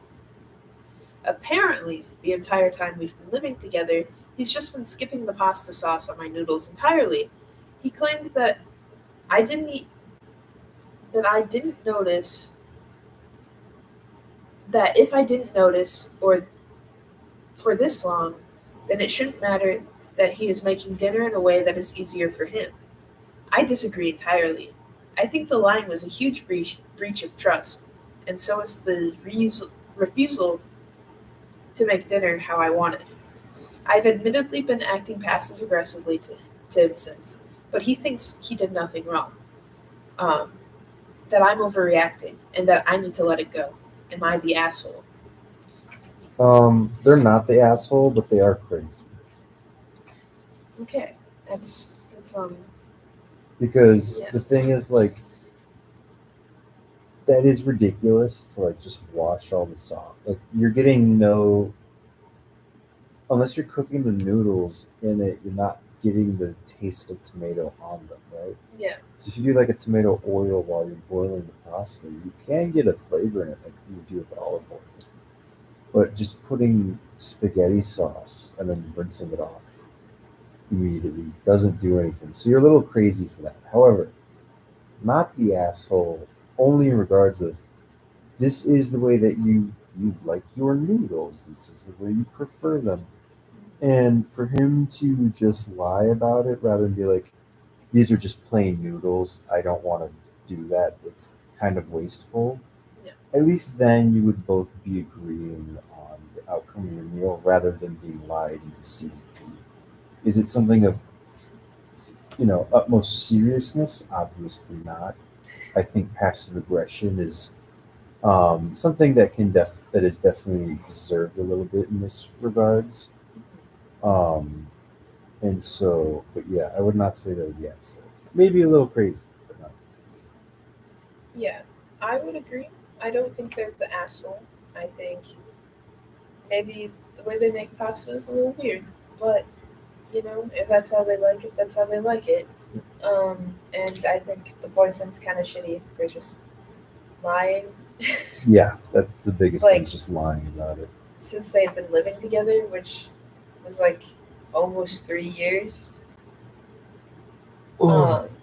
So Oh, I think he's the asshole. We have for an edit. 3 years. Yeah, for 3 years. We have an edit. We got to hear the rest of it. Yeah. I'll read the edit before I rate this. Yeah. Okay. Edit. My boyfriend found the post and is not happy. I'm debating pouring the sauce directly down the drain to spite him. Okay, I like the edit. Honestly, damn. Just having your partner find your Reddit post where you're I can't imagine. Reddit's a big place. It is. Does it say how many upvotes this post had? No, it does not. But honestly, I think this is a wild story. I think, but I think it's pretty tame.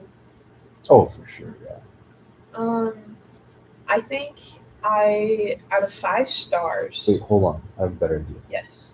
Don't rate it on stars or numbers. Rate it based on a movie you've reviewed on Letterboxd, and then just leave it vague for the audience to interpret what that means. Okay, we're gonna look at my Letterboxd. What movie does this? What movie would you compare this to? What do you think what's comparable to? Ooh, okay. I just so happen to have a list of every single movie I have seen on Letterboxd. Perfect. Or since I started getting Letterboxd. I do need to get a Letterboxd. I didn't need to do it. It's more of I just also want to remember what I've watched. I don't backlog things. I just add them as I watch them. That's my plan. There's a few things I'll backlog, but not a lot. Okay, I think I have my answer. I think, am I the asshole for being mad my boyfriend won't make noodles the way I like? Is a solid An American Werewolf in London. Oh, good choice. Yeah. Yeah. I don't know. Next story. Next story. I leave you all to figure out what that means. Oh, wait, there's an edit too. Wait, what? I thought these would be double-sided, but okay.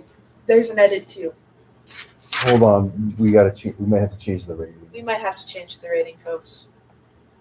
Edit 2. So a lot has happened since this morning.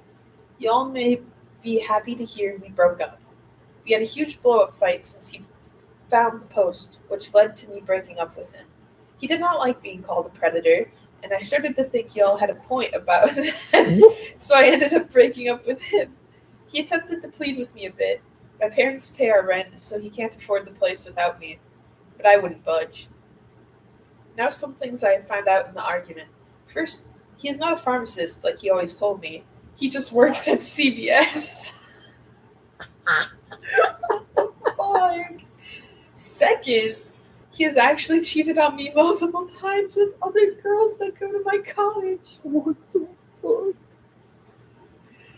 And lastly, and worst of all, he has never actually been allergic to dogs and just doesn't like them. Okay, so this edit 2 really just changes some That things. really changes a lot. So now I have to go back. Edit 1 was whatever. Yeah. Edit 2 though, oh my goodness. This is some Empire Strikes Back shit. Yeah. Okay, so I found my movie. I need you to know that I have 208 movies on this list. I started my Letterboxd a year and 3 months ago. So the movie I am giving this this story, Am I the asshole for being mad my boyfriend won't make noodles the way I like? I'm giving it Spaghetti Man.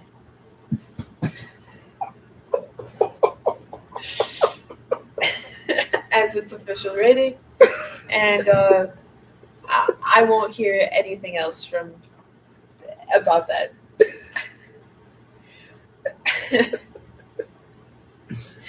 You know what? That was genius. Thank you. Yeah. Thank Next you. story. Next story. I'm gonna check the chat real quick. I don't know if the mic's picking you up that well. Okay.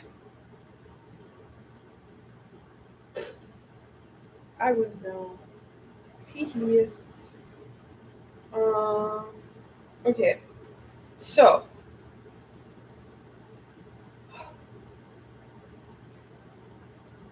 Okay.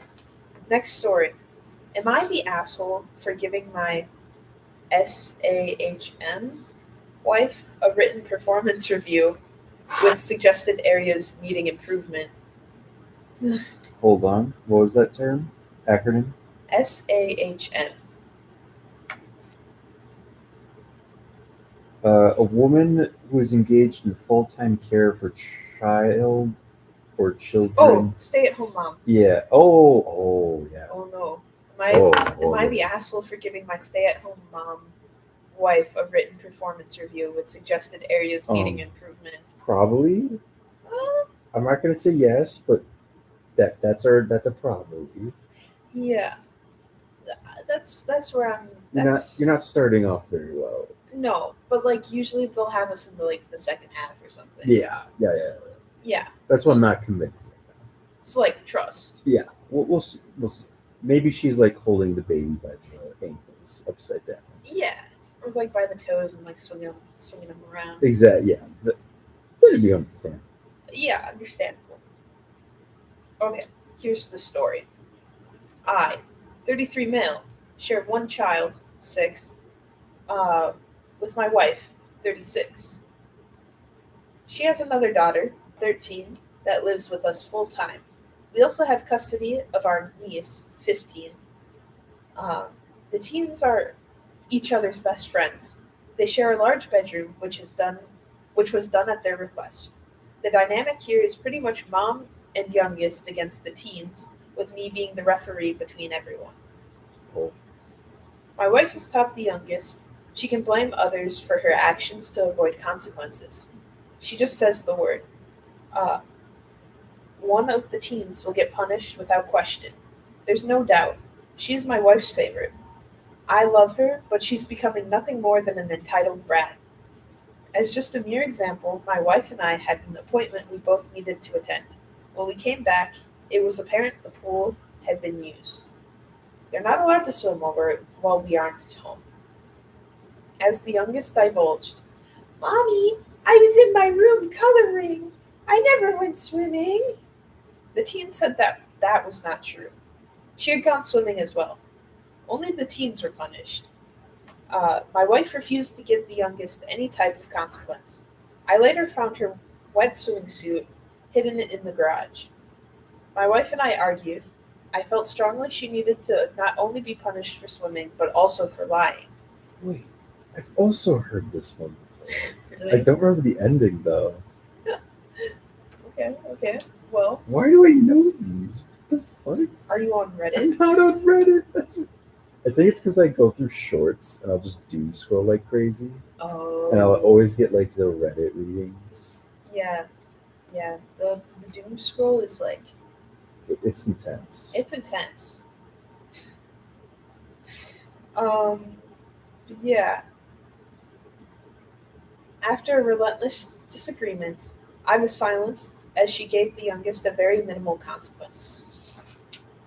The lying, blaming, and favoritism ultimately caused the teens to act out, understandably. Most of their consequences are done by giving more chores, specifically the chores the 6-year-old has. Or, as recent, they were removed from music lessons as a consequence. I believe they're so frustrated, they don't even care when they verbally attack their mother after her unfair treatment towards them. After all, they already get blamed and punished for things they don't even do.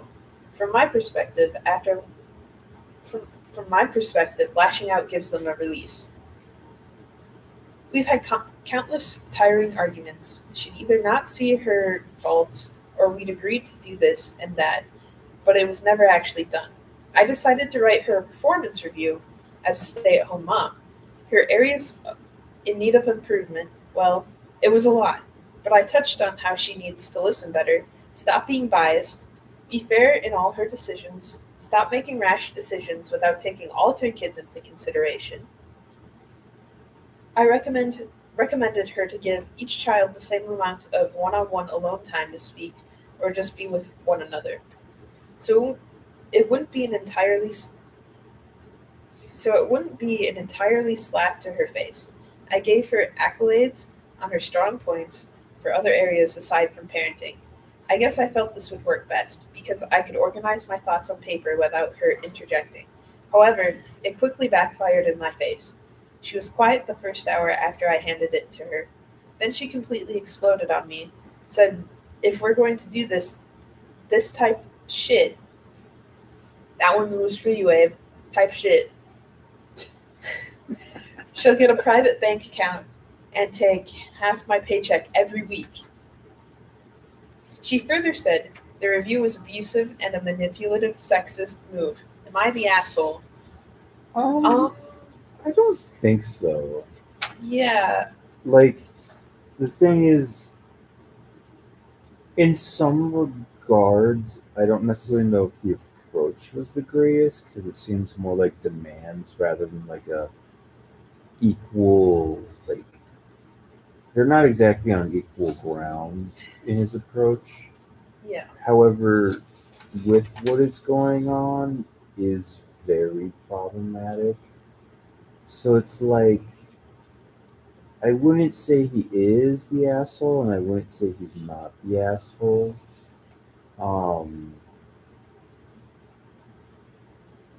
Because it's the right thing to do is to step up and stand in the way and do something. I don't necessarily think his approach was the greatest. But like with how those daughters were being treated, especially to each other, something needed to change. That's for sure. Yeah, I agree. I think his approach was not great. I think it kind of reminded me of my 11th grade government teacher in high school telling our class about how he broke up with his high school girlfriend, where he rewrote the Declaration of Independence to break up with her and put it in her locker. Like, I think it's kind of similar, writing a performance review and just like leaving it. Oh, he just left it for her to read. He didn't even like. Yeah. Oh, I didn't even. Fuck, that's even more. Okay. Yeah. I think something definitely had to be done with like the youngest, like just like blaming the teens and like only the teens ever getting like repercussions. Like, that's like shitty, and like this is the reason why like kids don't like talk to their parents once they like move out. Like you're the reason. Like, don't pretend you're not. Yeah. Like, kids are gonna treat you how you made them feel growing up, you know? But I'm gonna say not the asshole, but I think you could have done it in a much more constructive way. And like I think there were better ways of approaching things. But I think in general you're not the asshole. I think maybe you are the asshole with like, you're an asshole, not the asshole. Yeah, you're an asshole for just like, you described yourself with like being the referee, and I think, I don't know, I think you should take your teen daughters, not daughters, Those are but her daughters. her. But one of them One of was a them's a cousin, niece. and the other one's his daughter-in-law. Oh, niece Yes. and daughter. Niece and daughter. So I think honestly, like, you should stand up for like the teens a bit more, because I don't know, like, they also need, like, Why is it us versus them? exactly. It's just like, I don't know. Also, like, a 6-year-old is like controlling everything. Like, I don't know. I'm not a parent. I'm 21. I'm not looking to be a parent anytime soon. And like, I don't know. My younger brother is only 3 years, 2.5 years younger than I am. So it's like, but okay.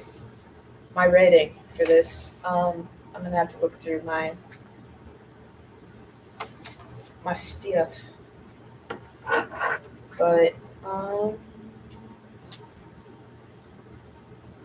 Is that all the stories he had? that is all the stories he had. All right, let me see if I can find more. I think he purposely like read through these to make sure that they weren't like egregious. Otherwise, you could scroll through my letterbox like list and pick movies for me to like talk about.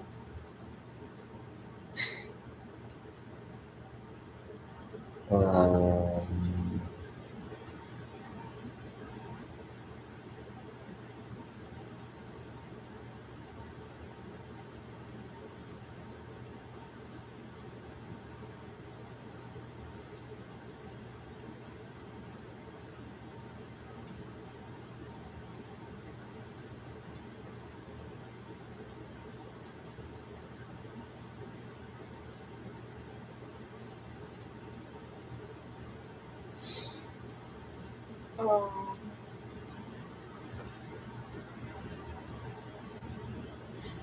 So I have a lot of movies on here, and most of these I actually watched over the summer.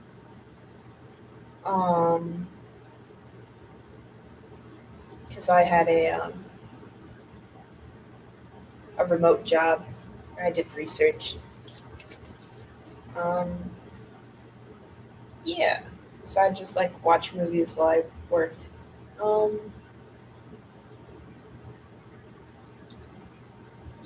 I think I may have found the movie that I'm going to rank this with. And so what I'm going to rank this as is, drumroll please. Thank you. Is The Mating Habits of the Earthbound Human.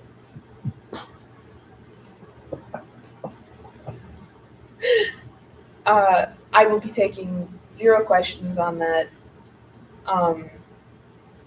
If you know, you know.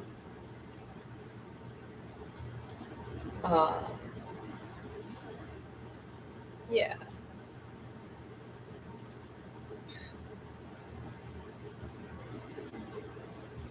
Thank you for the comment, Silver Baryonyx.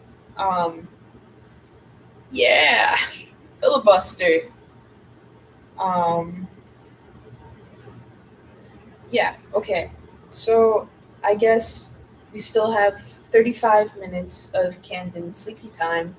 So, what's a PFA? a PFA? Yeah. I don't know. But,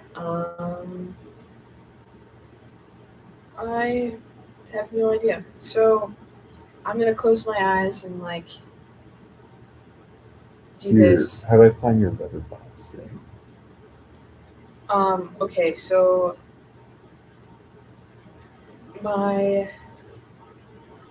this is my tag, or this is my name. Jeez. And so if you look me up under members, it should come up, and if you go into my profile, you should be able to see my list. All right, here we go. And go into the films I've seen list. Where's the 221? All right, here we go. Movie number 1. We're gonna go with. Oh, there's so many good options. What the hell? Oh, these look terrible. It's perfect. Like terrible movies. Terrible in the right way. Terrible in the right way. Like, those are my favorite kinds of movies to watch. Let's start off with something super safe. Let's start off with Parasite. Let's start with that one.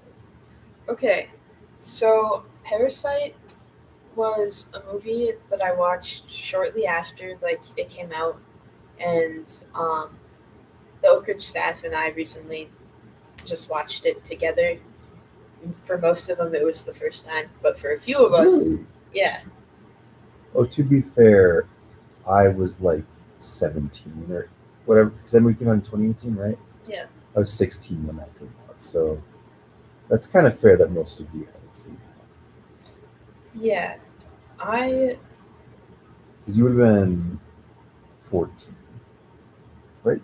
So you're 21? Yeah. So, yeah, I would have been like 14 when it came out. It's pretty, that's young to watch that. I don't know, it's one that I still think about like every so often, especially if I'm home alone. Yeah, I don't know how much I should spoil. I probably won't spoil, but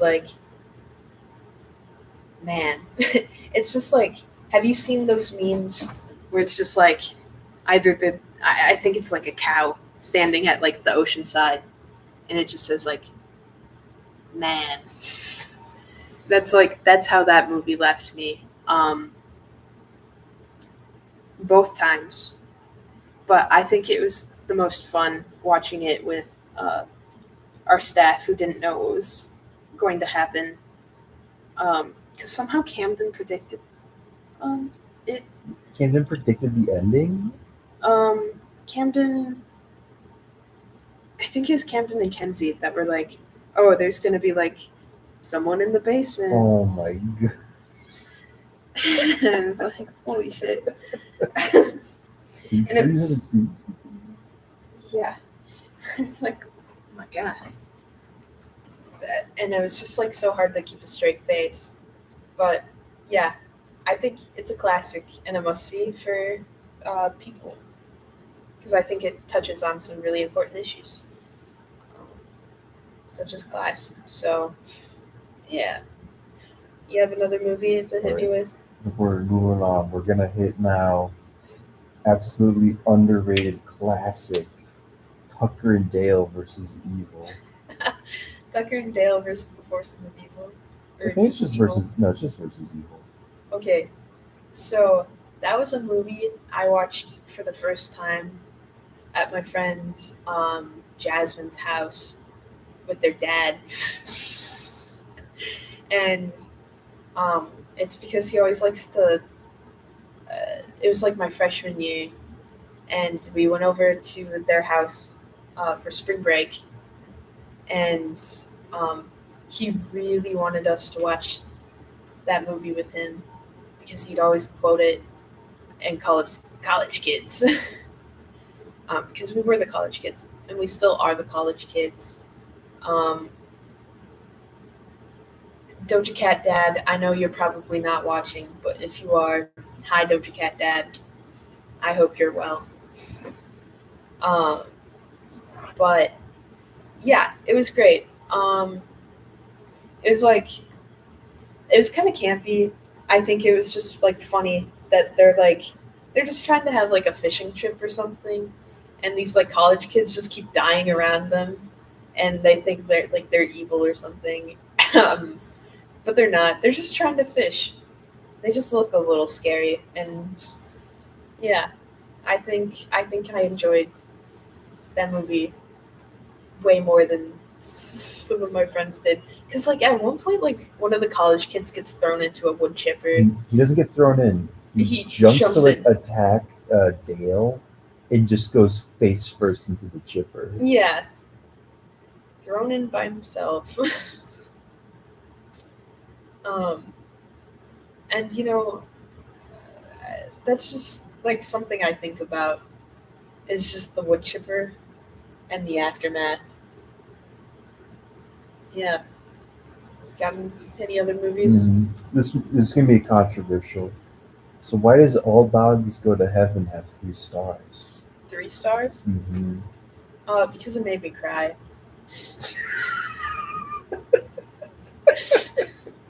All Dogs Go to Heaven has 3 stars because it made me cry. And also like the voice actress for the little girl died, and that just made it worse. Like she was murdered by her like father or something. She's like the same voice actress for Ducky from like Land Before Time.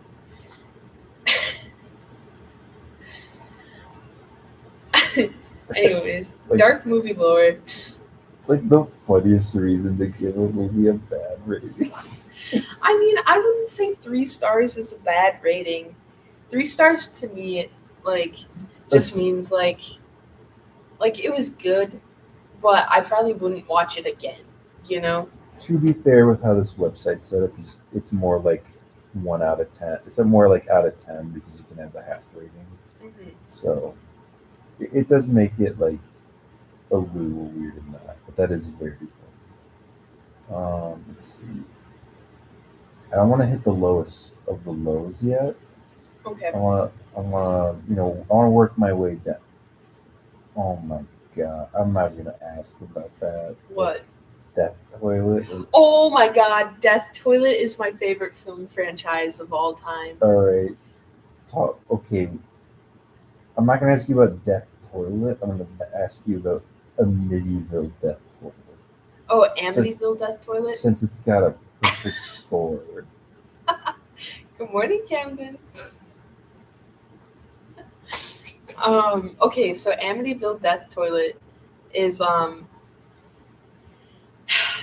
like okay, so the Death Toilet franchise is about a possessed toilet in the home of our Vietnam veteran soldier, like Brett Baxter, and he comes home from the Vietnam War to find that his brother has been killed mysteriously, and like the toilet keeps making weird sounds, like laughing, and it has some great humor. Like there's one point that like always makes myself and my friend Hannah like laugh like off our asses, where like Brett Baxter has some like little knives and he just like goes like, take me back, baby.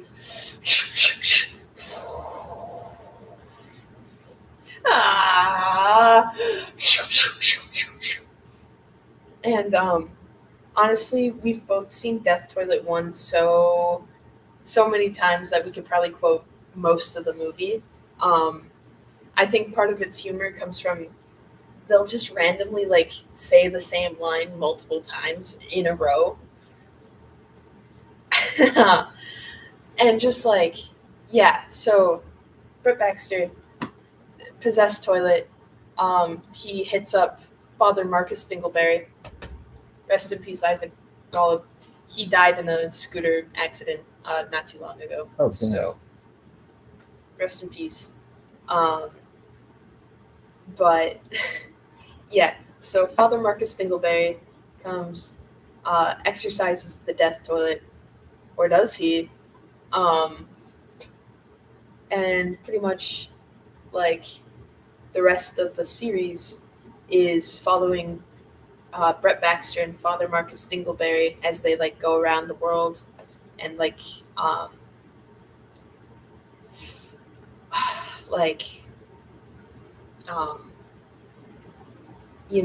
exercise other death toilets. Death Toilet 2 has like a NASCAR subplot and its own original song where it goes, Death Toilet, got your number, Death Toilet. It's great. Why is it like Death Race 2000? What the fuck is going on? Death Toilet 3 Duty Calls is pretty good. It has some revival action.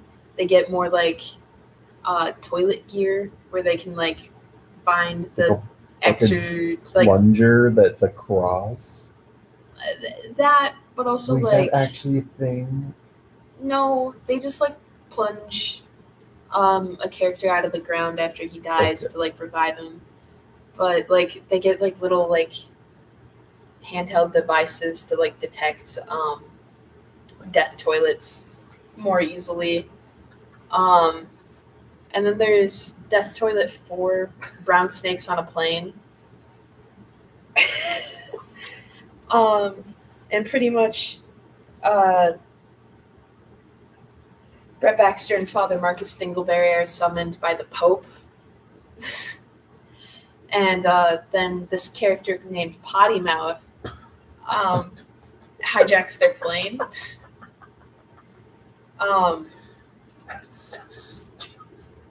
It's not stupid, it's cinema. And also it has like the best special effects like one will ever see in a movie. Special effects and like sound effects, they're amazing. All these movies except for Death Toilet 4 are free on Tubi. And Death Toilet 5, Invasion of the Potty Snatchers. I think that's it.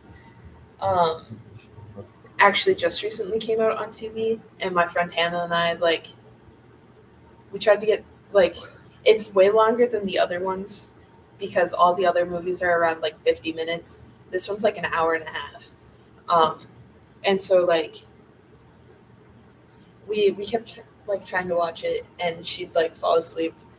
And so yeah, they escape the plane, and Brett Baxter and Father Marcus Dingleberry get separated, and there's a whole prison plotline with Father Marcus Dingleberry, and Brett Baxter has a fart attack and has to go to the hospital, and they have to extract his fecal matter from his ass, and it's just a giant sweet potato painted brown. But during that movie, Father Marcus Dingleberry's actor died, so he's kind of just written out, and so it's just Brett Baxter versus Potty Mouth. And honestly, he's a hero.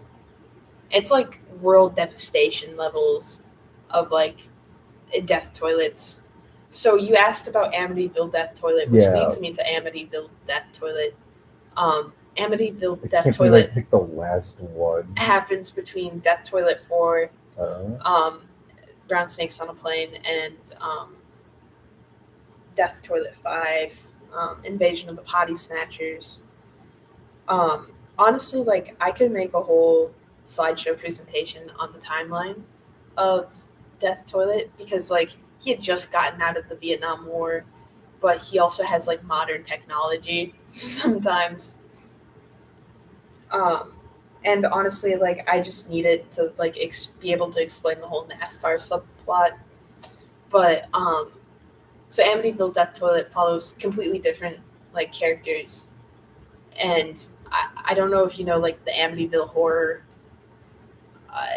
It's kind of a spoof on that movie, and this character is a paranormal investigator, and he goes to this house and there's a death toilet, and it causes other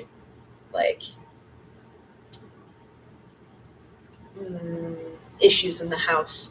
and I'd say it's probably one of the better written Death Toilet movies.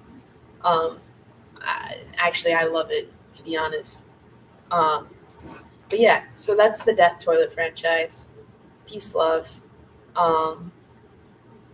Yeah. So, what's next? Paranormal Activity. Oh God. Oh. Okay, so Paranormal Activity was a terrible movie. I'm gonna be so real. It was like kind of offensive in a way that I like. It wasn't funny to me, and so like I watched it with my friend Latte, and we watched it, and it was like about this couple who like goes to this, or who like buys this house, and it's like haunted, but it's like a demon, but it's like a demon that only wants to have like sex with her. Oh. It's like kind of gross. And that's really all I remember. There was like a weird thing with the demon's tongue too. Or like I think she really wanted to have sex with the demon or something like that. It was just like bad. What? Someone on here that was like,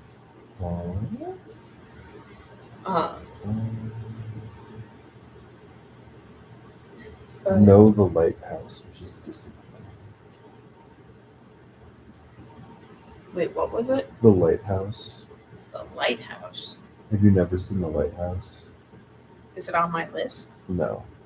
No, I have not seen The Lighthouse. You need to go out of your way and watch The Lighthouse. It's Robert Pattinson and Willem Dafoe. Oh, I've heard of it. It's amazing. I'll add it to my watch list right now. Absolutely amazing. There's one on here that I saw. I was like,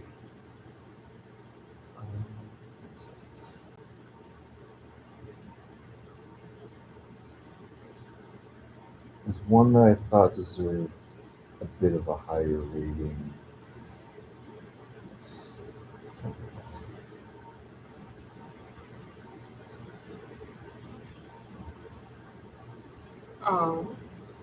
But yeah, Oh, here's one. Not that it deserves a higher rating. I think this score might be too high. So, Fight Club. Fight Club. Yeah, Let's talk about why that's 5 stars. it's 5 stars because I watched it with my bud Aiden, who is studying abroad in Germany right now, and it's one of his favorite movies. And I literally knew nothing about Fight Club going into it. And so he was really excited to watch it with me. And like, I was actually just like really engaged in the story. I got to watch it with my bud Aiden. Aiden, if you're watching this, I miss you. Please come home. Our roommates are bullying me now that you're gone. But we watched it.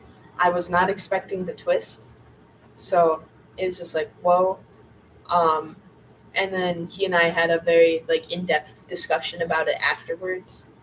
And so like, I think my 5-star rating for Fight Club is maybe not about like the story of Fight Club itself, but like the experience I had watching it. I can respect giving it a 5-star for that, because like my biggest thing is I think people overrate Fight Club, and to a point I think the author was trying to be like, oh, we're not real men anymore, blah blah blah.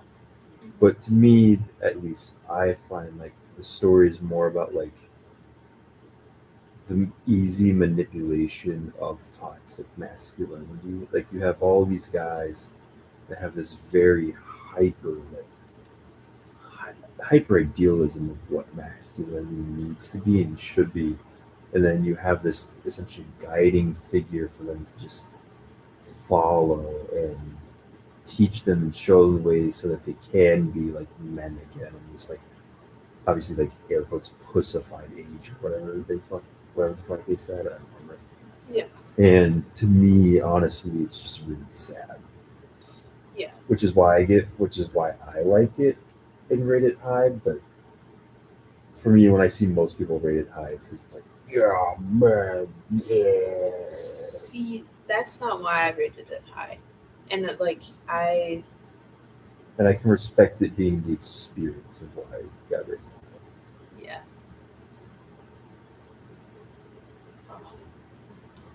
Let's see what else.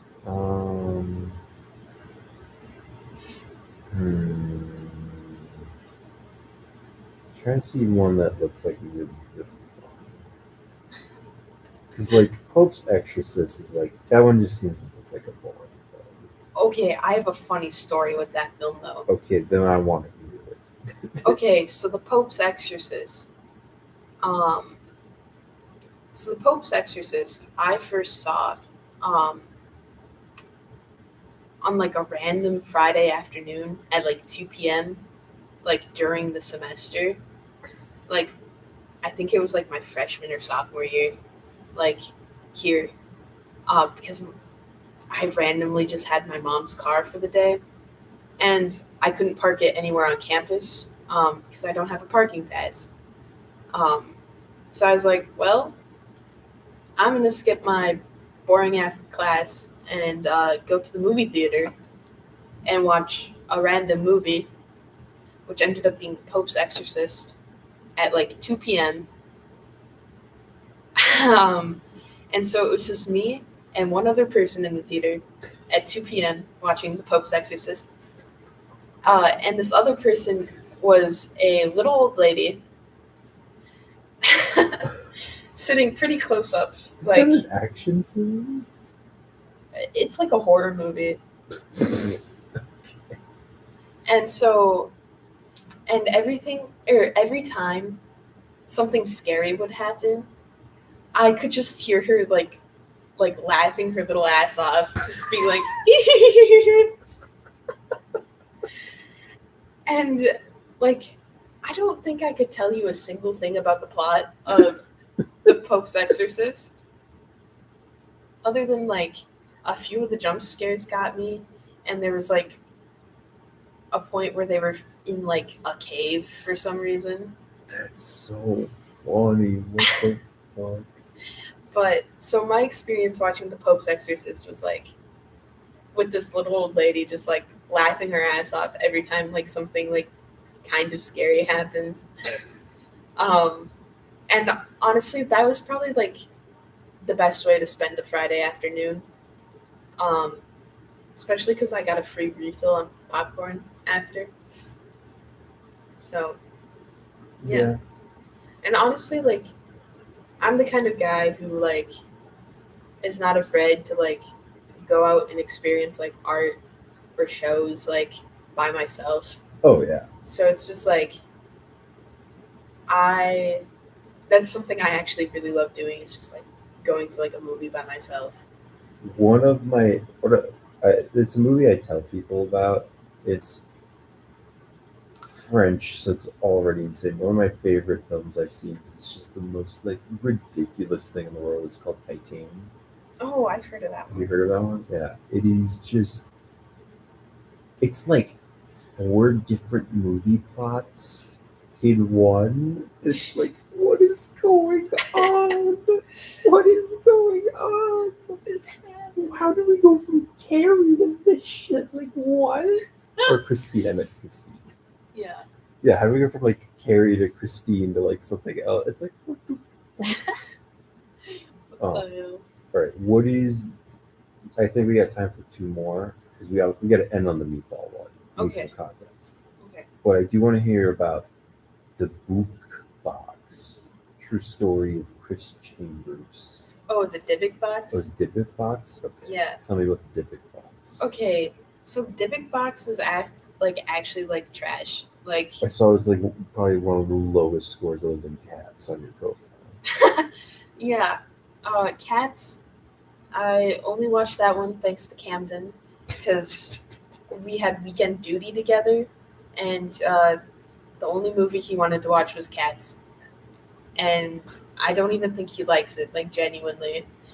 I think he just like loved the thrill of holding me hostage, forcing me to watch Cats at like 12 to 2 a.m. So, That's what makes some of those films fun. but okay, so Dybbuk Box. God, where do I even start with that one? That was a film that I watched over the summer, just like while I was like trying to do work, and honestly, it was so bad that like I think I was just like I actually did my work instead of paying attention to the movie. What's the true story? I guess supposed to be about that. So he's like Chris Chambers is like some sort of like social media influencer who's also like a paranormal investigator, and like these like Dybbuk boxes like come from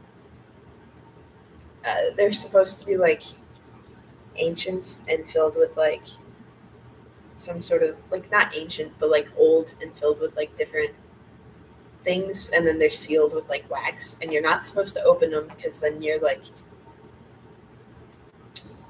an evil spirit is like released. So it's like a really bad like what the fuck is it called again? Laminate configuration. Yeah, I guess. Okay. Yeah. And so Chris Chambers decides, oh, he's gonna get so many views and get so popular if he like opens this thing and like actually catches something on camera. I think I've heard of this. Yeah. And like it kind of just started a trend, like where people would like buy these things and like open them. But honestly, just like a trash movie. Like I like literally just stopped paying attention. Yeah, that's fair. And like I rated it 1 star because I didn't know I could rate it a half star at the time. That's fair. All right. Meatball. Meatball. The meatball one? The The spaghetti, spaghetti man? one? Yes. Is it Spaghetti Man? Yes. Okay. Well, we gotta end it on Spaghetti Man, though. Okay, so the Spaghetti Man. Oh, what this? Oh my god. So What am I looking at? That's amazing. the Spaghetti Hold, Man. hold on, I gotta describe what this looks like. So, there's a lot of things you could think that the Spaghetti Man poster would look like. But to give a visual description, we have at like maybe like a 23-degree angle, a red banner saying with white text of Spaghetti Man. Below it at the same angle is like just a cyan banner, and then above, and these are set like the top right of the red banner starts halfway on the poster and goes down, and then we have like just people in a cyan hue, not even like color grading or anything, just cyan colored people. I wouldn't assume they're like that in the film, but just for the poster, there's a guy with his shirt that's topless, and there's a guy with a gun pointing one direction. Then you have another guy with a gun pointing the other direction. Then you have 2 people like laughing next to each other. Then you got a random dude in glasses, and then you got like some random woman, right? Okay. The whole background is like really like washed out, like as in with like lighting, spaghetti. Yeah. And then so there's a lot of images that could be going in your head for what Spaghetti Man might look like. It's just some guy in his jeans and like a red like jacket with a fucking paper bag on his head, and he's got like Spider-Man web spaghetti coming out of his hands. It makes no goddamn sense. Anyways, please tell us about Spaghetti Man. It makes perfect sense with the movie and his character, and the whole poster. So Spaghetti Man was a movie that my friend Leo suggested I watch. And honestly, I'm so glad I did. So Spaghetti Man is about this man who finds out that he has pasta-related powers where he can just like shoot spaghetti out of his hands. He just finds out he has this. Like, I think there was like, I can't remember how he gets the He was powers. bit by he ate radioactive Oh, spaghetti. No, that's pretty much it. Like, Oh, wait, no, there was actually, like oh. spaghetti that was like cooked too long in like the microwave or something. Like leftover spaghetti. And so he wakes up and like finds out that he has like spaghetti like coming out of his hands. Like that's his power. It's literally just Spider-Man and spaghetti. It's so dumb.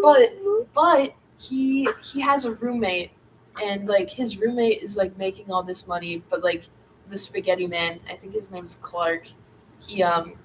He's like dirt poor, like he has no money. He's a terrible roommate, and his roommate's like paying his like rent and all that. And so he's like between jobs, and he's trying to figure out like how he's gonna like pay, because like his roommate's like, hey, if you don't pay like this month, like I'm kicking you out, like that sort of thing. And so, you know, he figures out he can like shoot spaghetti from his hands, and he's like, oh man, I'm like a superhero. Except he hates everyone. He hates people.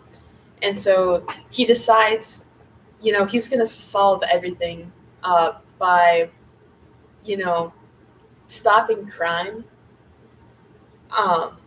and then like charging the people he saves like for money. And then it gets even funnier because then he starts like setting up fake crimes to happen to people. He's like an anti-hero and charging them money for it. What's crazy is like if they made an animated TV show where it's like a dystopia, it's like a techno-futuristic world. Yeah. Where there's like aliens and superheroes like constantly destroying this like city and whatnot. Mm-hmm. And like just because they have good advanced technology with like colored materials and whatnot doesn't mean it's anything good. And so the only way to really get protection is to pay superheroes.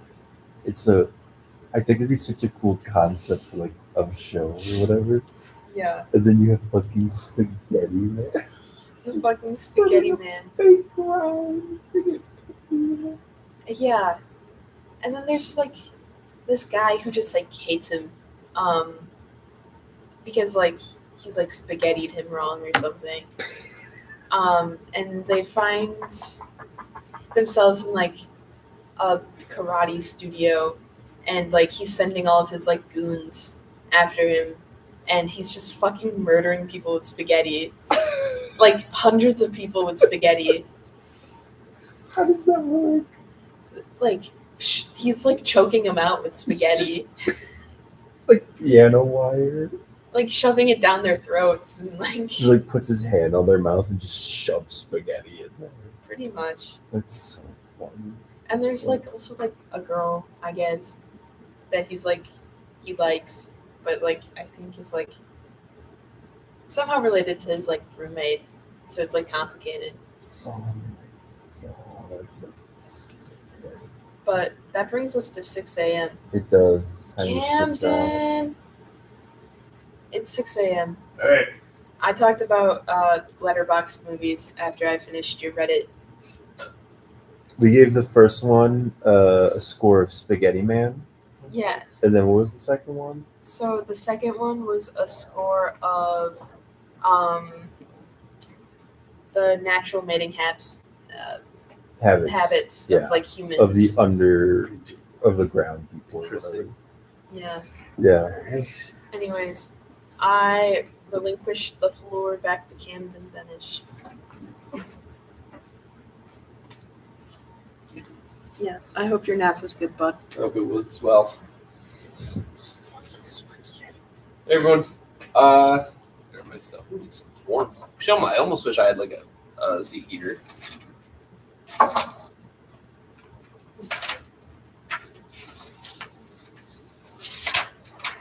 It's a die.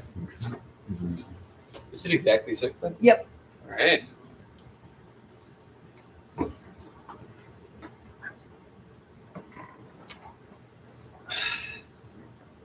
Good evening, ladies and gentlemen. Welcome back from a slight nap. We're going to be talking about people I got beef with. Now, That's what it's 6 is. yeah. Now, they tell you, and they might lie to you to say that it's never too early to start problems. Well, that's not true. There's actually always never a bad time to start drama. In fact, you should start it as soon as you can. Because truly, the only way to get out of drama is to start the drama right away. So, I have made a comprehensive list of all the people and things that I have beef with. Would I say that I'm troubled in these unfair comparisons? Yes. Because to be quite fair, a lot of these beefs are one-sided. They don't know who I am. And to be quite frank, I don't think they ever will know who I am. But that's not needed. That's not about, this isn't about me right now. This is about them. And this is about them getting what they deserve. So we're going to be talking about it for a little bit. What's that? Hold on, I'm going to grab something to fidget with. So, at first we're going to be talking about those who I have a very, very deep passion for of hating. I hate mimes. I got true beef with them. To be quite frank, I don't know how a mime does it. They scare me. I hope I scare them. A mime is someone who doesn't play by the rules of reality. They pretend that they're in boxes and that they can move within the regions of their own self-actualization. Who does that? Who gave you permission to play God? Not in my house. I hate you. I don't think if I ever saw you on the street, I would accept whatever black magic you were ever doing. The makeup is also weird. It's like, it's only black and white. It makes me think of the French. And although I don't think I have French on this list here, let it be known, the French is part of my internal beef. So if you remind me of being French, I'm afraid that it's your fault. And then you also have to live with the consequence of the fact of the matter that I got beef with you. If I saw a mime, I'd probably place a landmine near them. What are you going to do? You have to build an invisible house? You can't escape this one. I know what you are. All right?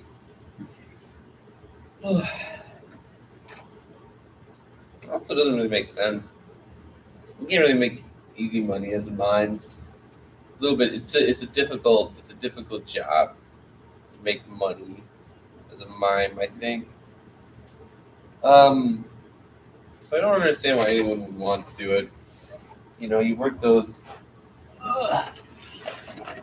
endless hours. You keep going and going. And what really happens at the end of the day is that you kind of just stand there, do a few moves. I'm sure it might be impressive for a little bit, but in the end, I'm on top. Because unlike you, a mime, I'm able to control my reality. You are not. And that's what makes us different. That's the reason why I'm slightly superior to you. If I ever find a mime at my doorstep, just know it's already booby-trapped. With an atom bomb, right? Mm-hmm. I like hot oil. Gotta have self-defense.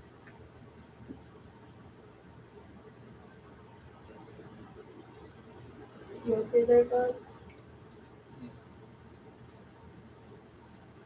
I was drinking lemonade. Okay. That's like poison. What? It's poison to be Camden. Lemonade is? Yeah. Yeah, there's lemonade. Yeah. That sucks. I know. I like lemonade.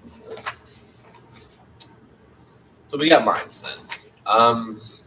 I just feel like mimes are hiding something that we don't really know about. I know what they're hiding, and they hide reality, and it's just something that I have to deal with on a constant basis. That mimes are always just going to somehow be right around the corner. You might never see them coming, mostly because they're quiet, they're nimble, and they can do things that bend beyond our reality. But I know what they're doing, and so whenever I have to deal with a mime, I normally like to go for the feet first. I believe it gives me some sort of advantage. Of course, mimes know what they're doing. You maybe never let your guard down when there's a mime around. You need to be aware of what's going on. Mimes are scary. They will get you. They're like it's an umbrella term for like an offset of the clown, but they're not at the clown status yet. They're their own different group. It's like they're basically the black sheep of the family, because you see clowns. It's like they do their job though, they do their own very specific job in order to sort of accomplish a task of what's the best way of saying this? They get the job done. Okay?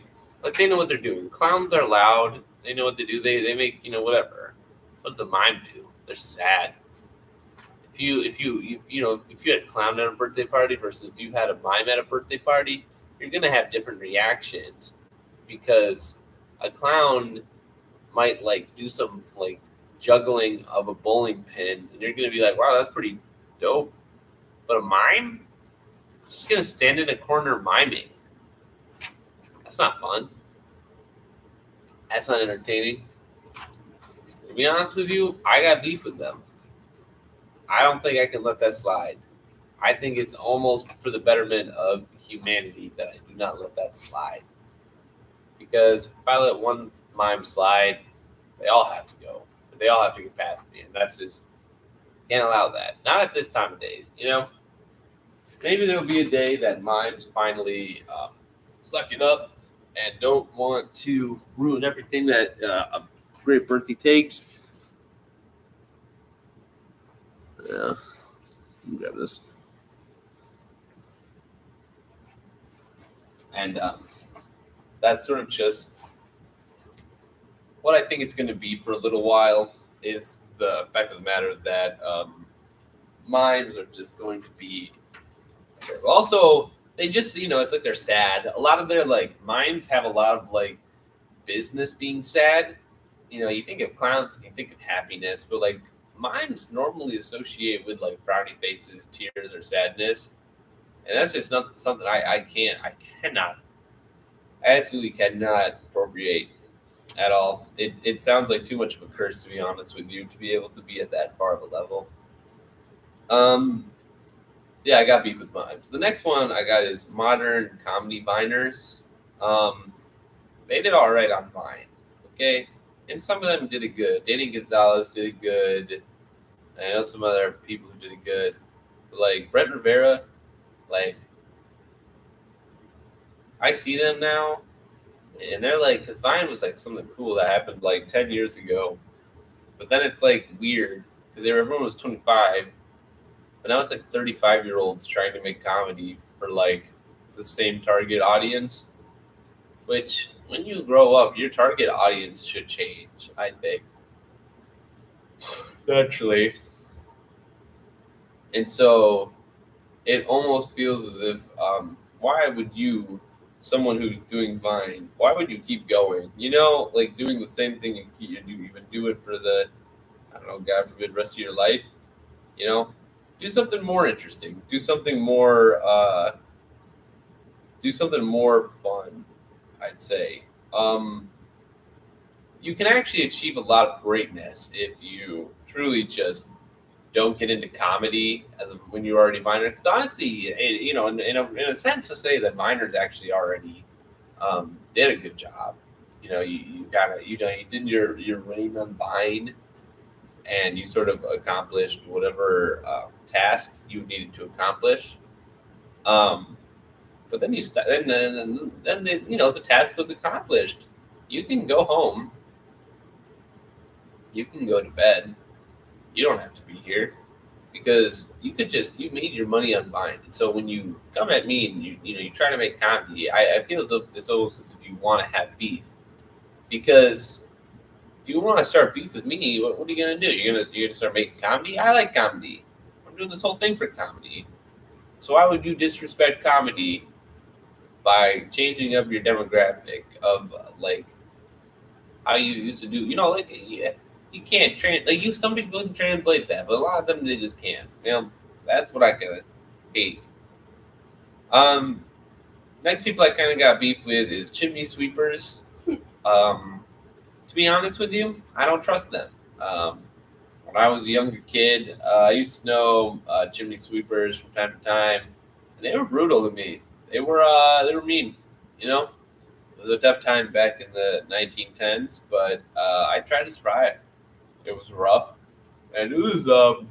And I will say one thing is that the chimney sweepers did not make it any easier than it was. Right, I was just a poor kid, you know, picking pennies for apples a day, and the chimney sweepers, you know, they would just get dirty, man. I mean it when they say they do it for fun. I think they just liked getting all messy and having an excuse at the end of the day to take a shower in the river or something like that. But it makes sense because I had to deal with it. You know, why do I got to deal with that? I'm just me, okay? There's no reason the fact of why I should have to deal with the monstrosity of chimney sweepers. Because also they have those like giant sticks. Those are like they hit me with those. Like I remember this one time in 1914. I was there was a chimney sweeper named Johnny, and he was like 25, and he was like, oh Cammy boy, you're so little, but you can't even defend yourself. And he started like poking me with it, with a little chimney sweeper thing. I was upset. I couldn't really fight back. I was shorter back then, so he really, he did get me. Luckily though, that was when the war started. He got drafted, and like he got, and so I call that karma, really, if we think about it. So he's sort of it's something that I think about time to time. My next one is that I got beef with vampires who choose to not suck my blood. I've known a few vampires throughout my lifetime, and they choose not to suck my blood. I'm not really sure why, to be honest. I find it rather insulting, I gotta understand if like someone ate a lot of or like I guess garlic and kind of got in the bloodstream, or if they maybe if they there's not like blood's blood, Like, do I look like I'm infected with something? Like, if you can smell that, like if I'm if I got a disease or something, you can smell my blood has that disease. Instead of just not sucking my blood, why not just tell me? Maybe I'll get better, and then maybe you'll suck my blood one day. But no, you just kind of let me off to dry. Is my neck not satiable for you? It almost feels rude that you would do that to me, because I take a lot of pride in my I trained my neck. I do neck sit-ups and neck push-ups, and so when I put this much effort into being a stand-up person, find it rather insulting that because of that, you screw me over. You screw me over by doing this to me. And to be quite frank, and I'm a little bit insecure about that. I'm not even gonna lie. And so when the vampires decide to do that, I am a little upset. I have a right to be. It's I don't know why it's not cool. I met Dracula once. You ever know that? He was chill. All right. He didn't suck my blood though because he was like, he said he was on a diet, so he gets a pass. But like he was more chill about it. Like he understood. We were homies like that. All right. And that's the thing about that. That's tell you is that vampires don't actually suck your blood to kill you. They just need it to live. They only take what they need and then leave the rest. But they just don't take mine. So it's a little bit insecure. It's a little bit rude, to be honest, when you don't do it. The next person I have beef with is anyone who ever bested me in anything. I feel like that's self-explanatory, to be honest with you. But if you've ever bested me in Just Dance, if you've ever bested me in any academic problems, if you've ever bested me in the Olympics, I have beef with you. I think there's a fair market to say that I need strict competition and people who are better than me at anything. I think that there's really no other worthy cause than to become the beef that I have to deal with. Because truly, what really is it like? What other reason do I have to decide to have beef with people who are better at me than me? I'm even talking about those, like, if you were like on America's Got Talent and you were like some 13-year-old who knew how to do flips and then got the golden buzzer, you bet your ass we got beef. All right, I could do that. All right. Now I could do a backflip. Whether I'd make it or not is questionable, but I can get that golden buzzer. Some of those people weren't even funny on America's Got Talent, and they got the golden buzzer. What? Yeah. No. Hell no. Hell fuck no. I'm making it, man. Even if I've never even done it before. I see ice skating people doing like a quadruple under the loop flip all over the rails. Yeah, it's cool. You didn't give me a try though. So now we got beef. Should have done something. Maybe you should have contacted me beforehand before you started doing all this cool stuff. It's not really fair to the people who have to work hard like me.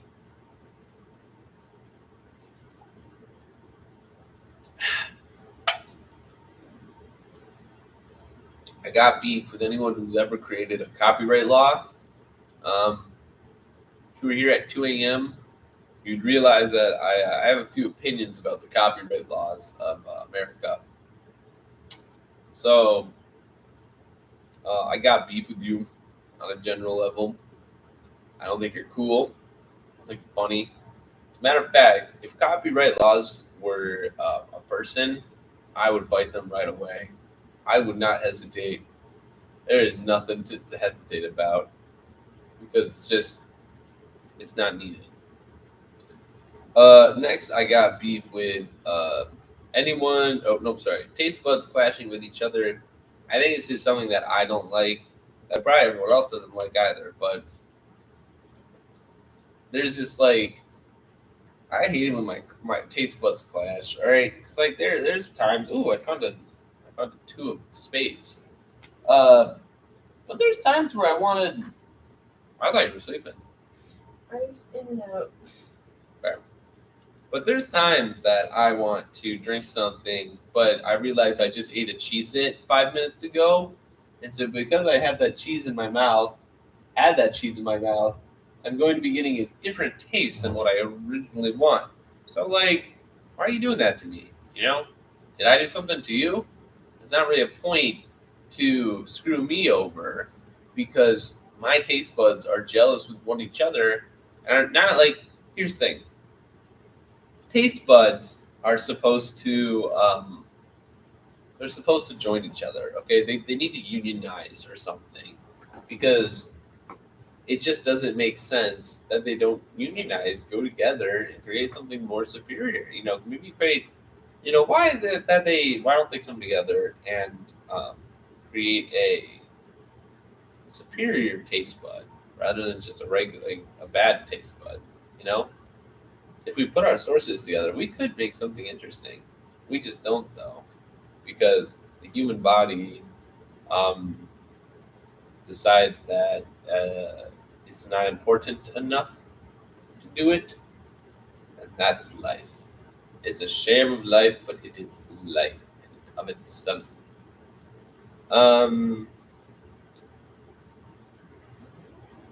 Next one is the girl from A Bad Case of Stripes.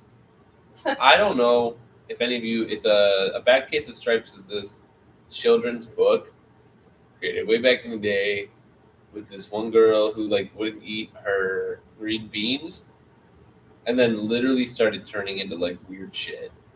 When I talk about if I talk about fey magic or wild magic, that's the type of stuff it would be on, because she was just, oh my god, it was scary. It was so scary because she just turned into her body would turn into different colors. I think at one scene she turned into a tree, and it's on sight, no matter what. I'm never gonna forgive her for what she did to me. She scared me as a child. All right. If I ever see anything like that again, I'm out. I'm running. I'm running away. No one's it's and I might feel bad. Is it it's a child? Yeah, I can still have beef with a child. It happens all the time. Especially as a teacher. You're probably gonna have a little bit of a beef with a child. Some children are out to get you, and that's a true fact.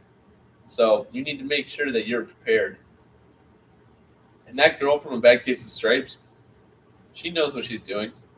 She's gonna not eat her green beans and then turn into a monstrosity against human mankind, or just mankind, an abomination of the world.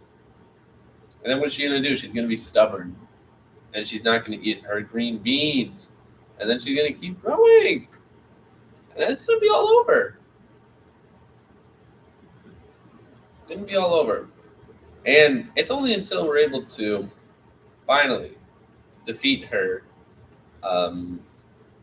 Hopefully within not the heat death of the universe, but we'll be able to defeat her at some point, and so that we won't have to deal with her. Yeah.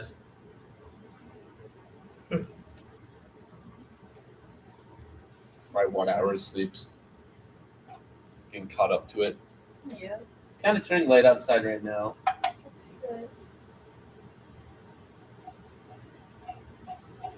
It's a nice little night. It was. Honestly, the night kind of flew by. Yeah, kind of. Yeah. Kind of. You're over halfway done. I know. Oh, yeah. I guess you're right. I got T-minus 12 hours. Yeah. At about 11 and a half. Oh, God, yeah. Fuck. But that still means I got 11 and a half. Man, such a long time. I'm never doing this one again. Never. I forget how bad the morning is. That's fine, though. I knew what I was getting into. Yeah. I accepted my fate from the very beginning. So the next person we got beef with is people who push you in concerts. I've only ever been to one concert. I was pushed several times. Now, I'm not even tall, so it's not like someone was trying to get past me because of my height. But it was just a group of 7 girls just pushing back you, past you, so that you can get closer to the front. Why would you want to get I get getting closer to the front, but you have to think about the long term of it. Yeah, it's nice, but also, you know what's nicer? Getting parking, leaving on time. That's where it really matters, right? So you go with this idea that you can just kind of skip ahead of everyone. It's like cutting in line, all right? People got there before you. Deal with it. You got there late. You don't need to push through people. Accept your fate. Stand at the end of the concert area, the venue. You're still going to hear the music that people are listening on to. Yes, question? Have you ever considered like killing any of these people that like you have beef with? No. I think when I have beef with people, I think killing is below that. I think it's more a deep passion of beef. I think at the most it's like I won't help them up if they tripped on the ground, but like I'll talk mad crap in front of their face. Yes, question. How about like Spectrum Internet? That's a different story, and we'll get to that later. Spectrum has its own section. The Spectrum is less of someone I have beef with and more of my mortal enemy. Let's see. Except they aren't mortal. Well, actually, no. Yeah, they are. They are. They're not immortals. They are mortals. Okay. But people who push you around in concerts, it just, it doesn't. You need to think about you. If you're the type of person who does that, you need to rethink your life choices. All right. There's no reason for you to be getting that intense. All right. We live in a really weird society, but we live in a society that doesn't push each other around. Right. You think people were pushing each other when Julius Caesar was getting murdered? No, they waited their turn, like good senators would. All right, that's the sort of thing you gotta look for these times. The next one I wrote is tomato sauce. I'm gonna be honest with you. I'm not sure why I wrote that, but there's got to be a reason for it, and so I'm gonna stick with my gut and say fuck you, tomato sauce. I'm not sure what you did to me, but I don't know. It's kind of like marinara sauce, right? I kind of like marinara sauce, though. So maybe I don't have beef with tomato sauce. Maybe that was an of the spur moment. Maybe I think this might have been a shopping list for a minute of what I wanted to eat or something. So for now, tomato sauce, you get a pass. Next one I got is a little bit of a controversial one. Mary Poppins. Listen, I understand that Mary Poppins is like supposed to be an amazing nanny. She's not. I don't like her strategies. I think any good educator would know to like not put children in the way of harm. And although she said she had them under control, I think about like Mary Poppins in the second movie. She didn't have that under control. There was a wolf or something that took the kids away. And sure, she got them back, and like there was an adventure, but that shouldn't have happened in the first place. You're not supposed to do that. And also, you're a nanny, all right? Keep them within the like semi in the house area, but also like Mary Poppins went out to go see her like basically her boyfriend, the chimney sweeper dude, right? And she did that on company time. What? You can't do that. You're a nanny. Jessie was a better nanny than Mary Poppins, dare I say. And she had more to deal with than 2 children, right? They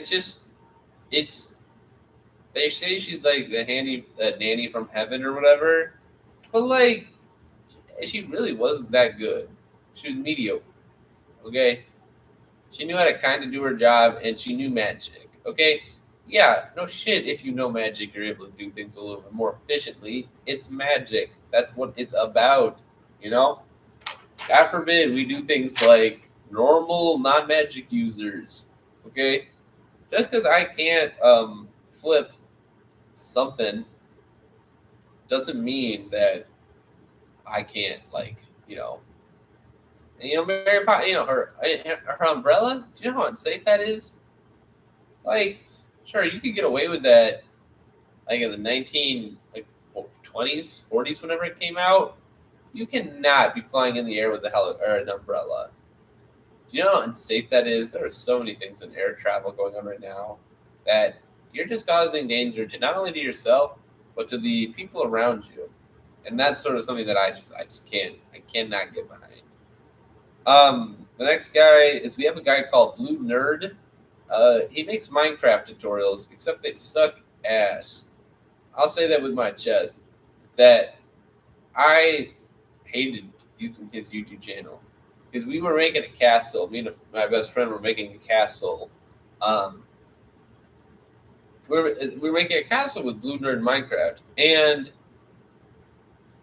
essentially, what happened is that he just sucks at doing it.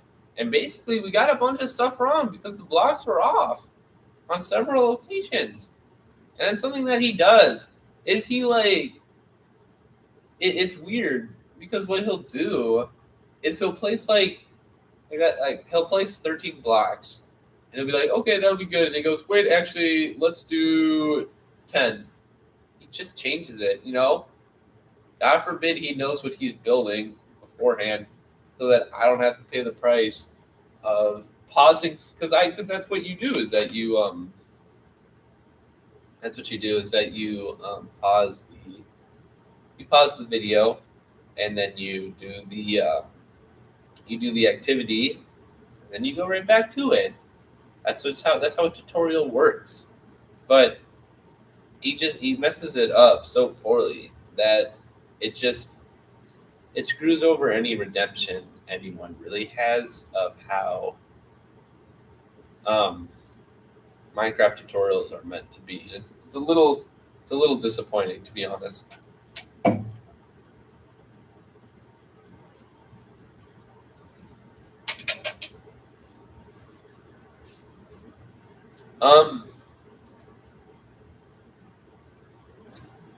I got the entire state of Missouri as the next one that I got beef with. I'm gonna be real with you. I don't like Missouri. I went there once. It was a bad experience. Now they say don't let one bad experience cover an entire time. I will. I'm never going back to Missouri. In fact, if I had to fight the state of Missouri itself, I'd probably win. Because I don't even know what Missouri looks like, to be honest with you. Because that's how unimportant I think Missouri is. It's like where even is Missouri? Wait. It's in the Midwest. It's a little down south. That's how bad. It doesn't even have that interesting of a shape that I remember it off the top of my head. I remember Iowa and Ohio, and those are pretty boring. Mississippi, I know that one, but Missouri? You're just not on my list. Well, you are on my list. You're on my beef list. You earned your spot. You know what you did. You telling me I have to pay for a fishing license there? Dog, let me jet ski. You're telling me I have to put in quarters to your arcade? No. Fuck that. You just don't know who you're dealing with, okay? If you really liked anything, you would do the right thing, get rid of everything that sucked and replace it with everything that sucks. Right? Get some new stuff there, I don't know, get maybe a sunrise or a scenery area, maybe some mountains, but probably can't afford it, honestly. Missouri, but I don't know how big the Missouri budget is. Probably not going toward themselves.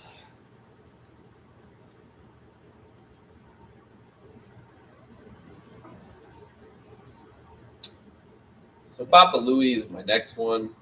Now I've been playing the Papa Louie games for a while, and they're not bad. To say is that I think the reason I have more beef with Papa Louie is more the matter of the fact that he in every single game he leaves you until the very end. It's so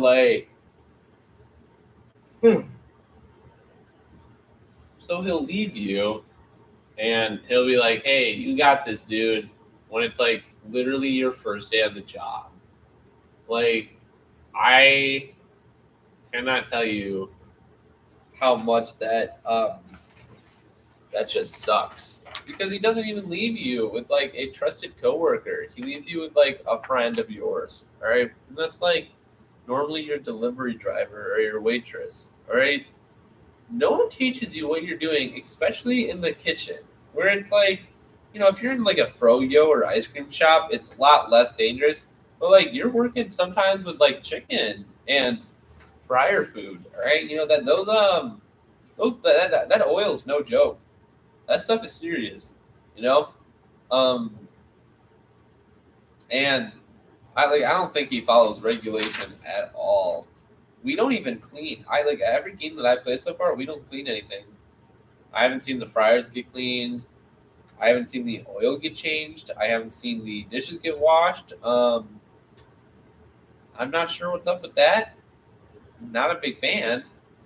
I think Papa Louie has been, sort of collaborating with probably local governments to sort of get away from those regulations, dare I say. So Papa Louie just creates a bad health environment. Not only that, he only comes in once you master everything. So once you can finally say that you're good enough, then he shows up. What kind of tactic is that? That sort of just feels like a bad tactic in general. What happens if he's not good? What happens if you suck at the game and you kind of just you ruin the business? Is Papa Louie gonna blame you? No. There's something you could have done. You tried your best, but it truly is not your fault. Because if Papa Louie actually wanted any sense of, I guess, redemption, honestly, if he wanted any sense of, God forbid, any good business practices, he would help you. But he doesn't.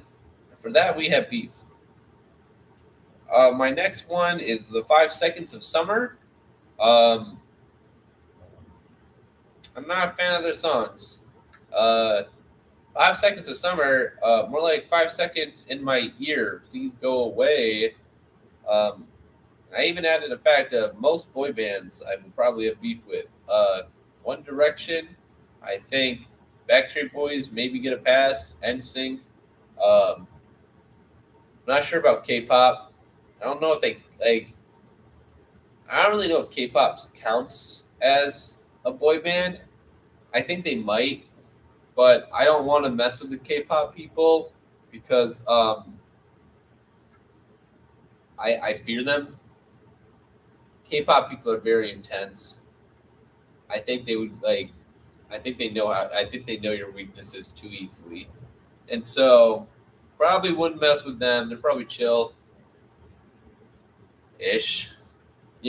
and so that's sort of what I think I would go at. But other boy bands, what do they have? It's a boy band who makes songs for teenage girls in a very broad way. You and your big eyes and your flashy hair. Everyone has that. You can say anyone.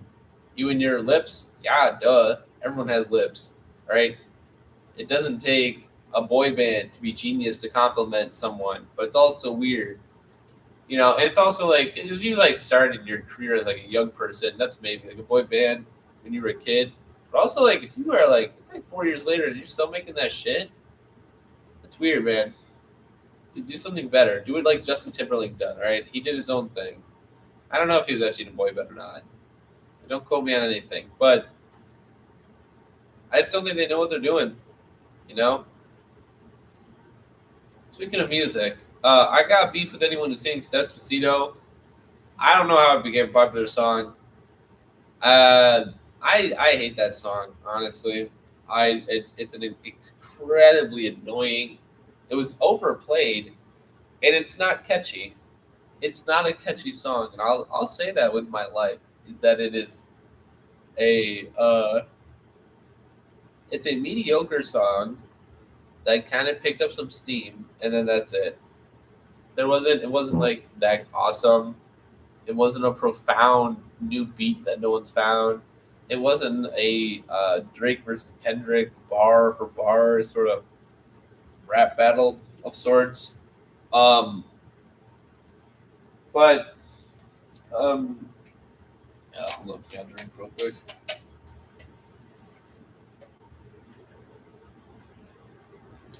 But it was sort of that idea that, and people sang it, and I think Justin Bieber actually had a take at it, and so I got beef with him as well. And here's the thing, I actually didn't have beef with Justin Bieber for all his early songs, because he was like 13, and so like, honestly, you can't really blame a 13-year-old, his music producers and all that, but when he was older, I can start blaming him, and he technically sang Despacito, I believe. They had like an English version or something, or maybe they just had like a hymn edition. Well, I don't know why, but it was on the radio a bunch and it annoyed me. But I was like, oh, thank God, I'm finally done with this song. And they added more to it, and I'm like, why this? We didn't need an update. We could have left it behind, but we didn't, because why leave behind something that makes us money instead of letting it peacefully go into the archives? Because screw us and screw historians, I guess.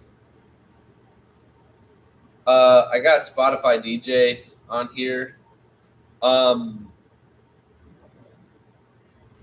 don't think it works. All right. It's like I have to go through so many songs on the Spotify DJ for it to get anything that I actually like. 'Cause it's like, hey, Camden, I got some beats that are going to make you feel fuzzy today. Pump that ass. And it'll like give me some songs. And it's just songs that don't make me want to pop my ass. And it just disappoints me, I think, throughout time. But it's something I just have to deal with on a lower scale. This is kind of elite ball knowledge, but if any of you have ever played It Takes Two, I got beef with the parents. Bad parents. They suck, dude. Like, don't even get me started with the elephant scene. Like, I'm glad they, I'm glad they found love with each other again after almost getting divorced. But like, it sucked as parents. Can't wait to play Split Faction though. That'll be fun. Here's a big one. I got Mr. Black for my 8th grade Spanish. I was never good at Spanish. Never is. I'm not good at foreign language. My mind can't really comprehend that stuff good. Mr. Black had it out for me. I swear to God. 8th grade, dude. I tried in your class. I tried in his class so often, right? His class was difficult. Why? Because I wasn't smart enough for Spanish. And that's just kind of how it went. And I sincerely cannot deal with the fact that he tried to quite literally ruin me. All right? You might think that Mr. Black was all fun and games because he was always dancing when it was someone's birthday. Do you know what he did to me? During our final, he gave me the hardest speaking section of all time, right? Do you know what that does to a man who doesn't know how to speak Spanish? That screws me over. And that's the sort of thing that I just can't deal with Mr. Black at this level, And because of that, I think he's probably one of the people I got the biggest beef with, because I just can't accept the fact I got a D in that class. That was my first ever D, all right? I was a good student till he made me a mediocre student, all right? There's just reasons I cannot accept that. I got Christopher L. Winfrey, who I'm pretty sure is the CEO of Spectrum Internet. We'll get more into that in about 15 minutes, I'd say. So that's that. I got William Afton from Five Nights at Freddy's. That'll be a fun one. Ooh, it's like light outside now. Interesting. Anyone who has ever used me in a joke in Jackbox, I just want to know I have beef with you. You know who you are, whether it was high school or college. I know exactly who you are. I've heard my name several dozen times. And every time you used me instead of the word come, I took notice. I took a lot of notice into what you did. I got beef with anyone who's ever accused me in Among Us. I know who's lied before. I know Among Us, I know how it is. Sometimes you gotta lie to win if you're an imposter. Yeah, you could have lied about anyone else. Why lie about me? That's not fair. I don't know how to defend myself. Because even if someone accuses me, they think it's funny to vote me out anyway. And I don't know how to defend myself properly because I don't have evidence, because I don't remember what I was doing because I wasn't paying attention. That's how that is. So don't do that to me. I know who you are. I got beef with Alvin from the Chipmunks. Dude was selfish. You know, sure, he had an all-right voice for a chipmunk, but why did they make him leader of the pack? You know, why not Theodore? He was kind of chill. I think Theodore was the green one. The blue one? The green one? Green one? I thought he was more chill. You know, I would have liked them a lot more. And everyone's like, you know, and Alvin just, you know, he didn't take the opportunity that he had. He was given everything with his brothers, and he just kind of took advantage of that human. Who's human's name? It doesn't matter. But he took advantage of them, and it was kind of just rough on everyone around. And, you know, it just, you know, they scream Alvin all the time. Maybe if Alvin got his act together, we wouldn't have such a big beef, you know? Maybe if he understood the severity of what he did. He's a pop star. There has to be some class when you are at a certain popularity of fame. And Alvin just couldn't understand that. And it's honestly heartbreaking to hear that. I also have beef with anyone younger than me in the Olympics, America's Got Talent, or Wipeout. Listen, it's not cool. If you're like over my age, that's all right. You can do whatever the hell you want, because that means I still have time to get there. But if you're like a 13-year-old doing gymnastic flips, that's not chill, because I could have done that 8 years ago. But now you're kind of like showing off the fact that you're better than me almost a decade prior, you know? And anyone who got on Wipeout, why wasn't I invited? I would have been awesome, you know? I know I don't have agility. And America's Got Talent, don't even get me started. How did people win on that stuff? These so-called comedians, whatever, you know? You have this 9-year-old girl who sings like an angel. I could have done that. They just didn't invite me on. And that's kind of why I got beef with every single one of them. I don't care who they are. I'll take them all on. It's funny. No, I'll get to that one later. The people who made Rude, I think they're like Magic. I think is their Magic. I hate that song. It was overplayed, just like Despacito is overplayed. And like you watch the music video, and it was like this. It was like, yeah, he was trying to love this person, but the dad was like, no, you're irresponsible, and I don't think you're not doing good things. Like I don't think you're doing good things. And he was right. They were irresponsible. The music video showed them being irresponsible. That's sort of the whole point. And they're like, no, but it's getting married. They're like, you can't just do like it's just bad rep, honestly. The girl in Pitch Perfect 2 who sang her own song. Listen, I understand that you wanted to win the riff-off and that you were a so-called legacy. You did not need to create your own song. We had the Packers. The Packers could have won, you know? They could have at least been there. We let those Germans win. Why did we do that? Because you chose your own song. You didn't need to speak up. There were probably people there that already knew what they were going to say next, but then you spoke up and you said, I got all I need when I got you tonight. Look around me, and it's a bright light, sweet in the dark, because you're my flashlight, blah, blah, blah, blah, blah. And then you got the Bard and Bellas kicked out of the riff-off. They were going to win, like, money or something. I don't know. Dude was rich. And it was a very disappointing moment. It was cringy also. I think that was the worst part, is that not only did you make the Bard and Bellas lose, but you looked cringy doing it, okay? You don't get that stuff anywhere. And if you are on that amount of level cringe, you shouldn't be on the Bard and Bellas, dare I say. I also got the trolls from the Troll movie. What's up with them? All right? You guys, are you just going to sing? Oh, so what happened to copyright laws, huh? So you can just sing any song, but I can't? Yeah, assholes. Makes no sense. You know, I hear your songs every single time I go to the grocery store. Why do people play it in the grocery store? They're not good. They're covers. All right? Why do you keep getting into trouble with people? Stop getting out of your forest. All right? You know, and that, you know, actually, matter of fact, Trolls 3 has to do with boy bands, which is why I have beef with boy bands, right?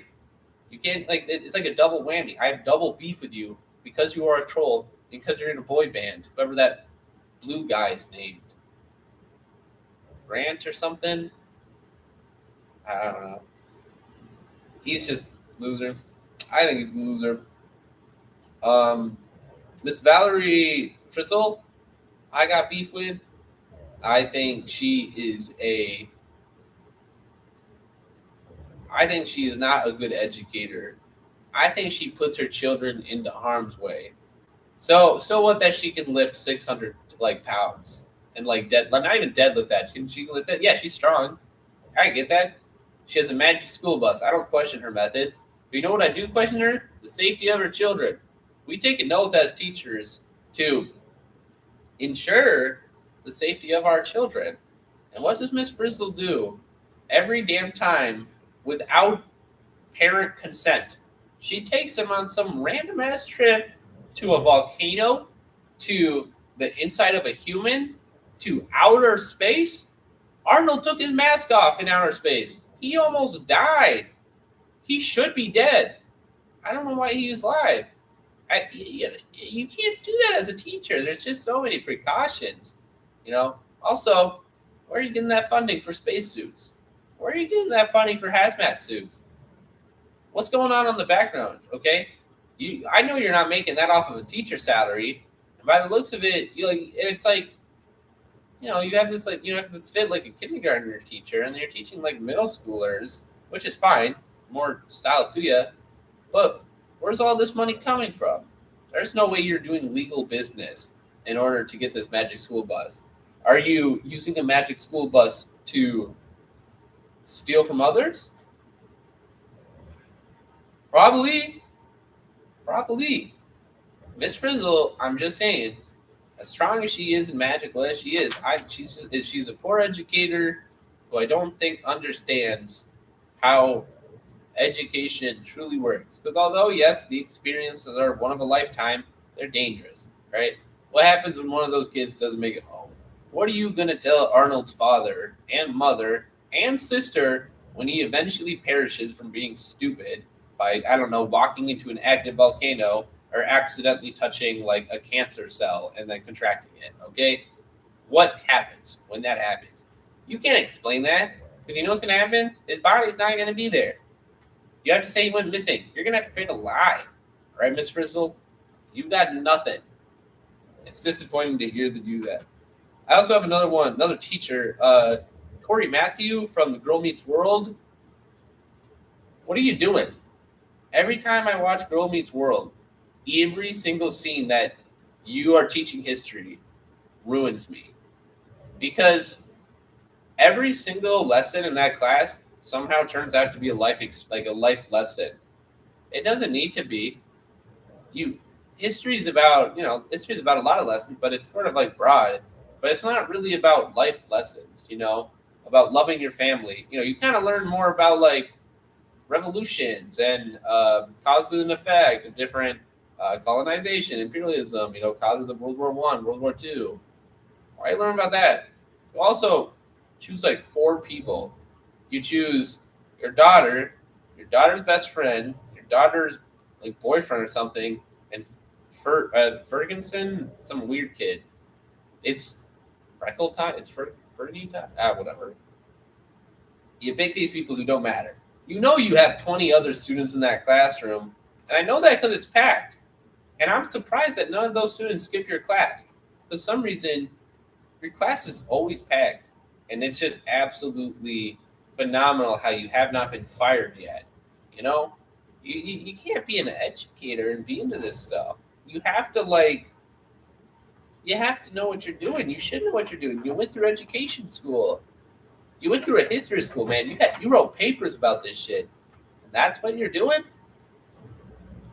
It is bizarre. You don't teach lessons. And you give into whoever Sabrina Carpenter plays, the girl, I can't remember her name, but you give into her threats. She threatens you in class. She's like, and what if, because you'll be like, I do the assignment. She'll be like, what if I don't want to do the assignment? That sucks. Do the assignment. Have some backbone. You can't be a weak teacher in this economy, all right? Sure, you can turn that one moment of discipline into a 10-minute lecture, but like 25 other students need support, so kind of have to suck it up in a really weird way. And the last person I got is someone by the names of Franz Conrad von Hutzendorf, who's actually, in my retrospect, the person who did actually start World War One. I only have a few minutes to explain this. So, Franz Conrad actually really wanted to go to war with Serbia because he hated them or something. I don't know, or maybe he was just itching for war. And so he wanted to go to war, and so that was that. But the issue was that Franz Ferdinand didn't want to go to war because of whatever. Because he was like more in the peace area, and that's kind of nice. And so that's what they did. But that didn't, 1913, 1914, Franz Ferdinand was shot and killed and assassinated by the Serbian national group called the Black Hand. Now, they didn't really know if this was directed to the Serbian government, but there's always tension. And I'm pretty sure the Serbian government denied it, honestly. But what happened, though, was after Franz Ferdinand died, Franz Conrad and another dude, but Franz Conrad was more like whatever, because he basically for the past since 1908 was like, we got to go to war with Serbia, please, and they kept saying no. So this was finally his opportunity, and so they said hey, he and another person went to Emperor Joseph of Austria-Hungary, and they were like, dude, we got to go to war with Serbia. All right, we got to get them. And so Franz Conrad basically was able to convince not only him, but was also able to help convince Germany to kind of help them on the side from Russia taking their east flank.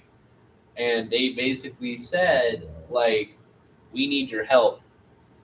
Can you help us? And they actually had they had a meeting with each other, and not Germany, or they did probably, but with Austria-Hungary basically had a huge meeting, and they basically said, we can't do diplomacy with Serbia.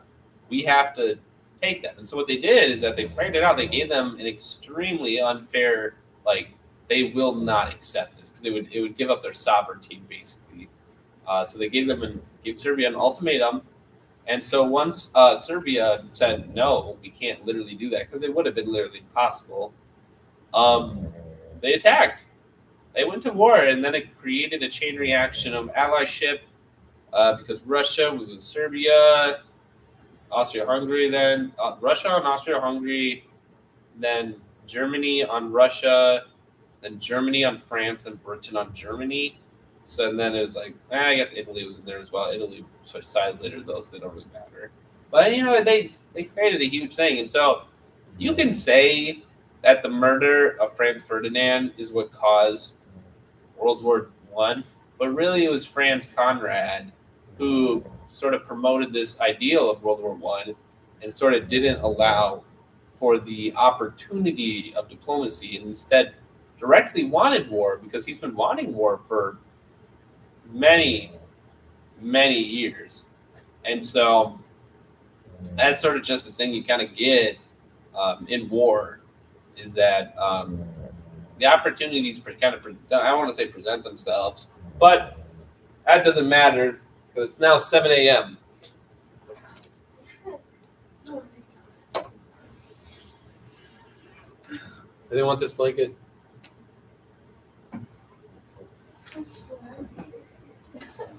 I want to get closer to the camera as I talk about this next topic.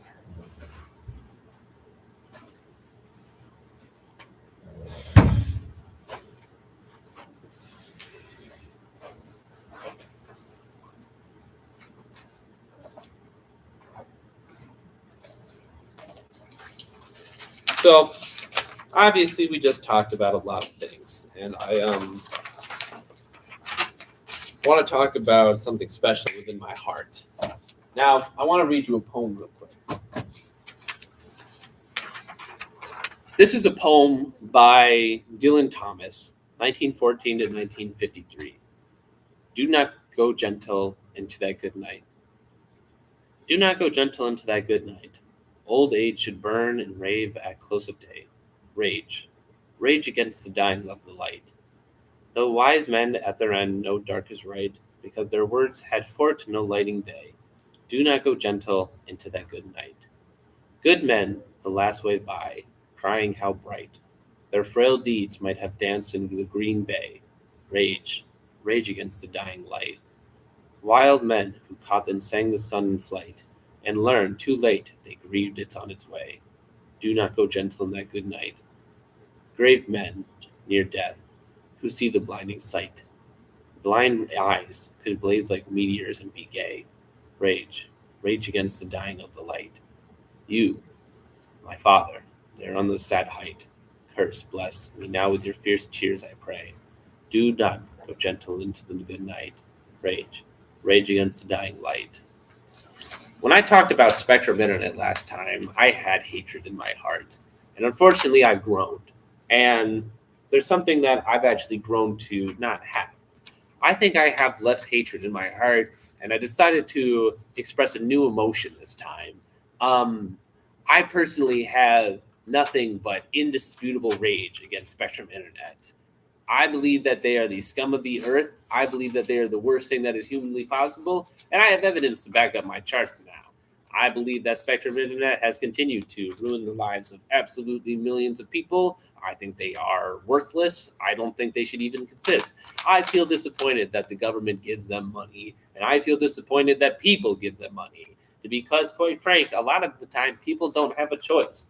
Because we look at options like AT&T and Verizon, and of course they always say their documents, and list documents say their ads, that they say that all the, we're across the entire nation. That's not true. They say that as a lie, because everyone does that. But the issue is that a lot of the time is that the places where that they don't reach, especially in the Midwest, are places in rural areas where apparently only Spectrum Internet does their whole fucking thing about, having a whatever. And here's the thing with Spectrum Internet, though. They suck.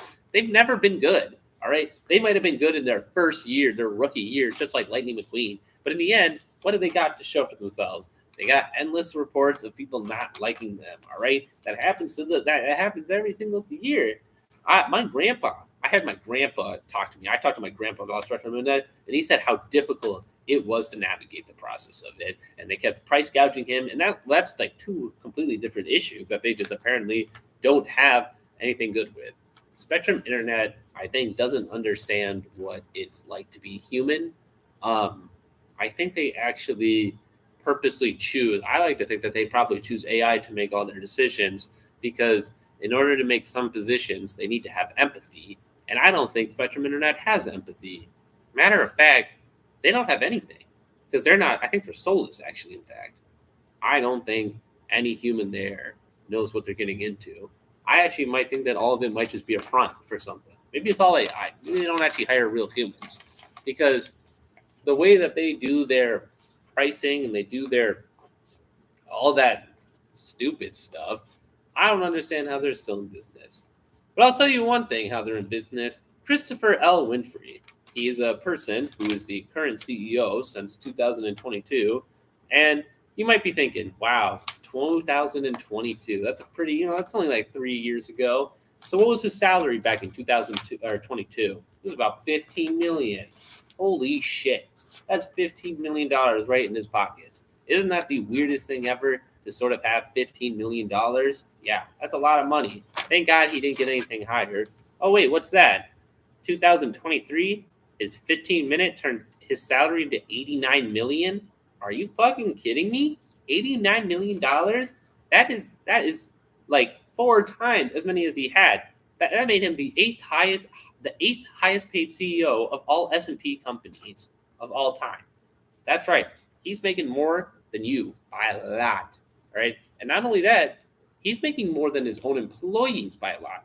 Charter Communications disclosed its CEO pay was $1,635 times the normal salary of a regular worker. It is one of the worst disparities in one of the S&P's companies in the U.S. You have some companies who are able to do sort of a one-on-one or maybe like even a 1-to-2. Like let's only make a few. The ratio between the average worker and the CEO a little bit different. Charter doesn't care about that. Christopher does not care about that because Mr. Winfrey, quite frankly, just wants money. And that's fine, except it's not, because he doesn't use that money for any actual good. No one needs $89 million as a salary. That's too much. That is too much for him to actively need that much money.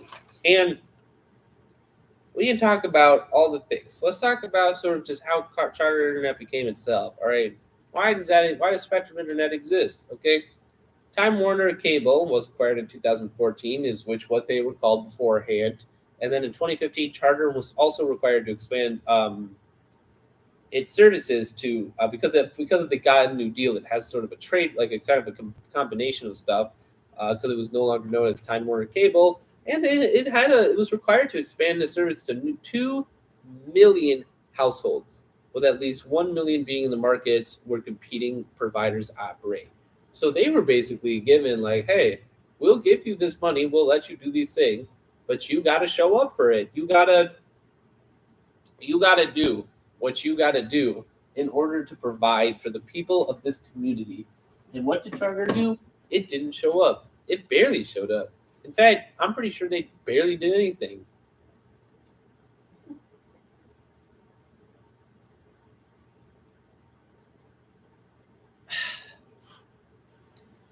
And so Charter was also required to expand its broadband service to at least 155 unserved or undeserved residential units over 4 years, with a maximum of about 36,000 units per year. They actually were accused of making false statements in their progress report with an audit finding that Charter fraudulently declared at least 14,000 addresses already served by the company as being new deployments. And they were almost hit with regulation franchise purchases because doing that is actually a huge, kind of sucks. Not a good thing. Lying. So while you could have gotten something new and the requirement that Charter was supposed to do and to go out there and give you, free bandware, they actually just lied a lot of the times. And so for a lot of homes in certain areas, they just said that you had that coverage. They said it was brand new. They lied. They don't care. They don't care what they're doing to you. Because to be quite frank, they never did care about what they were going to do. Because Charter likes one thing and one thing only. It likes making money. And I'll be damned if I'm about to say that they make money terribly, all right? You know who a majority of people who use Charter are elderly folks, all right? It's sort of like the thing that they, it's the most common experience, and it's just what happens. They probably scourge the fuck out of elderly people, and quite frankly, everyone. And it's just, they're just like, it's filled with price hikes. And I said, price hikes, why don't you stab me with a spike? Because that's how I feel about the price hike situations, all right? You can't just do that to someone. That's always the issue. You see these things where it's like Netflix raising its prices, and it sucks, but people deal with it because it's only like $1 each time. Spectrum Internet doesn't do that. It increases this shit's about a lot, all right? It builds up over time. You might not think $90 a month is a lot. It is a lot, and especially to a lot of people it is, for this sort of entertainment. Now here's the thing, is that Spectrum Internet is really only there to make money. I looked at some comparisons online. They have equipment fees. Most people don't. Most AT&T, Verizons, they don't have equipment fees. They have equipment fees of $10 a month for Wi-Fi, $3 a month for Wi-Fi pod, and it's what? You have to pay for the equipment. You also have to pay. Here's the wild thing, is that for other companies, they do have things that say like, oh, you have to pay $99, but it says if you order online. So if you order an installation of your internet online, free, it's waived. However, for Spectrum Internet, it's $60 to get a pro to come over to install. It also costs $25 to do it yourself. So if you get the Wi-Fi thing and you self-insert it, it costs $25 and an extra $50 for the Wi-Fi pod install. So no matter what, you're spending more than $75 on this purchase, no matter what to get Wi-Fi. All right. Not only that, there's other fees. Now here's the thing: is that Spectrum Internet is regarded to one of the worst things that have hidden fees. They might say in their long ads that they don't have hidden fees. That's a lie. They do. Let's just go through a list. $10 service activation fee, late payment fee after 21 days, insufficient fund fees, phone payment processing fee, reconnection fee. They have 2 reconnection fees, one for the internet and one for the TV, and the internet one being $5 more. And an equipment upgrade fee, $20, or just the basic product that stuff like AT&T give. They don't even have that. They have a late payment fee and a phone payment processing fee. They have such less of a price hike and these God forbid, ruining of American internet nowadays.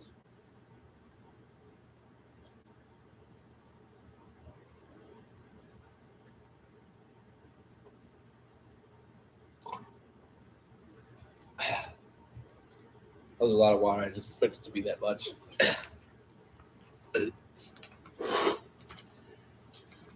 So then we go about how Charter Internet just doesn't like anybody. It doesn't like you. It doesn't like its customers. And to be quite frank, I don't even know who could like it. It's kind of like rooting for the villain. You don't really know why you do it. But why do you do it?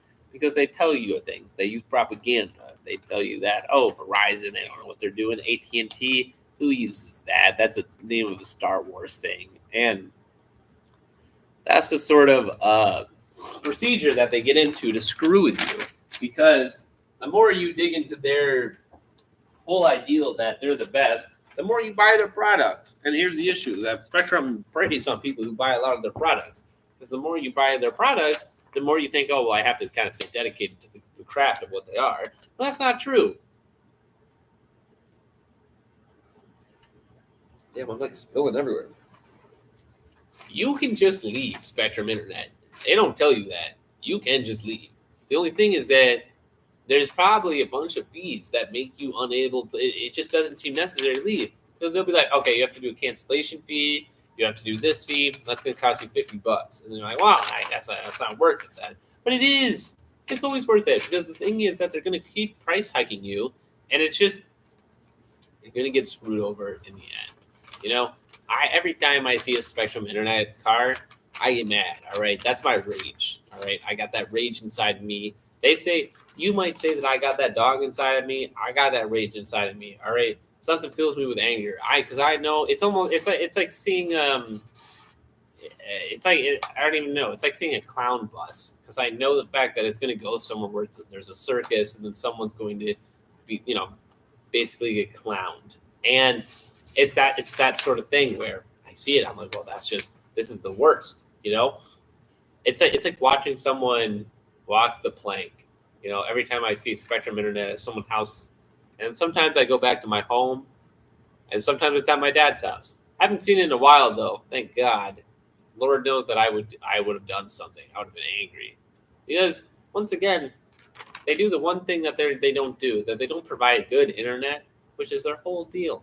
They're supposed to be good internet providers, but why is Spectrum Internet not a good internet provider? Well, it's the same reason they don't call themselves Charter Internet suppliers, because people already know that Charter is not that great. And so with Charter not being that great, why buy from Spectrum? You should know this. It's really light outside. It doesn't look that light out from that way, like from the windows. That's weird. It's light outside. It's 7 a.m., so we've been awake for 14 hours. So, well, that's not true. I've been awake since 9, so that's 22? Yeah, almost there. Almost had a 24-hour. So anyway, we talked about Spectrum Internet. Why do we need it? We don't. That's the thing. It's kind of like hitting yourself with a pin needle. You do it so often, and at some point you have to realize that maybe this isn't really a good idea. Why do I keep poking myself? And then you look to your right and you see that there's actually a person doing it to you. What's their name? Spectrum Internet. They've been stabbing you this entire time. But what you don't realize is that while they've been helping you stab yourself with a pin needle, they've actually just been stabbing you in the back the entire time, like a maniac would, And so that's when you have to realize maybe this isn't good for me. Maybe I should leave and have no knife in my back. Because truly, it's just that betraying you. Matter of fact, let's talk about money, okay? You know that $89 million he's earned? And Charter had to pay out a lot of that stuff. Let's see here. In fact, let's talk about workers. So I talked about a lot of crap about the workers there, and you know what? They work for the company, so what? But it's actually a matter of interesting fact about Charter Company as a whole. On May 23rd in 2017, about 1,800 Spectrum workers went on strike in New York City, one of its biggest producers. Following the company's efforts to take control of workers' health control and pensions plans, the strike, which ended on April 18, 2022, which is still the current longest strike in United States history. That's right. Spectrum Internet successfully handled the longest strike because they were trying to take away workers' health care and pensions. And Spectrum had refused to negotiate with the workers' union and the International Brotherhood of Electrical Workers, Local 3, and instead hiring a large temporary workforce of strike breakers and attempted to launch a vote to decertify Local 3. So they tried to take away certain people's rights to health care and pensions. They went on strike for that shit, a very long strike. And then Spectrum hired a bunch of scabs and strike breakers to try to break it up and to sort of unrecognize the power of the union. And so they faced a legal challenge, and the judge turned which found a serious and substantial issue regarding Spectrum Internet to decertify the union. Spectrum does not care about its workers, right? They don't care. They don't care long enough for the fact that this was a 5-year battle. At any point, they could have probably been like, well, no, maybe you're right. Maybe we shouldn't take away your health care and pensions. But no, they made that much money that they were like, okay, we don't want to pay our 1,800 workers. They were bad. They are not the good guys when looking at history. And we have to think about this in terms of corporations, is that these corporations are not good people. Corporations are not people, and it should not be viewed as one, but they should be looked at as, especially Spectrum, as sort of a mode of evil, I'd say. In my opinion, of course, they don't understand the fact that humans should have rights and access to these things, but Spectrum obviously thinks different. And even though their own CEO had a huge increase in his salary, which also doesn't make sense because the strike ended in 2022, and then in 2023 he increased his budget from 15 million to 89 million. So what was he thinking here? Was he congratulating himself? Was Christopher going, "Wow, good job! We finally ended that strike. Trying to give myself, what is that? $74 million more in my salary." Who does that? That's diabolical, despicable, and a dick move. All right, you don't deserve to have that much money, Christopher Winfrey. There's an L in your name for a reason, because you're a loser. All right, that's just how it is. If you want to do something good, give your workers rights.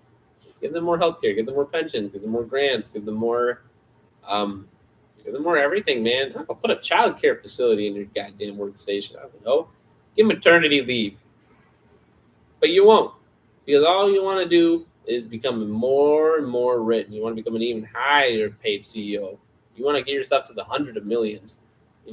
Pat yourself on the back. And this was in 2023. You could have done that already. He probably already did. He already probably makes 100 million per year. You know how wild that is? Teachers make like $40K a year. Charter's making 89 mil. He doesn't need to make a mil. $1 million is probably good enough. Do you know what you can do with $1 million a year? A lot more than me.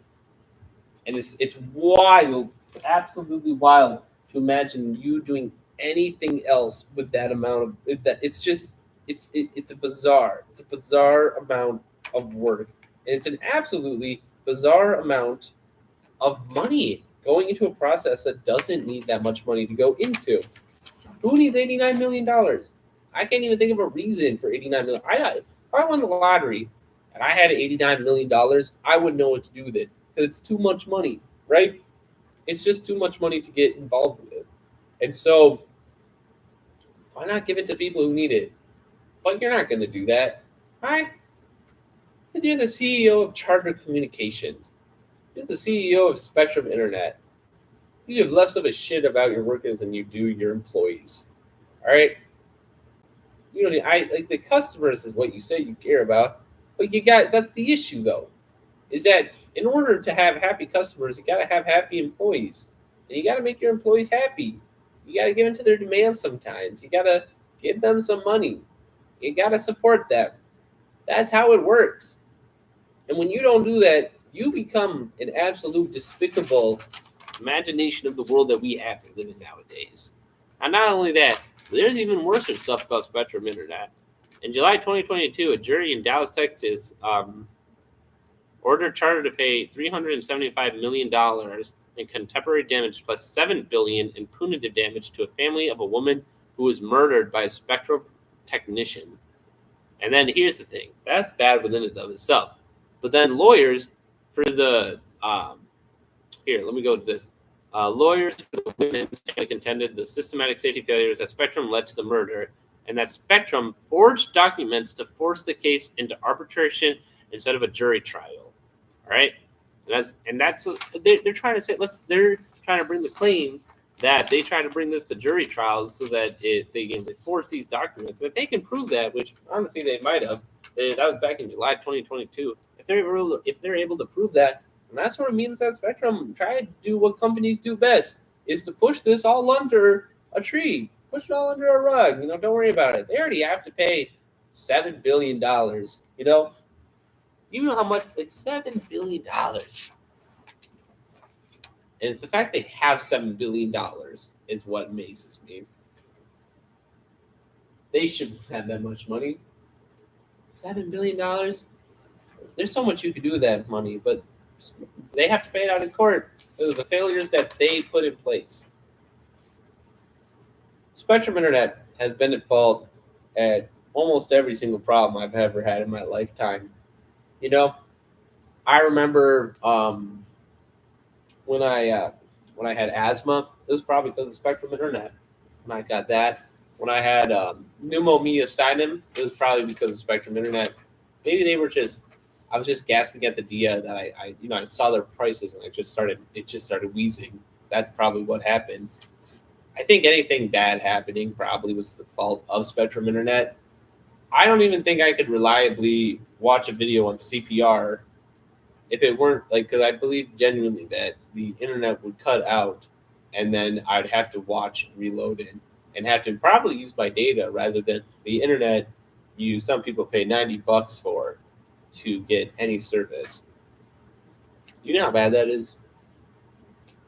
I don't know if I can describe it any further, but I'm going to anyway because I got 35 more minutes. But it's like, imagine you're going to step on a cactus, all right? And before you step on a cactus, you take your shoe off, take your sock off, and you put a cactus in your foot. And you're like, oh, this hurts a lot, but I'll be prepared. And so you do that. And then you step on the real cactus, and then it hurts more. Why? Because you stepped on a cactus.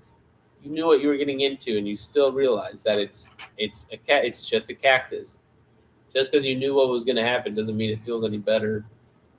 Spectrum Internet does price gouging so bad with price hiking that people won't realize it, and they'll ask you for that stuff on when you have to take a phone call with them, and like you have to debate that stuff.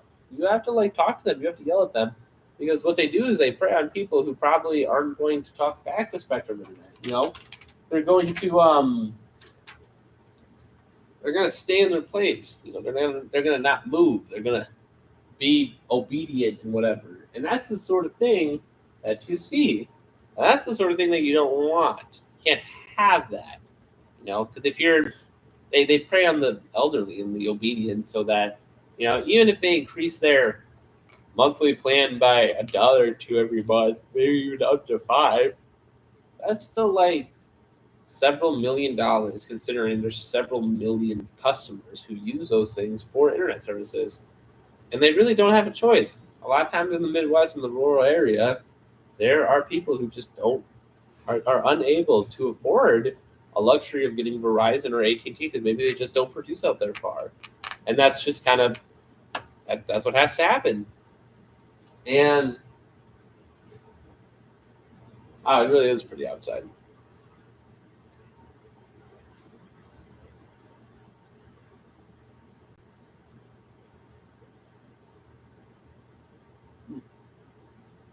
And so that's just kind of what happens when you choose Spectrum Internet, is that you get screwed over in any case. You're not gonna make it. You know, some people might get internet, but maybe they choose who gets internet. Maybe they understand that some people need to get internet and some people don't need to get internet. You know, screw over the ones who have a little bit more money to spare, or maybe the ones who don't have enough money to spare. And then once they try canceling, hit them with a cancellation fee. Maybe they're evil. Maybe they're chaotic neutral. It really doesn't matter. That's just kind of how it goes. And my poor grandpa, he told me a story. I don't remember it, though, so I'm going to try to remember it. He told me a story about how Spectrum Internet kind of screwed him over a little bit. And also, I have another friend. A friend told me about how he was trying to use Spectrum Internet data in the basement of somewhere, and he got data better usage out of than an internet provider, Spectrum, in the basement. Data works better than your internet? That makes no sense. You should be ashamed.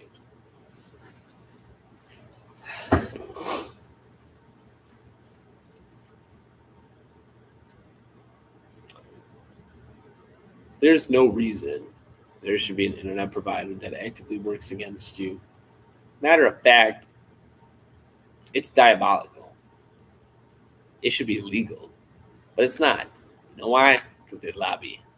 Because Spectrum Internet lobbies for the government. Do I have direct proof? No, but it's probably true.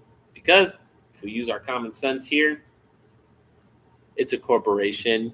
Corporations lobby against other corporations, but also for other things like anti-union stuff, anti-union laws. That's sort of what happens in the grand scheme of this all.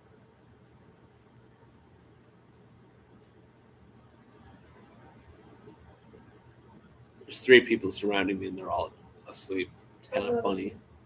What? I'm not asleep. Okay, there's 1 person and 2 people resting their eyes. It's nothing bad. I just think it's funny. All right, go back to sleep. Go slumber. I'll talk more. Let's stay awake. I don't care. It's just like last year, where you slept for an hour, and I slept for an hour, and woke up to you ranting about Spectrum Internet. Man, memories fly so by. You can't see it on the TV, but it's bright out.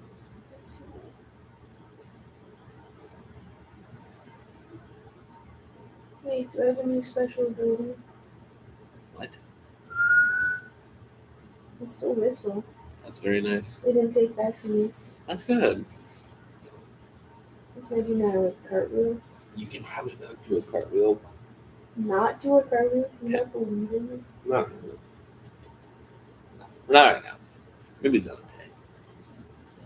Anyway, Spectrum Internet also does this thing called hating their customers.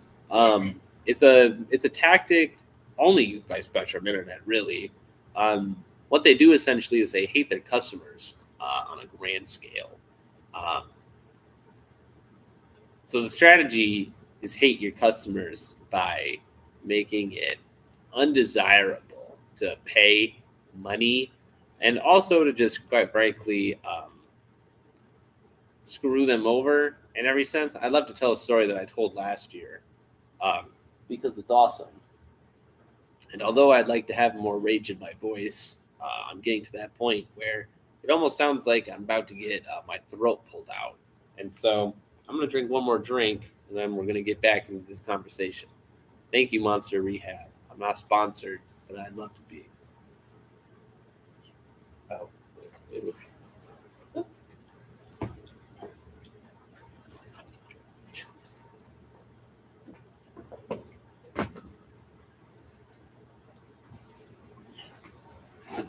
During COVID, there was this thing I had to do called online school.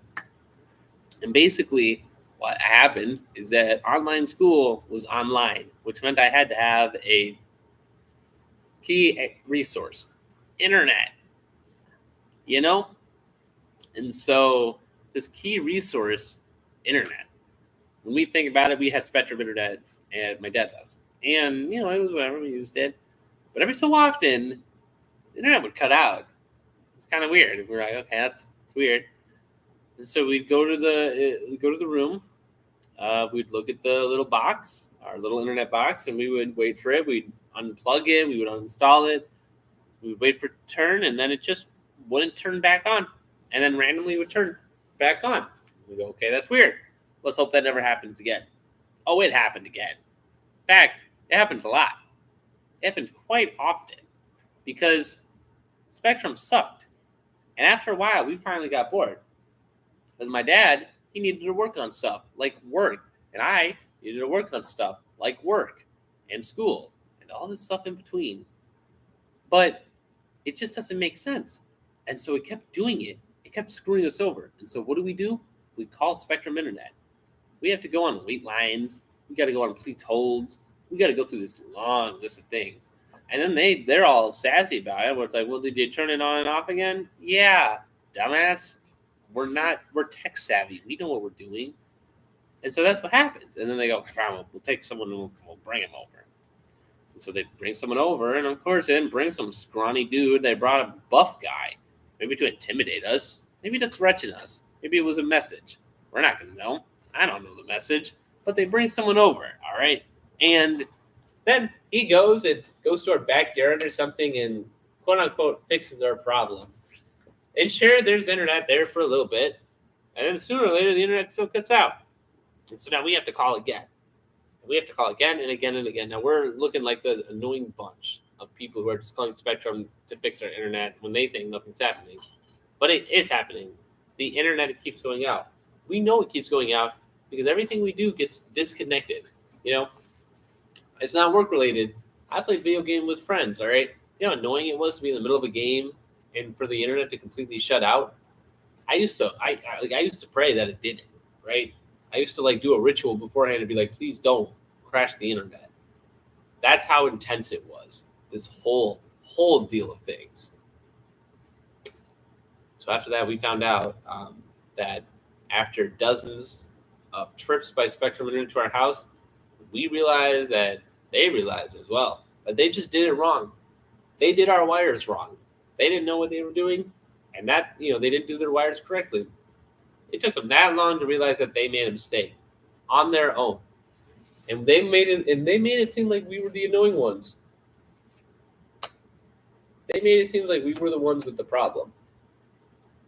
That is what the big trouble is that they just don't understand that it's literally always their fault. It has never been our fault, ever. And that's what's wild about it.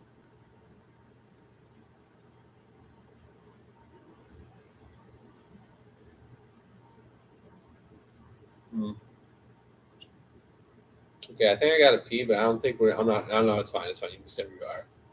I'm gonna go pee. Nobody snitch.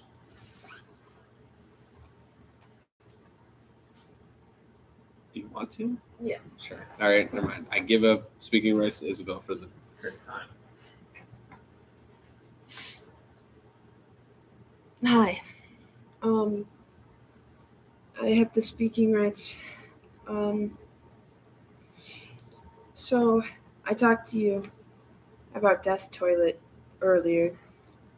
Death Toilet 1 through 5 and Amityville. So now maybe I should talk to you about the upcoming Death Toilet films. Death Toilet 6, Silent but Deadly, and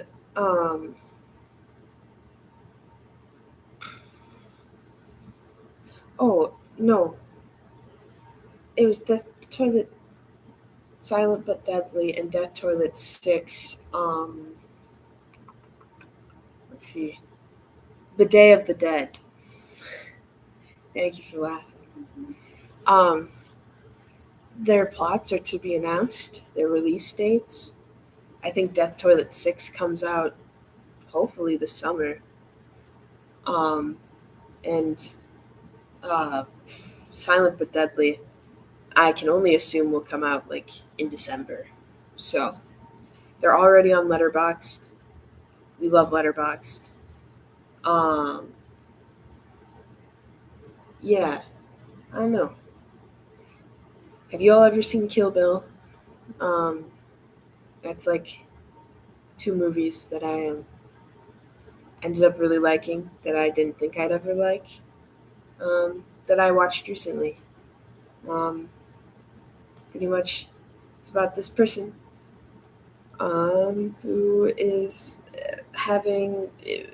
who wants to get revenge on this guy named Bill. And she wants to kill him. And that's like the plot of Kill Bill. Spectrum Internet, I believe, wants me dead. Because they try to give me a heart attack every single time that I try to have any remorse for them. I once tried to give remorse to them. I once tried feeling sympathy. But then something probably bad happened. And they probably screwed up another thing yet again. Another lawsuit, another throwaway money. Their CEO got more money. It doesn't make sense that they're able to do this much stuff. Christopher Winley doesn't even know what he's doing.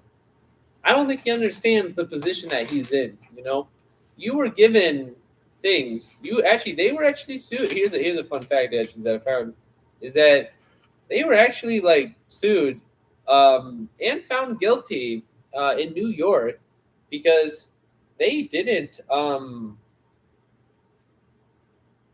do what they were going to say. They didn't put all their effort into putting a bunch of internet into homes that sort of was their goal, and they lied to like New York, and they had to pay New York because they didn't do that thing. So not only did they pay a bunch of money for the work that they didn't do any work, and then they got kicked out of New York. That's how bad they are. That's why they're all in the Midwest. Is that because they're getting kicked out of New York to sort of go whatever fantasy it is to get into this sort of I don't even know what the right word is, just to get into this area that you're just never going to get.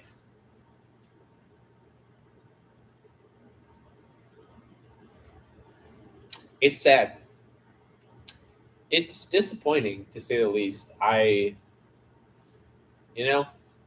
Sometimes you have to hope that corporations are the good guys sometimes because, you got to hope that maybe they do have something in them that is honorable, worthy, maybe even something that you would never expect. Spectrum Internet doesn't have that. It's useless. It doesn't know what it's doing. They prey on the weak and elderly. They prey on those who don't know any better. They price gouge those who do. That's the difference. Spectrum Internet is evil. Dare I say, a bad company. Is that copyright? Who knows? because this is all purely opinionated. I wouldn't take anything at face value. Believe me or don't. But Spectrum Internet doesn't do better. You could do better. AT&T or Verizon are definitely better. They understand what it's like. They actually give decent coverage. I actually get 5Gs somewhere, anywhere in the world, as far as I'm aware. That's the type of stuff you get at other places that aren't Spectrum Internet. Spectrum Internet quite literally made my life worse, I believe. And that's sort of just how it is. There's nothing we can do to fix it. There's nothing we can do to change it, because they're never going to change. You know, you can't teach an old dog new tricks. You know what you also can't do? You can't teach Spectrum to respect its employees and its customers. It's either one or the other, but the trick is that Spectrum will never respect either. It's always a trick of the game of who they're trying to appease, mostly either by lawsuits or money. If they're in a lawsuit, they try to take away workers' health care and pensions in order to pay up. I don't even know how much they pay their employees. But if it's on a 1,700 to 1 ratio, I fear it's not that good. Where most companies have it between a 200 and 1 ratio, Charter, Spectrum Internet kind of takes the cake for how bad they kind of suck. It's almost as if they don't like their employees, except maybe the high-ranking ones who make over $100K a year. Maybe they respect those guys, but not the others. Not the hard workers. They're forced to wear stuff and go on these dumbass vans.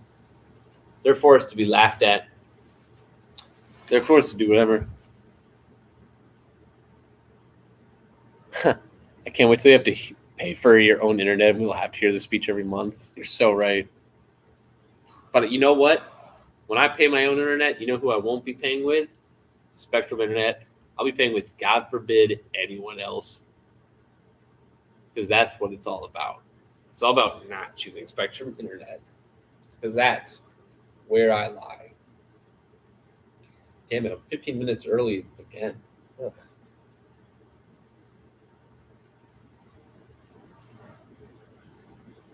I'll drink some water.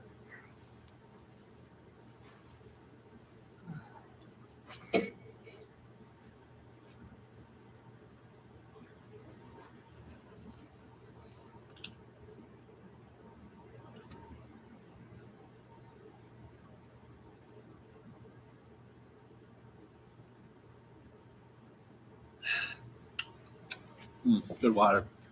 Spectrum Internet doesn't provide this type of water, dare I say. Okay, it's about to be 8 a.m. analyzing Minecraft in poem. 9 a.m. something.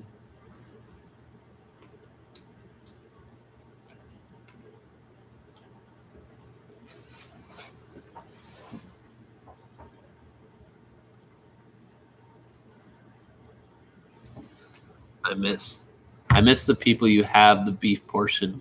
Was I on it? No, but One Direction was, and you were into that, so probably.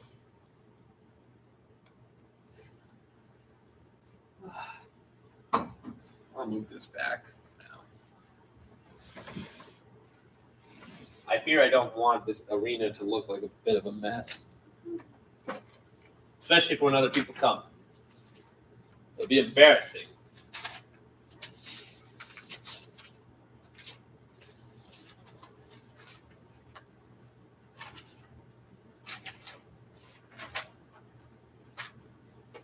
We gotta show a respectable game around here.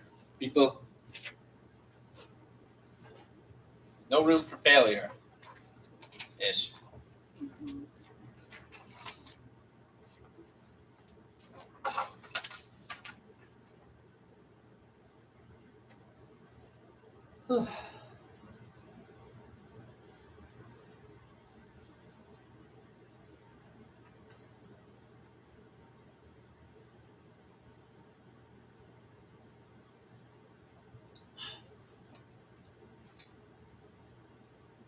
So,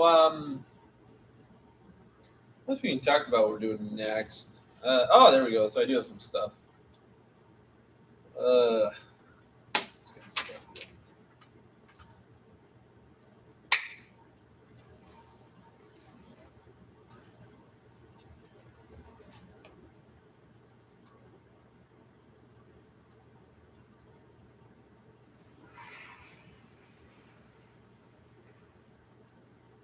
So after we finish this whole Spectrum Internet thing, I'm trying to soak it in a little bit. It's a hard time coming from this Spectrum Internet talk because it's something I'm truly not used to with not hating on Spectrum Internet so much, and so I'm trying to cut back on my rage and anger. I'm not trying to accept any form of sympathy or niceness. It's still brutality, to be honest. But there's now a level of more hatred. Oh, and it is foggy today. Huh. We have a foggy night out in Eau Claire, so be aware of that. But this is the type of stuff we need. Actually, what we need?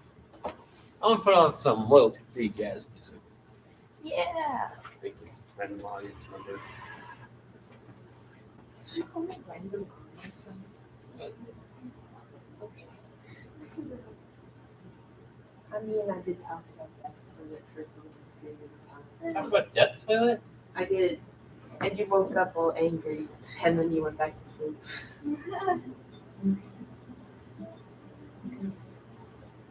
Listen, I was asked about Amityville Death Toilet, and you can't know about Amityville Death Toilet until you know about every other death toilet. Okay.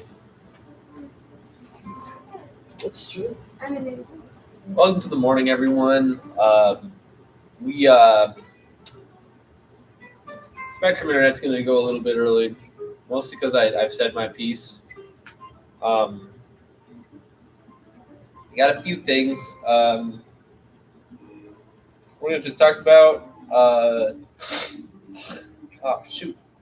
I'm a spitball. Sucks. Do you want paper towel? Yes. That'd be lovely if you could do that. I got you, buddy.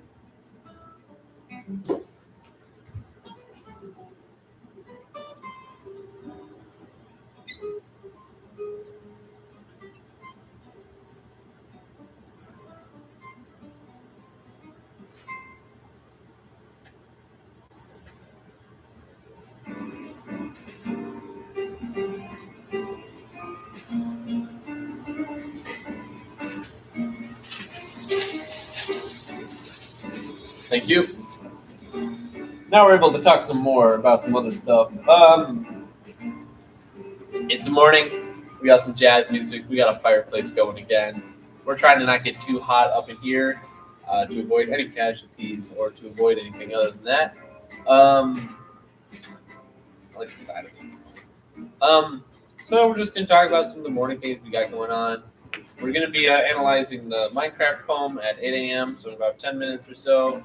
That shouldn't take too long. I think it'll be an interesting sort of touch. I'm a big fan of Minecraft. And then 9 a.m., we got, that's the official 24-hour awakeness for my time. But we got top 1,000 numbers. That'll probably take us a full hour maybe, but we'll see. And then, and then Deb Newman is coming by. No, Lego History at 10 a.m. Deb Newman at 11 a.m. Food I've never tried at noon. And then there's other stuff. There's multi-debate with Ryan at 1. What's at 2? Explaining things I've never explained before. Medieval Town Play Committee. Top things of all time. Top video games of all time. And the meaning of life. Meaning of life is going to go short, as always. I don't want to do this, or that's not fair to say. I'm just going to, there's no point in dragging it out a full hour if I'm done, because then I don't have anything after it. So we'll just end it whenever we want. I fear it's not going to be too intense. It's going to be a very nice little. It's just going to be a nice little excursion. I think. I think it's going to be. I think it's. We're going to have a great time over here. I don't think anything's worried. I think we're going to have a grand old time. Say.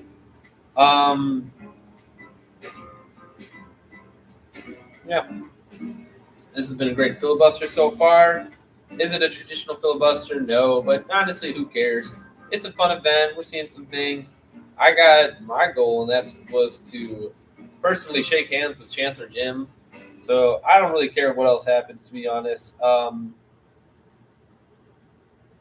That's life, though.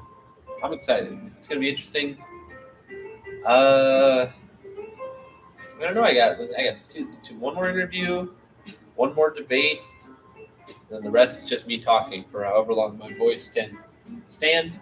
My voice is doing better, luckily, though, so I'll take that for granted.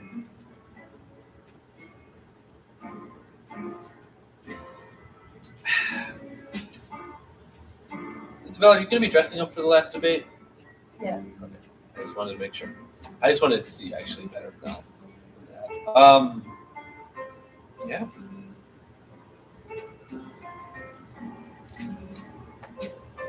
Oh my God, we got a whole other 8 minutes. I guess I could talk a little bit more about Spectrum Internet. They suck. I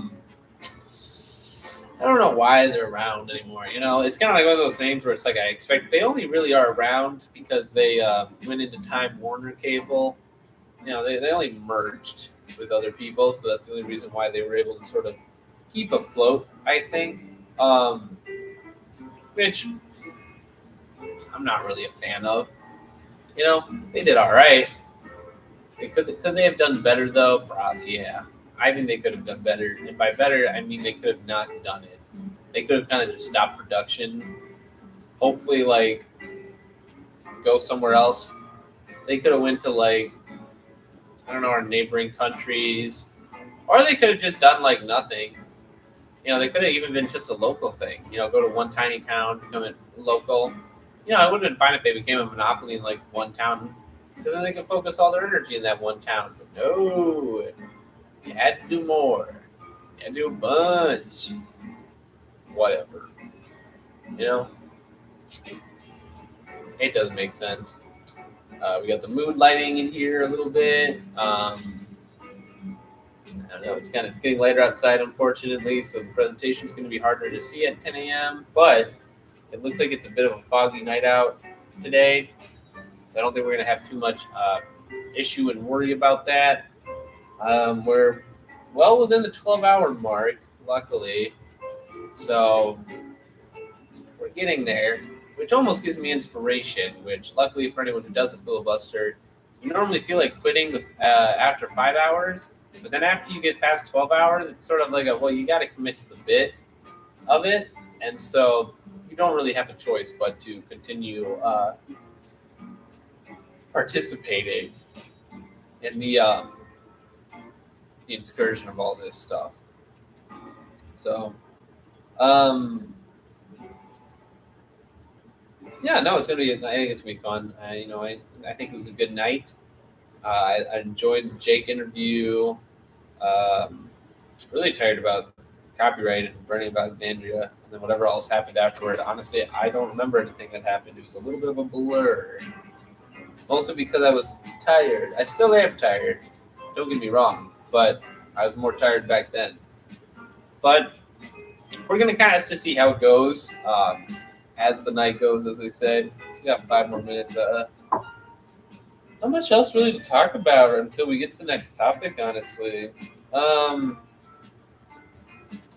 I don't know what to ask. Deb Newman will be a little bit harder to interview.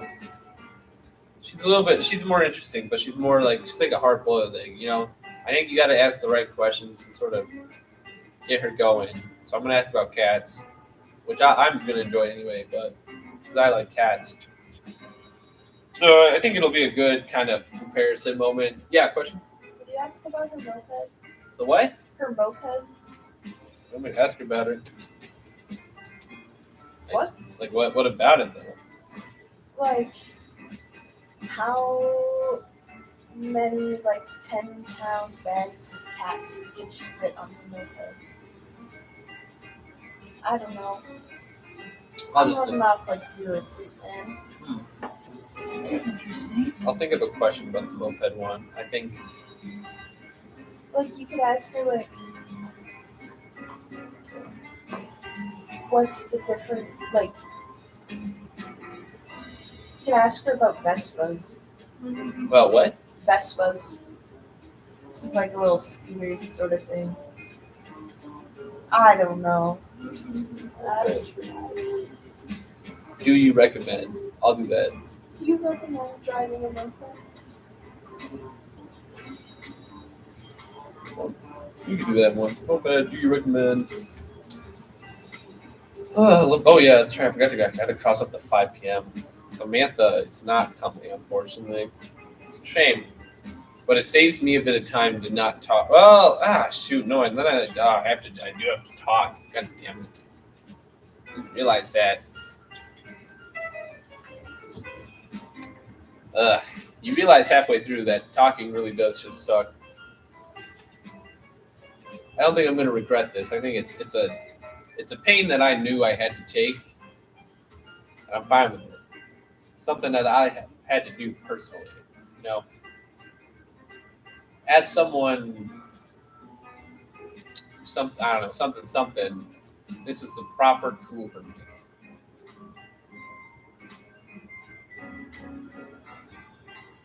I should get a trophy for this. I wonder if I'm going to win the event thing at the end of the year.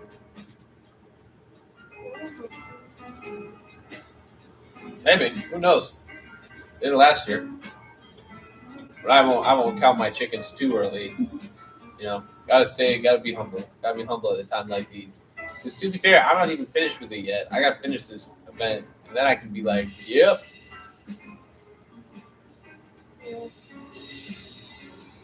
Yeah, that's it though. Yeah.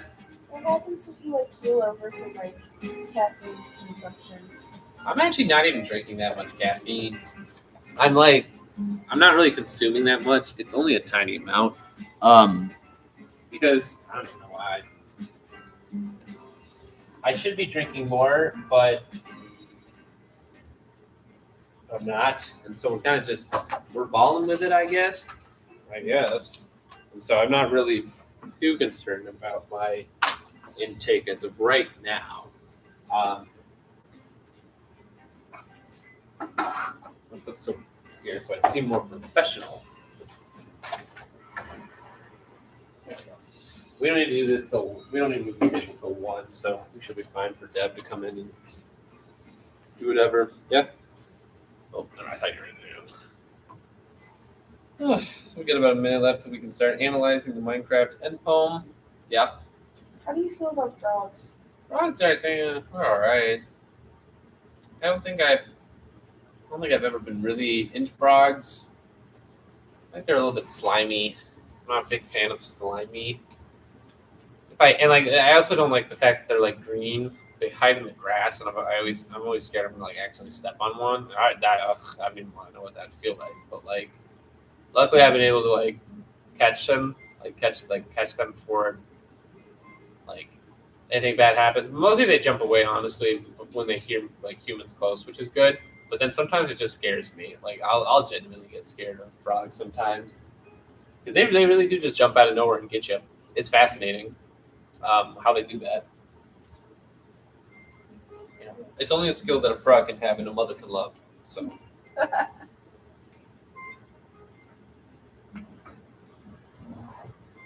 Okay, so it's 8 a.m. We're just going to be analyzing the Minecraft end poem.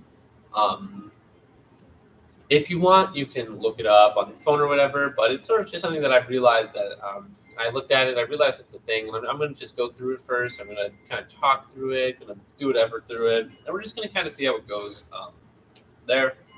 There's some specialties within the Minecraft end poem because there are, I guess the best way to say it is that there's an encrypted speech that it's just a bunch of symbols tossed around really quickly. And so it's like forbidden words. I think it'll explain it more later. But I'll just I think what I'm going to describe it is scramble. Scrambled. I think scramble or scrambled is kind of what is. I'm going to describe it as what it looks like. So it's words that we can't really see. So we can start right away. But to mention, there are two people. For the majority of the time, it's just one person after another in terms of sentences. And so that's kind of what it goes after. So we're just going to go after it real quick. We're just going to go through a quick walkthrough, and then we're going to kind of analyze it later. But first, I'm going to eat a wheat thing.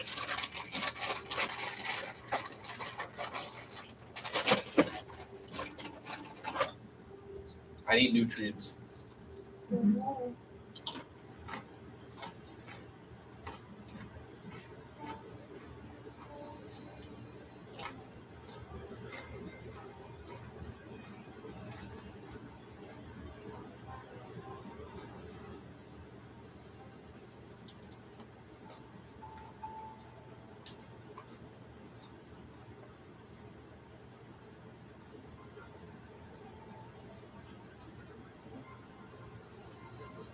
I'm not trying to finish this wheat thing, man. I need this.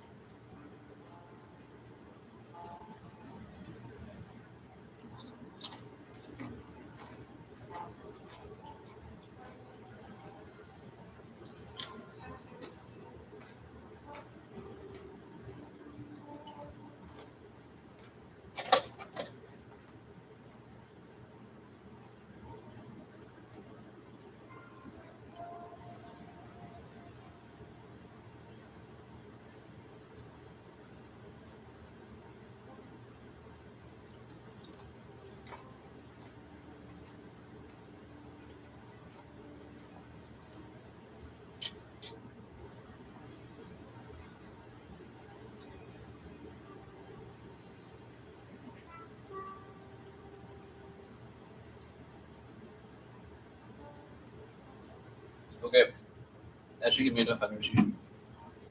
So we start with this. I see the player you mean. Insert player name here. So let's just go with Camden. So let's just go with the fact that they say Kim. I see the player you mean. Camden? Yes. Take care. It has reached a higher level now. It can now read our thoughts. That doesn't matter.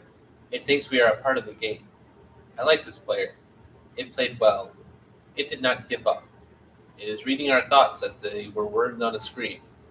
That is how it chooses to imagine many things, when it's deep in the dream of a game.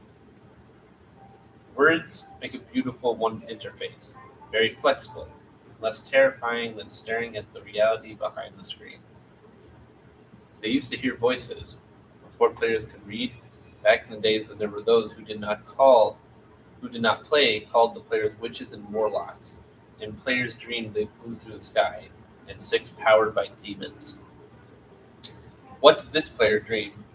This player dreamed of sunlight and trees, of fire and water. It dreamed and it created, and it dreamed and it destroyed. It dreamed it hunted, it dreamed it was hunted. It dreamed of shelter. Ha! The original interface, a million years old and it still works. But what true structure did this player create in this reality behind the screen? It worked, with a million others to sculpt a true world in the fold of scrambled and created a scrambled for scramble in the scramble. It cannot read that thought. No, it has not yet achieved the highest level. That it must achieve in the long dream of life, not of the short dream of a game. Does it know we love it? That the universe is kind? Sometimes, through the notes of its thought, it hears the universe, yes. But there are times it is sad. In the long dream, it creates worlds that have no summer, and it shimmers under a black sun, and it takes its sad creation for reality. The cure of it of sorrow would destroy it. The sorrow is part of its own private task. We cannot interfere. Sometimes when they are deep in dreams, I want to tell them. They are building true worlds in reality. Sometimes I want to tell them the importance of to their universe. Sometimes, when they have not made a true connection in a while, I want to help them read, help them to speak the word they fear. It reads our thoughts. Sometimes I do not care. Sometimes I wish to tell them, this world you take for truth is merely scramble and scramble. I wish to tell them that they are scramble in the scramble. There's so little of reality. They see so little of reality in their long dream. Yet they play the game. But it would be too easy to tell them. Too strong for this dream. To tell them how to live is to prevent them living. I will not tell the player how to live. The player is growing restless. I will tell the player a story, but not the truth. No, a story that contains the truth safely, in a cage of words, not the naked truth that can burn over any distance. Give it a body again. Yes, player. Use its name. Camden, player of games. Good. Take a breath now. Take another. Feel it in your lungs. Let your limbs return. Yes. Move your fingers. A body again. Gravity. And air. Respawn. In the long dream. There you are. Your body touching the universe again at every point. As you were separate things, as we were separate things. Who are we? Once we were called the spirit of mountains. Father, sun, mother, moon, ancestral being, animal spirits, jinn, ghosts, pre-man, and gods, demons, angels, poltergeists, aliens, extraterrestrials, legend reports. The words change, we do not change. We are the universe. We are everything that you think isn't you. You are looking at us now through the skin of your own eyes. Why do you think the universe touched your skin and throw light on you? To see you, player, to know you, and I'd be known. I shall tell you a story. Once upon a time there was a player. That player was you, Camden.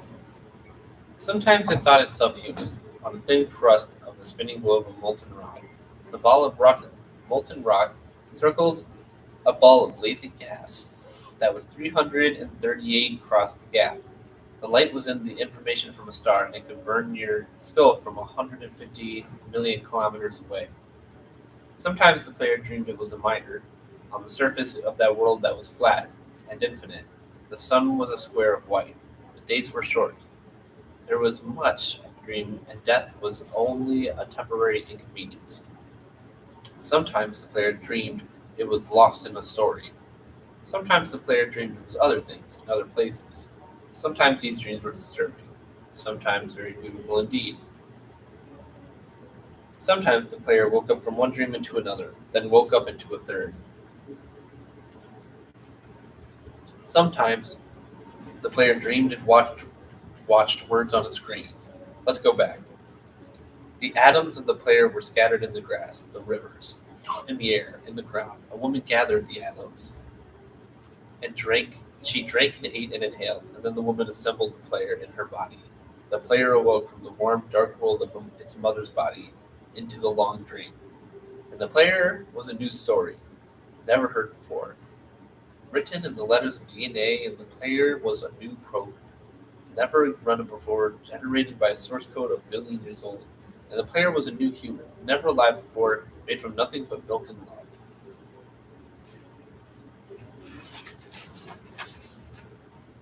You are the player, the story, the program, the human, made from nothing but milk and love. Let's go further back. The 7 billion atoms of the player's bodies were created long before even the game, in the heart of a star. So the player too is information from a star. The player moves on through a story which the force of information planted by a man called Julian on a flat, infinite world created by a man named called Marcus that exists inside a small private world created by a player who inhabits a universe created by Shush. Sometimes the creator created a small private world that was soft, warm, and simple. Sometimes it was hard and cold and complicated. Sometimes it built a model of the universe in its head, flux of energy moving through vast empty spaces. Sometimes it called those flux electrons and protons. Sometimes it called them planets and stars. Sometimes it believed it was a universe that was made of energy, that was made of offs and ons, zeros and ones, lines and codes. Sometimes it believed it was playing a game. Sometimes it believes it was reading a word on a screen. You are the player, reading words.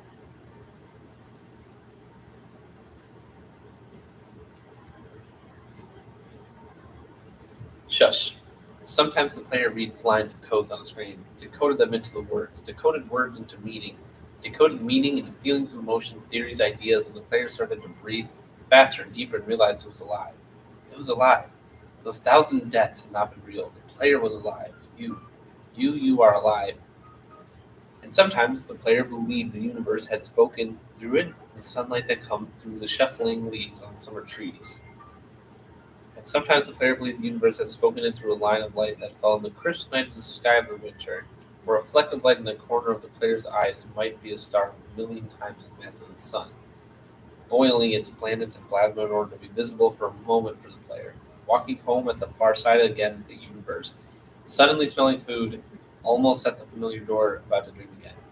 And sometimes the player believed the universe had spoken it through the zeros and ones, through electricity in the world, through scrolling words on a screen at the end of a dream. And the universe said, I love you. And the universe said, you have played the game well. And the universe said, everything you need is within you. And the universe said, you are stronger than you know. And the universe said, you are the daylight. And the universe said, you are the night. And the universe said, you are the darkness you fight within you. And the universe said, the light you seek within you. And the universe said, you are not alone. And the universe said that you are not separate from every other thing. And the universe said, you are the universe tasting itself, talking to itself, reading its own code.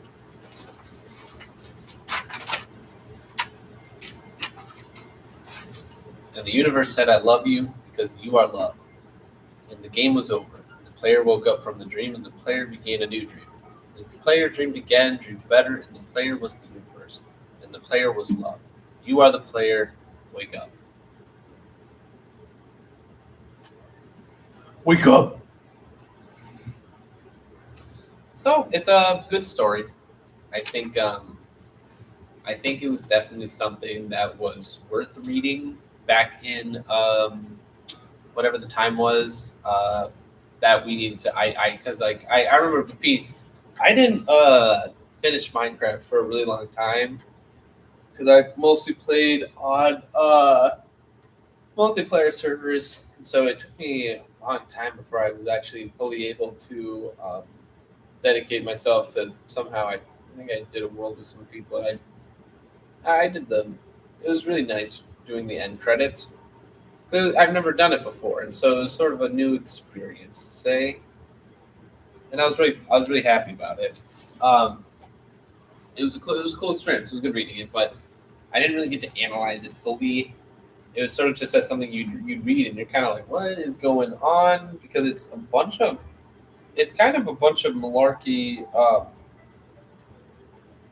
It's a little bit of malarkey because, like, if you don't know what you're trying to aim for, you don't really know what's going on.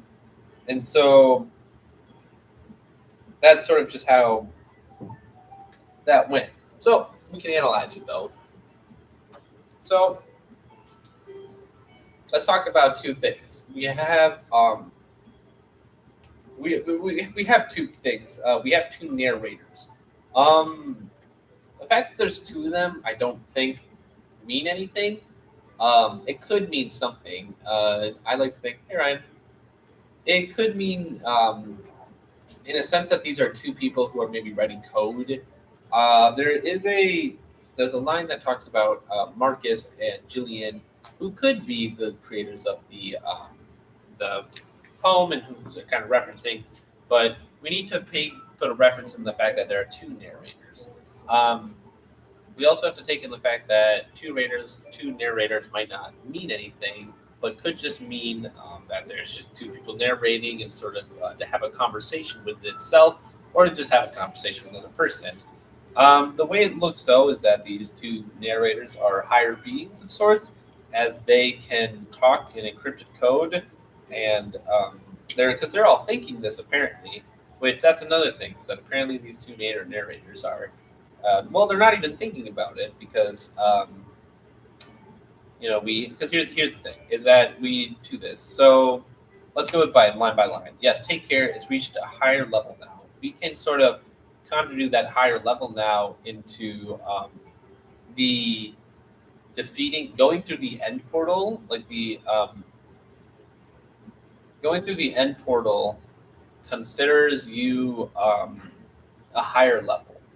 So when you finish the game, essentially, in Minecraft's like eyes of finishing like the whatever, that's how it sort of determines if you defeated the game or not. Is that you not only do that, but you get to a higher level after going through the end portal, not once but twice, so out of the end. Because I guess going through the end portal doesn't matter. But basically, it does that. I like this player. It played well. It did not give up. And that's just talking about the player not like giving up. And it is now the next sign it is that it's reading our thoughts as if they were lines, if they were words on a screen. This is kind of interesting because it almost makes it seem like that's not how it normally is. It makes it feel like maybe that's not how it's supposed to be. And I think that's a very interesting comparison. I think that's a very interesting idea to put ahead, is that what if this wasn't like how, if that's not how it's supposed to be, how is it supposed to be? Are you not supposed to read their thoughts from their head? So it kind of brings a few questions about what exactly do words on a screen mean for all this. And then it says it's how it chooses to imagine many things when it is deep in the dream of a game. We're going to put a note in dream of the game because they talk about dreams a lot, and we're trying to figure out two things right now. Who are the narrators, and what do dreams mean? Because we mentioned dreams a lot, so we're going to try to see if we can get that done.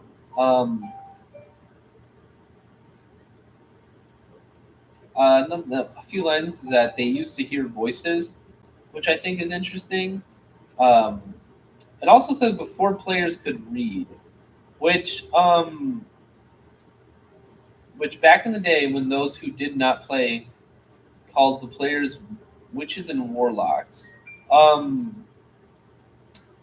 I find this interesting because this makes it so that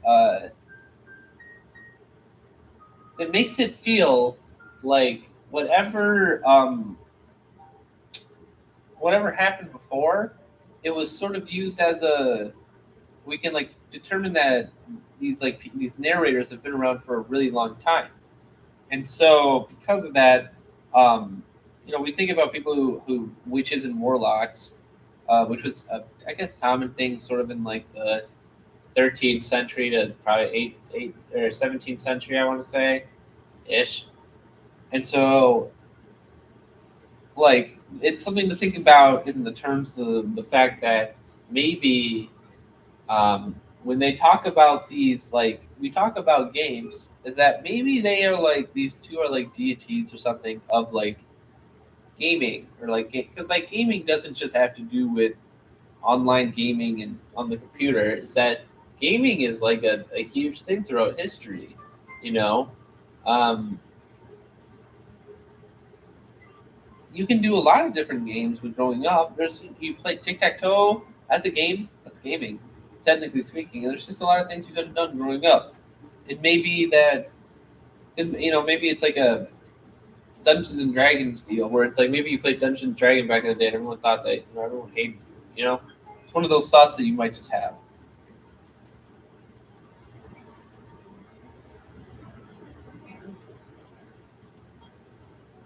So it said, what did this player dream? And it goes into sort of the description of like Minecraft, I guess. Like just sort of like the general concept of how Minecraft is like, the trees, fire, water, shelter, hunt, did. And so it almost seems that like everyone could dream their own thing, and it's just weird. But then they said the original interface, which I think is interesting. So I wonder what that exactly means. Because they say original interface, which million years old and it still works. I wonder what exactly that means. You'd think that it could mean something along the lines of like, hold up.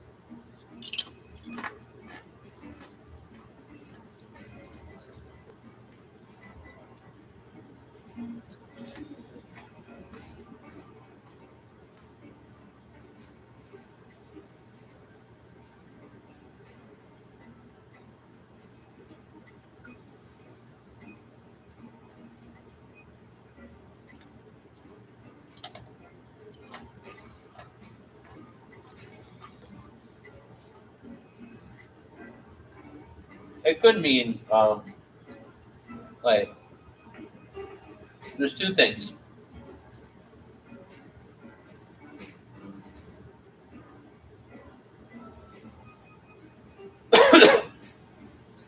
If this was only talking about Minecraft, we would. I'm sorry. I need to eat another week then.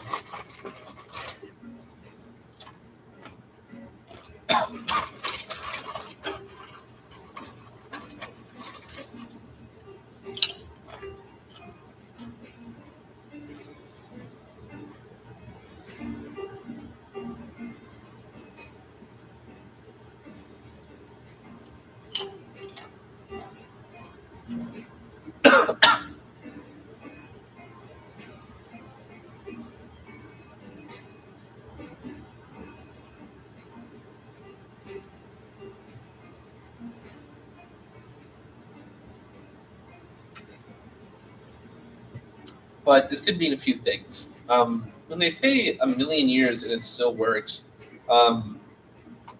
it means either two things. It could mean that we're in a possibility that Minecraft has been a thing for a million years, meaning that there's a possibility that like it lasted that long, and they're just calling it the original interface because that's what Minecraft originally was. Or they're saying that like games existed for a million of years that had a similar interface, but they say interface, so I'm not sure. Like that kind of it's like an internet type of thing, like a technology sort of deal. But anyway, they say, what true structure did this player create in the reality behind the screen? And then it created a bunch of like things that we cannot read yet, a bunch of scrambled. But it also says you have not achieved your highest level, which must be achieved in the long dream of life, not the short dream of the game, which is pretty honestly, it's kind of a bar. I can't even lie. Achieving the long dream of the game or life and not the short dream of the game. So,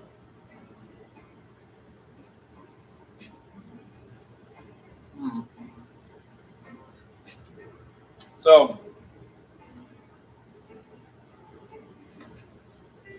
yeah, so then they go into the fact that they talk about the long dream, and it goes, long dream creates worlds that have no summer, and it shivers under a black sun and takes its sad creation for reality,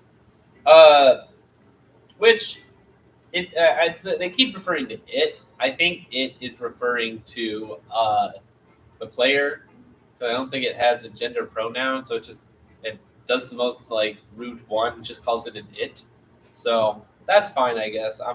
That's me anyway. So but he says like in the long dream, it creates worlds that have no summer, and it shivers under a black sun, and it takes its sad creation for reality. But for some reason, I like to think that the long dream of life is like quite literally just life itself. It gets into that, it has that detail that it says that. So it makes me believe that it's trying to sort of promote this idea that maybe the long dream is like real life, and that sometimes people create a reality for themselves that they can't escape. And because they create this sad reality, it seems that the creation is reality for them. And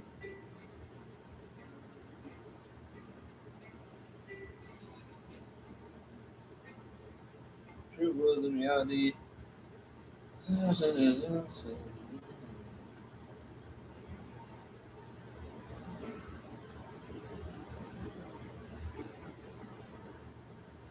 So anyway, they talk more about sort of they wish how they didn't have sorrow for them, and then they say, and yet they play the game.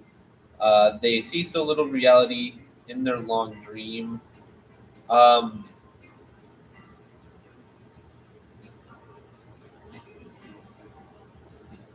This could mean something. This could mean a lot of things. This could mean if you like the lifetime of a person. Like if we think about, like, let's say this is more like an afterlife thing. If we're getting into that, if we think about the afterlife versus being a human, the way that this is looking right now is the poem is trying to go for a outlook into the sense that living in reality and living on Earth, it's a very small amount of time, and they get to see so, like, if we think this of reality, they get to see so little of reality in their long dream, and yet they play the game. So I'm not. It's just they feel like two contradictory things. But we keep you going.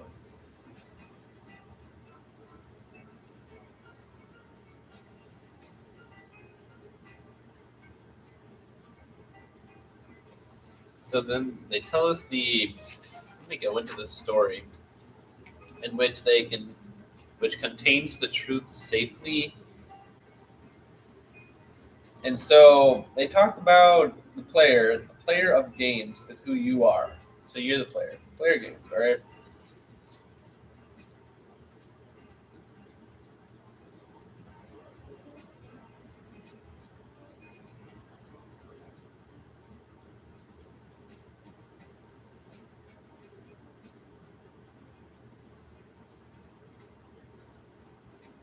So then they go into this thing where it's like, they talk about a story about take a breath and then respond in the long dream.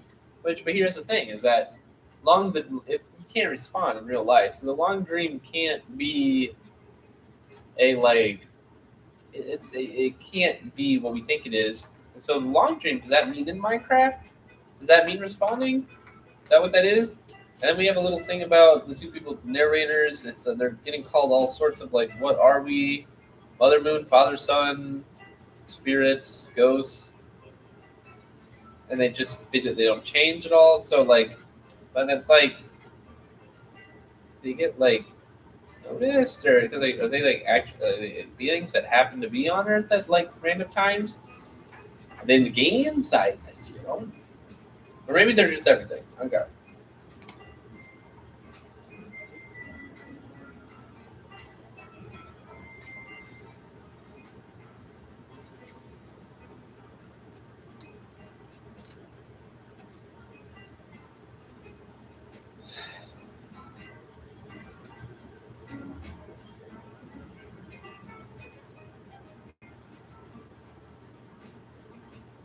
So it then mentions in the next time is that sometimes it thought it was itself a human, talking about the player.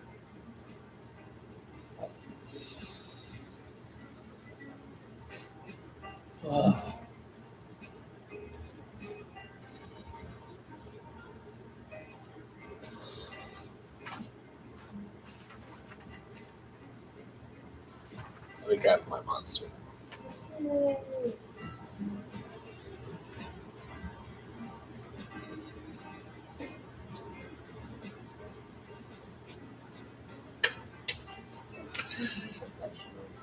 What? Look at you being professional. Thank you. I need to make sure I stay awake.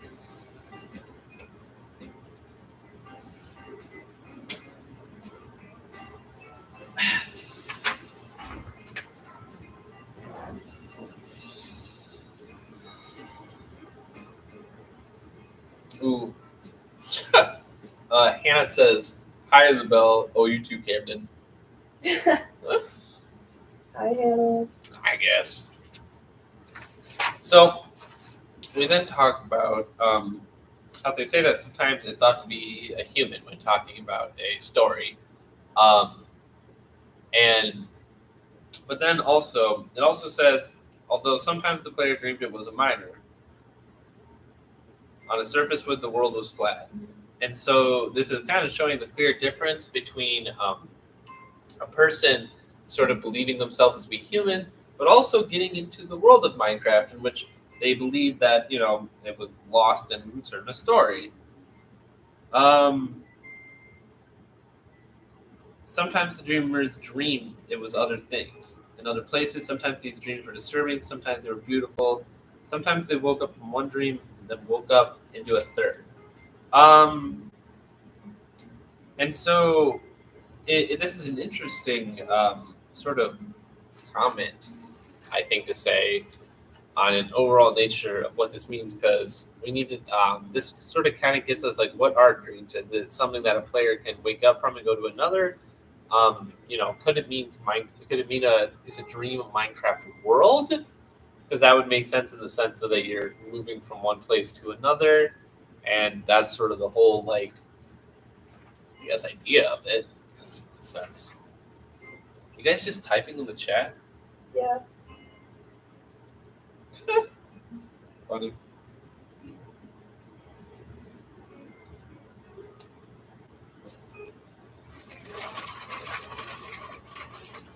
Oh, Ooh. Piano says, never mind. Why? I'm reading it live. Different conversation. Oh.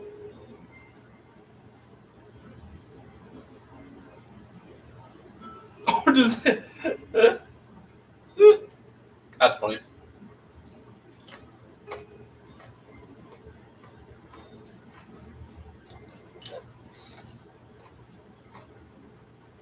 Oh, is this Isabel?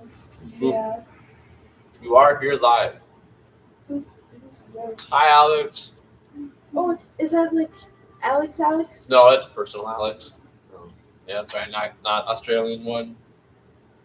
Does Australian Alex just not love you? Probably not. He's a nerd, so can't have much of that.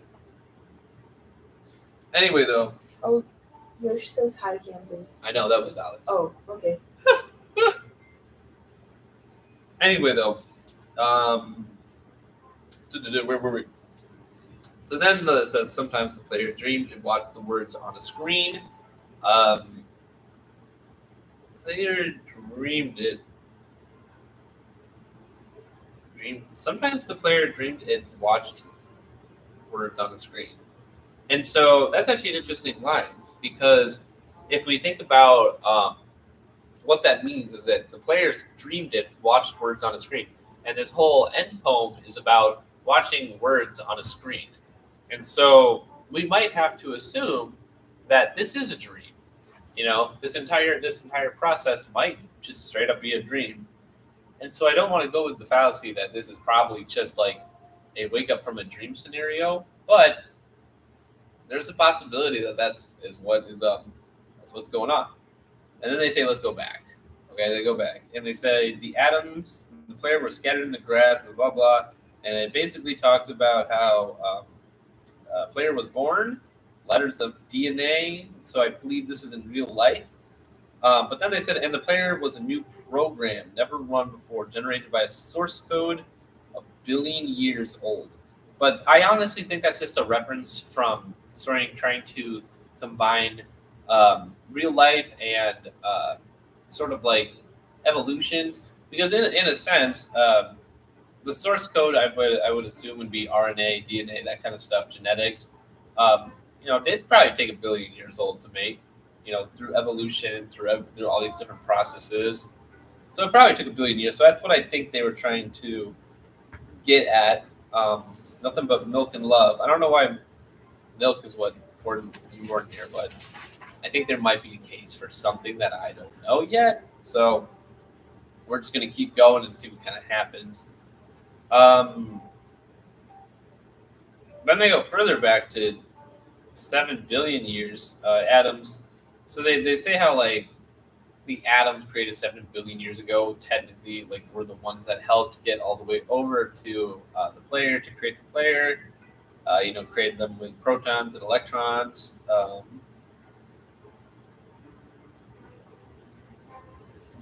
Sometimes it believed it was in a universe that was made of energies of zeros and one lines of code. Sometimes it was playing a game.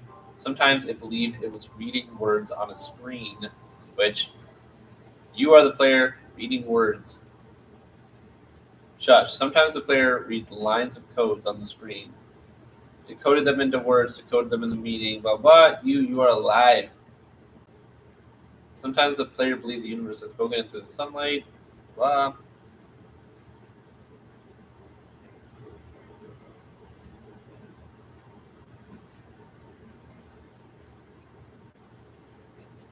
And then at the very bottom of this line, it says, the universe says that you are the universe tasting itself, talking to itself, reading its own code.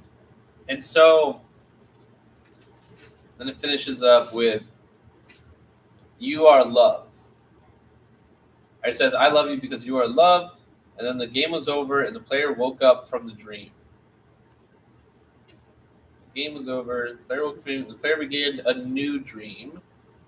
The player dreamed again and dreamed better. And the player was the universe, and the player was love. You are the player, wake up. So that's essentially the entirety of the Minecraft end poem. There's a few things we can pull from it, and there's a few things we can sort of make a rough analysis about.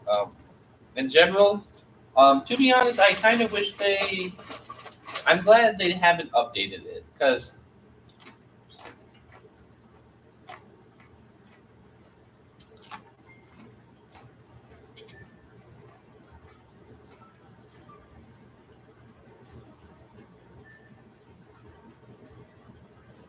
it'd be difficult to get at. I think to sort of, yeah, they are weekends. They're actually really good. Really? Yeah. Like, I didn't really have a lot of, like, hope for weekends, but, like, they're kind of banger. I'm not even going to lie. So I'm actually pretty happy about that.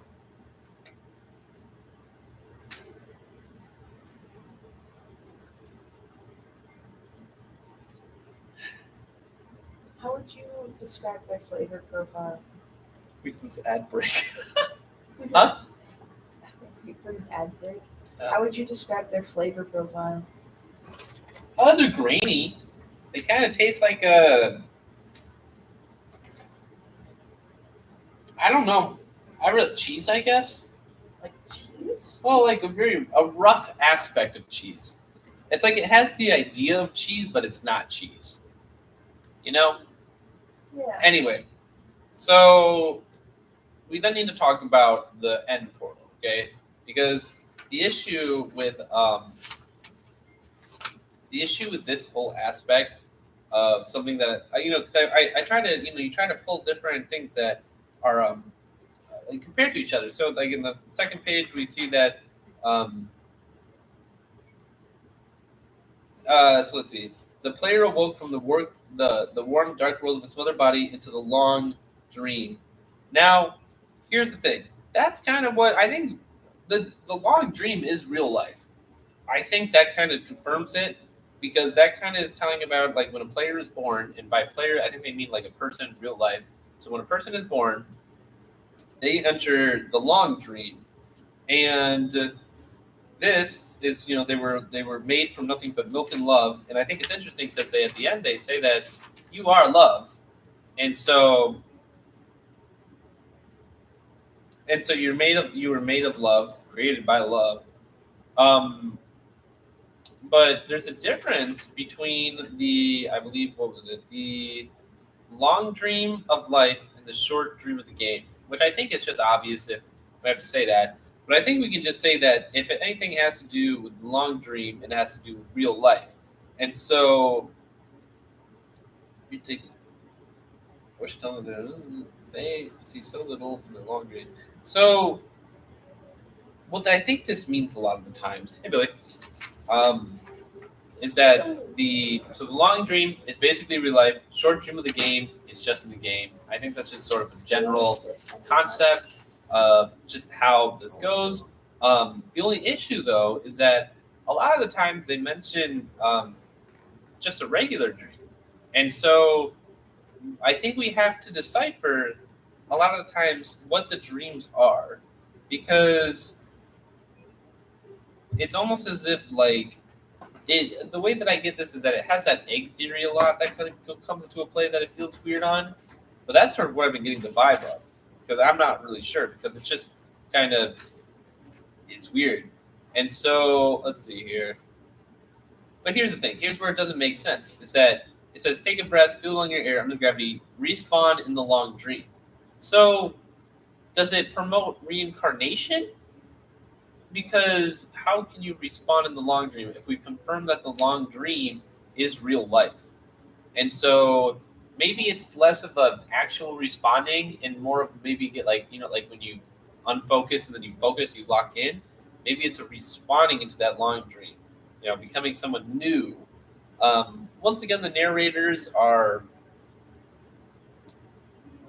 someone, they said they are the universe. We are everything you think isn't you. And so you're looking at us through your skin and your eyes. Why does the universe touch your skin and throw light on you? To see you, player, to know you. So there, I guess we can clarify that they are the universe. It's something that we probably can't comprehend. It's probably why we can't comprehend their advanced talking, which is probably why we need to at least become more.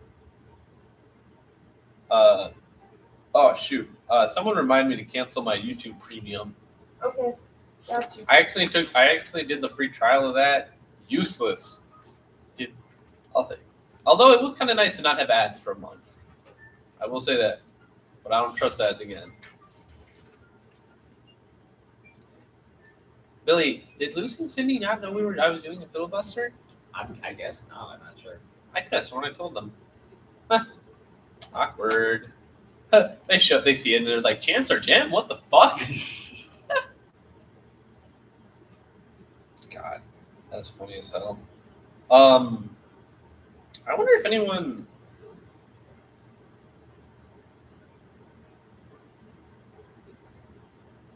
I was just curious if anyone put it on the school story. I would have expected it. No, didn't look like it. Bastards. I worked so hard on that. Anyway, though. So we see so little of reality. And they say they in their long dream, but then they say, and yet they play the game. Is the game the long dream? It's a short dream of the game, and not the long dream. So, because the long dream is what people use to escape from reality in sort of a sense, is that I think it's what it's going for there.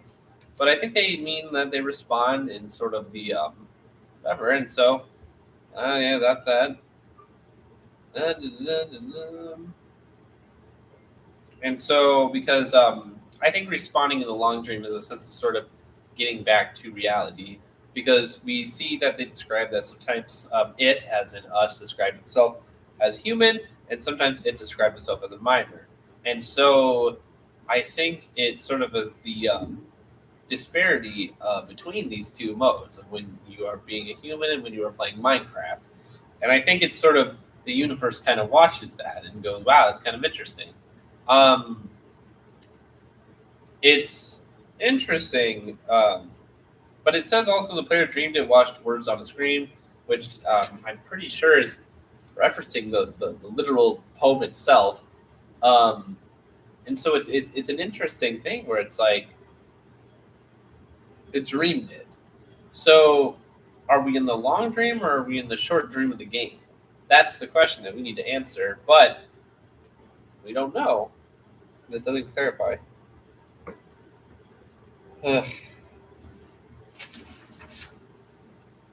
But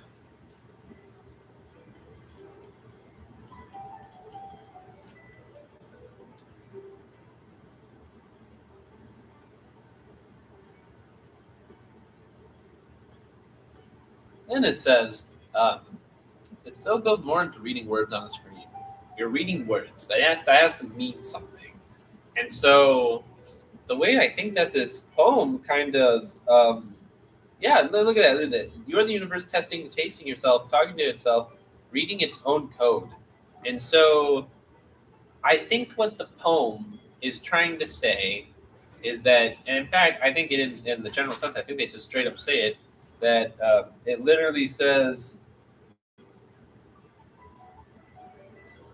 Yeah, and the universe said, "You are the universe, tasting itself, talking to itself," and so it's this weird kind of like omnipotent like thing where you are the universe, whereas you are everything, and you are only reading the things on the screen because you're reading your own code, because it is what you programmed, and not because you specifically, as in the player program, but because you are the universe and the universe programmed it.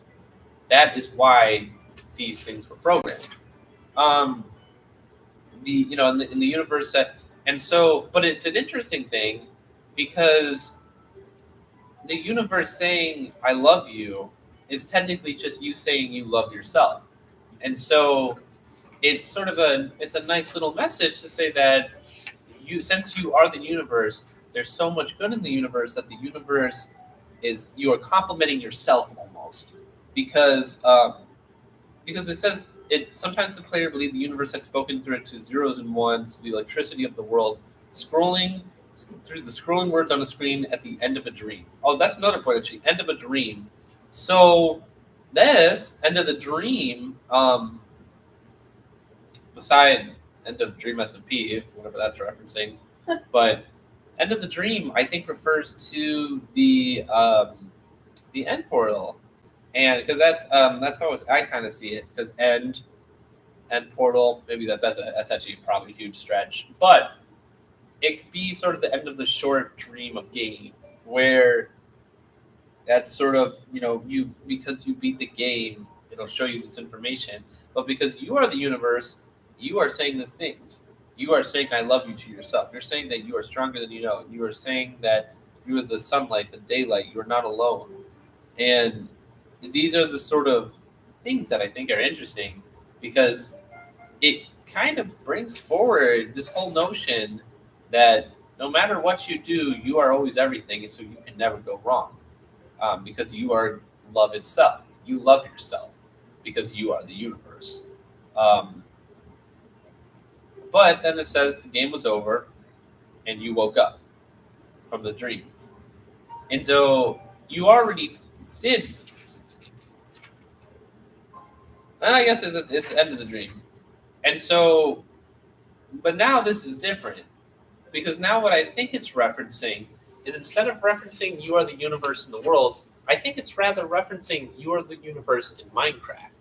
I think what it's trying to say is that the game was over and the player woke up from the dream. I believe the dream was sort of that. And so what I think it's trying to point out is the fact that when you create a world in Minecraft, you are the universe. You are everything in that world. You are blocks of code. You are numbers on a screen. You are everything. Because if we look at it from whatever, if you leave like a solo world in Minecraft, it stays the exact same before you leave, right?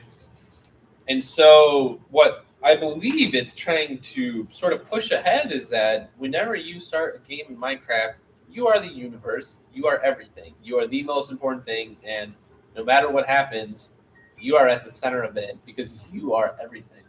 And then it says, and then the player began a new dream meaning a new world, because they beat the game. They beat the end portal. They won the dream. They woke up from the dream because it was over, and then they started a new one. And it says they dreamed again and dreamed better because they were able to know what they were doing and dream a better dream. And then it says, and the player was the universe, and the player was love. And so I actually like to believe that there are two different players and that this is referencing. I like to believe that when it says, and the player was the universe, I believe it talks about the player in reference to playing in the game of Minecraft. But when it references the player was love, I believe it is referencing the real life player, because you could play a game and you become the universe by playing that game, but it's only because of the person you personally, because of the fact that you are able to love Minecraft, that you became love, and that love became the universe. And you are the player. You're simultaneously both of them. And then you wake up. Bars. I got 10 minutes left. Fuck. I think it's a good poem. It's interesting. Oh, I need to stretch. 24-hour mark. Yeah? Do you read a lot of poetry? No. First poetry I've read in years. Really? Yeah. Would you say it ranks in your top 10 poetry? Probably. Nice.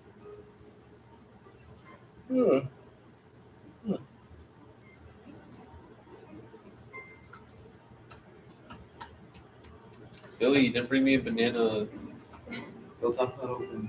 Fuck, yeah, you're right. It opens in 9 minutes. Billy, do you remember last year when we were the only two, and then we had to go to Ernest Tech? I remember that. You brought him a banana. I appreciated that. Word. We'll see if they have some this month. The what? We'll see if they have bananas this month. I'll make sure to eat my protein. Protein. Oh God, fuck. Next, my name is the top 1,000 numbers. So, yeah, that's gonna take a while. I ain't even gonna lie. I'm drinking a lot of water, I think. Yeah. That's gonna take a lot of whatever. At least I got jazz. At least you got jazz. Yeah, but the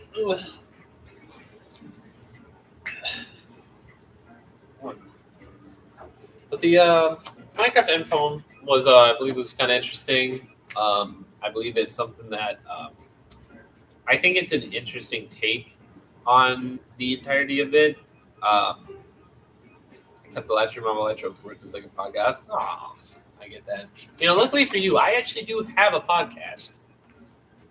From the second floor window. I don't really update it anymore because I got busy with this shit. But it's a pretty good feel. It's a pretty good thing. I think I like it. It's kind of funny, only if you laugh at it. But yeah, I know. From the second floor window, you're not critically acclaimed 4.8 stars. I think maybe 4.5. I don't know. But yeah,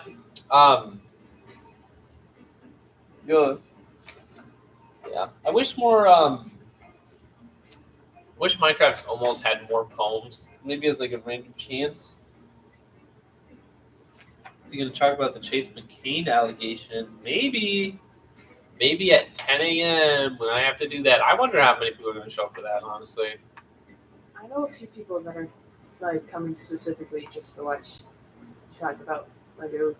good. Okay, I gotta finish that Lego shit, man. That Lego stuff is gonna be interesting. Because here's the thing. Up to 2015, it was like boring. After 2016, they actually like did stuff. It got like interesting. It got heated almost in the Lego Foundation because it seemed like corruption. But the thing is that they had a lot of cool people. I'll say so. They had a lot of interesting new folks. I guess there was just a lot of new police officers, a new fire chief, Freya. She actually is Freya. I'm not sure, but very important figure in the Lego community.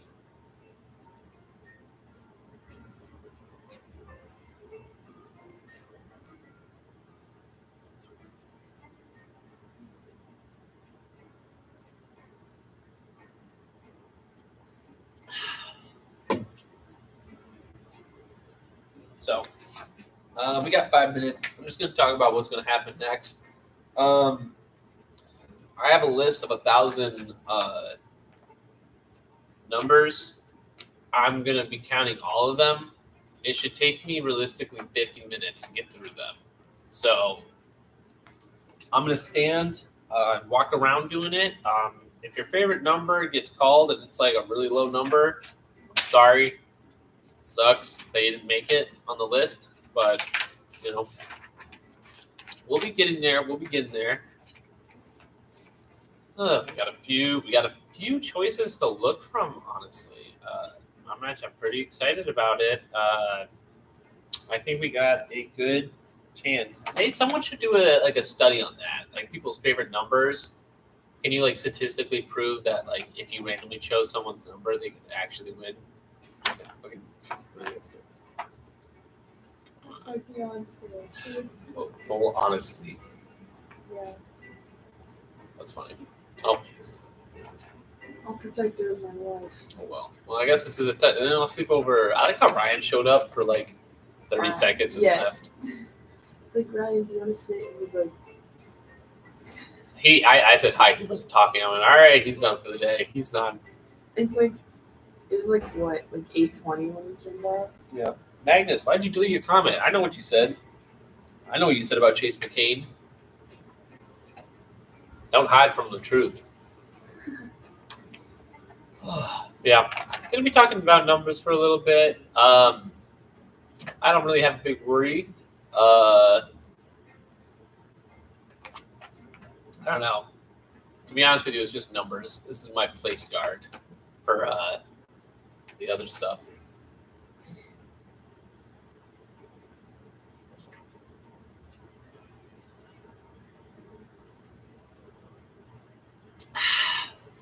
I'm going to do a lot of water for this one.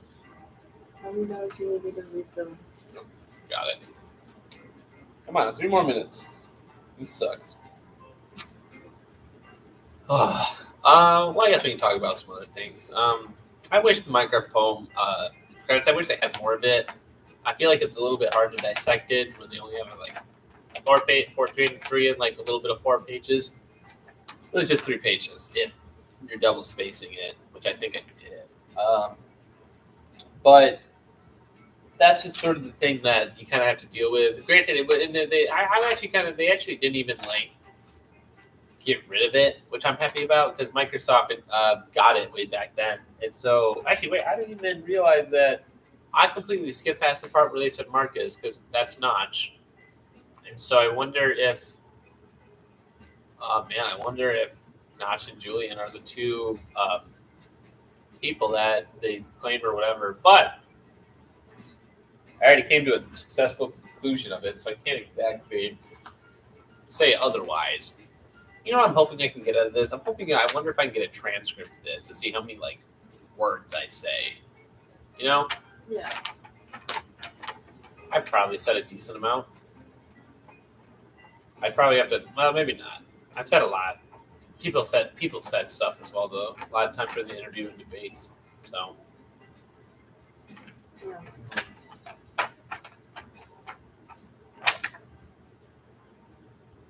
Dun, dun, dun, dun, dun, dun, dun, dun, dun, dun, dun, dun.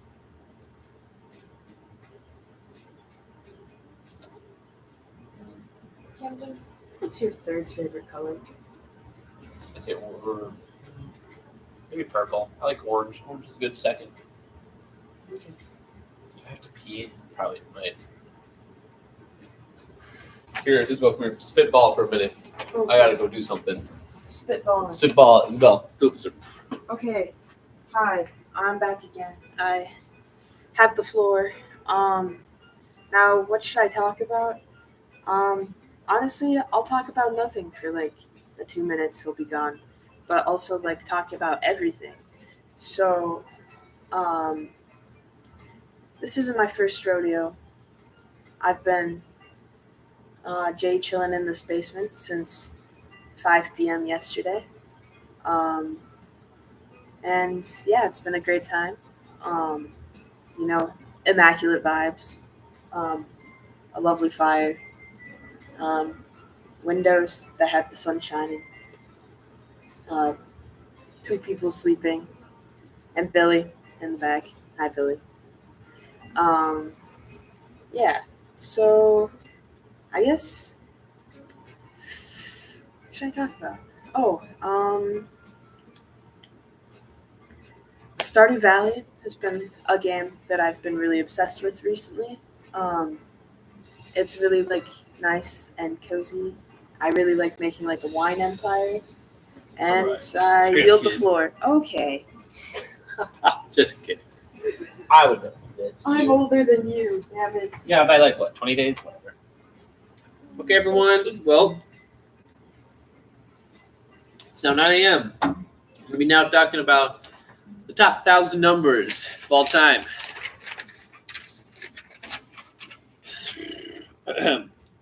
Number 1,224.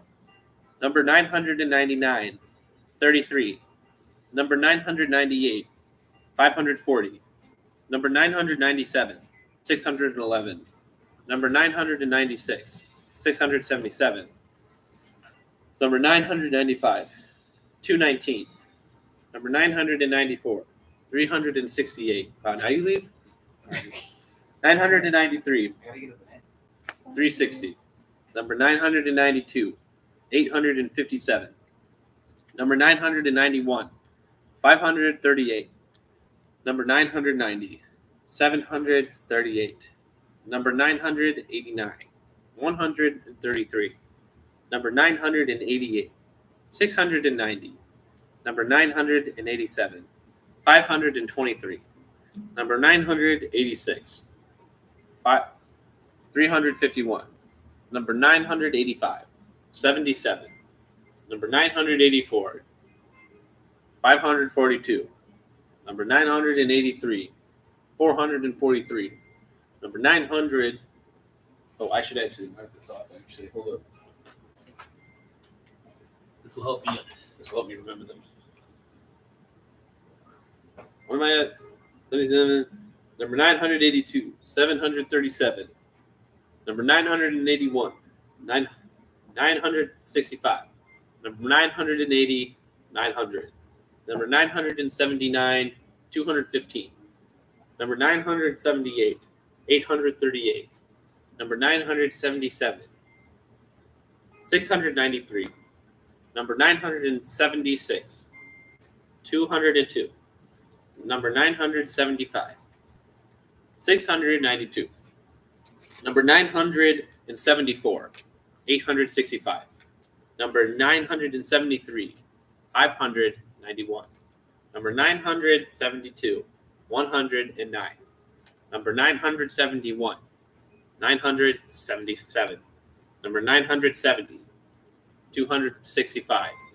Number 969, 454.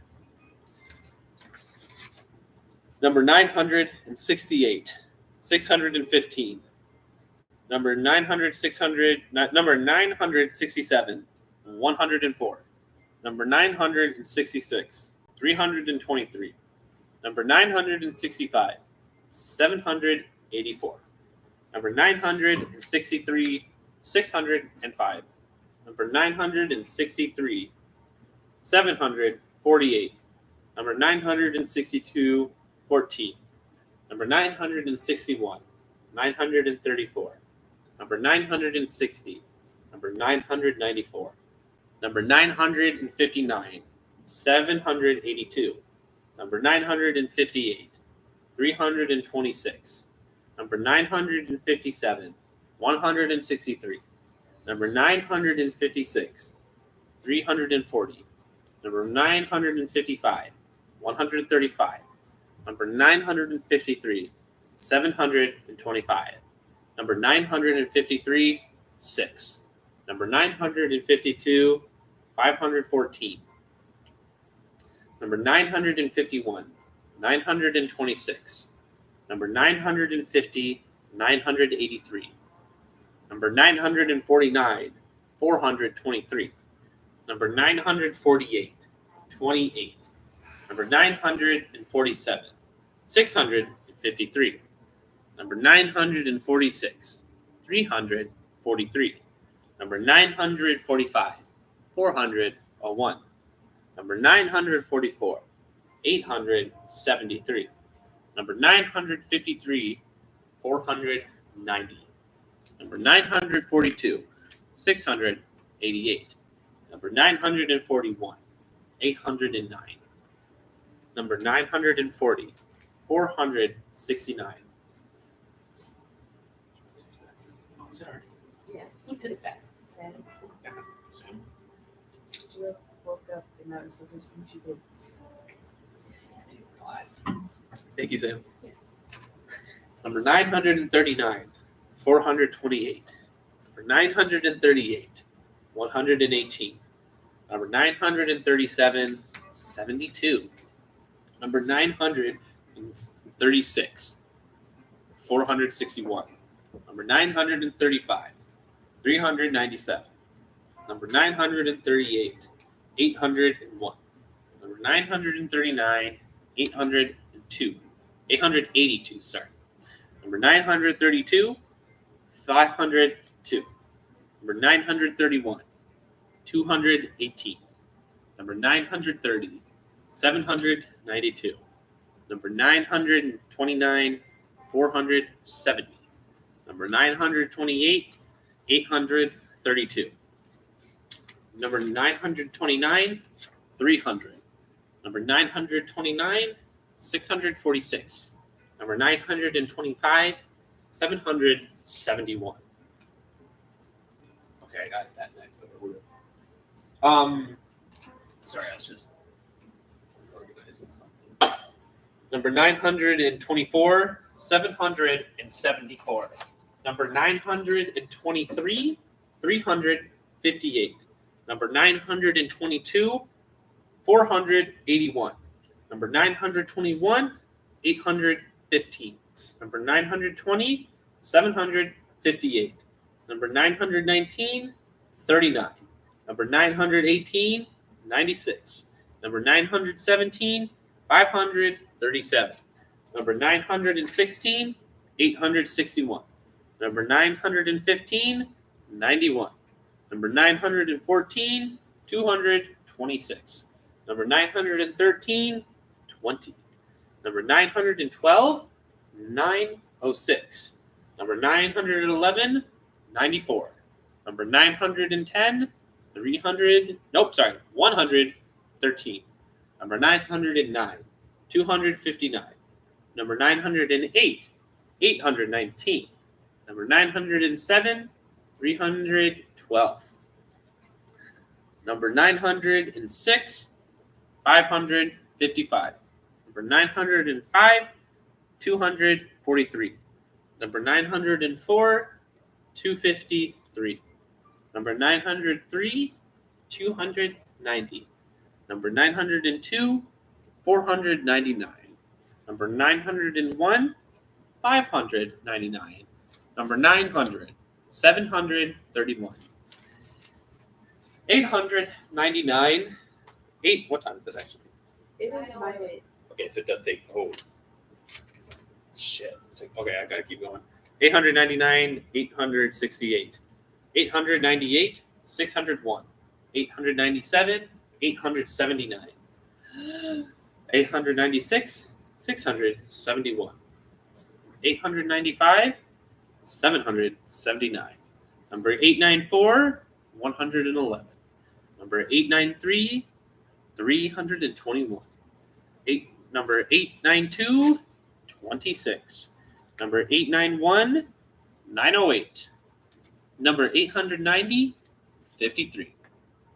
Number 889, 590.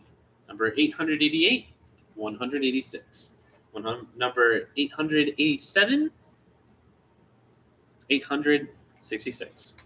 Number 886, 140. Number 885, 863.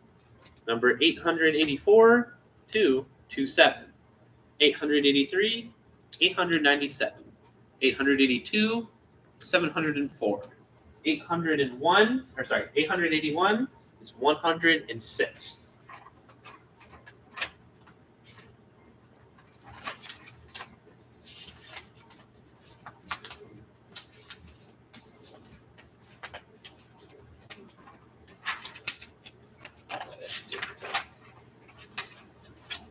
Mm-hmm. 880, 956. 879, 953. 878, 136. 877, 930. 876, 348. 875, 475. 874, 662. I'm gonna sit down for a little bit. 873, 924. Number 872, 810. 871, 311. Number 870, 616. Number 869, 825. Number 868, 306. Number 867, 132. Number 866, 279. Number 865, 622. Number 864, 668. Number 863, 445. Number 862, 433. Number 861, 629. Number 860, 369. Number 859, 241. 858, 586. Number 857, 563. Number 856, 942. Number 855, 413. Number 854, 881. Number 843, 978. Number 852, 392. Number 851, 675. Number 850, 143. Number 849, 491. Number 848, 404. Number 847, 903. Number 846, 112. Number 845, 612. 844, 844, 812, 843, 663. Ooh, 842, 666. 841, 877. 840, 17. 839, 357. 839, 838, 240. 837, 219. Oh, so much breath it takes out of you. My lord. I'll listen to this other chair. There, that's more like it.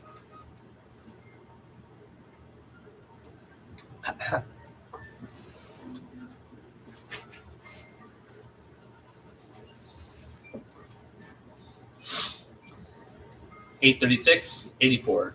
835, 655. 834, 11. 833, 682.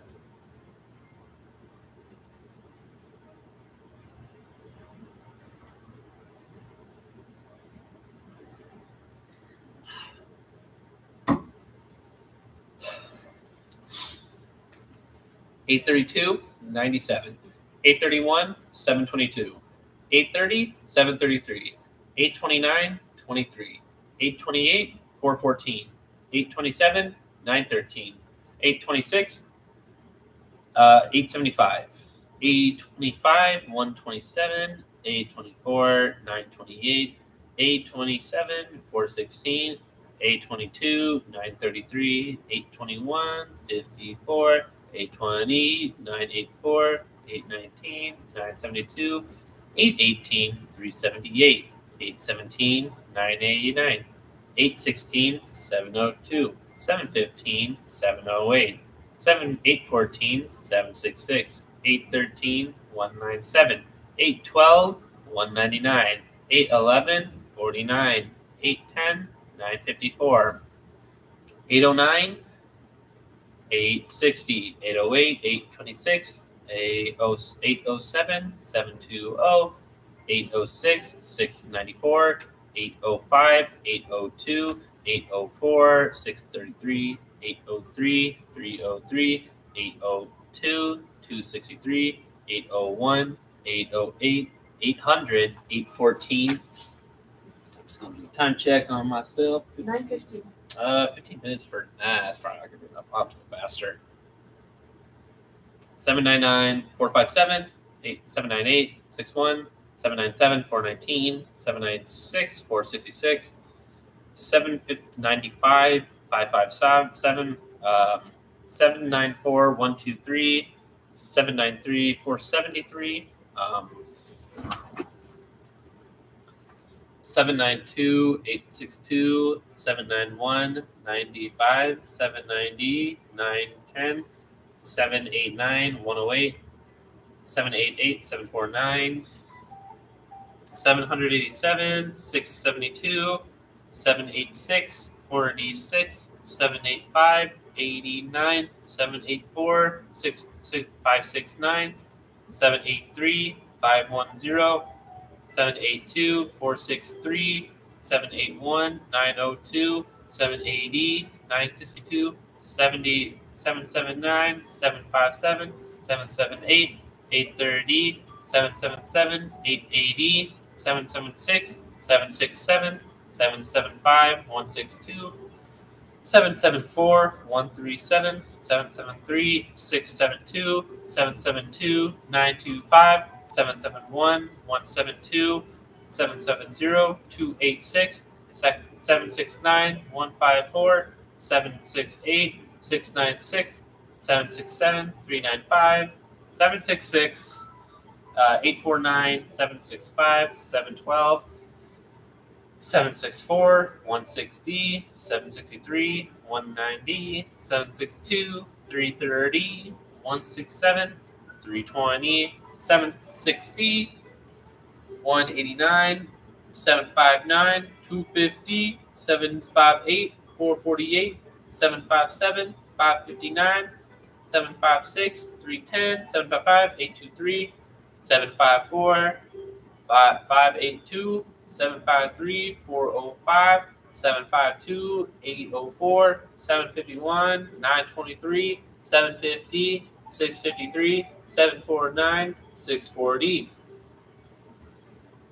748, 473, or 47, 470, 437, 747, 27, 746, 706, 745, 255, 744, 793, 743, 565, 742, 736, 741, 683, 740, 674, 37, 739, 623, 738, 888, 737, 872, 736, 736, 525, 735, 855, 734, 280, 733, 718, 732, 961, 731, 521, 730, 148, 729, 153, 726, 632, 725, 765, 724, 71, 723, 691. Fuck. Where is they at? Oh, 722, 543, 721, 50. That's not right. Hold on. Oh, don't be damned. Is that really right? Oh, okay. 721 is 15. 720, 345. 719, 899. 718, 508. 717, 208. 716, 480. 715, 500. 714, 45. 713, 620. 712 is 938. 711, 359. 710 is 683, 709, 484, 708, 535, 534, 707, 153, 607, 64, 705, 505.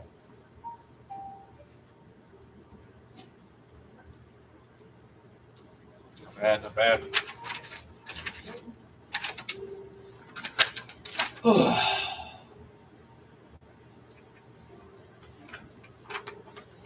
Let's hope your favorite number hasn't been called yet, guys. Woot woot. It has Nah,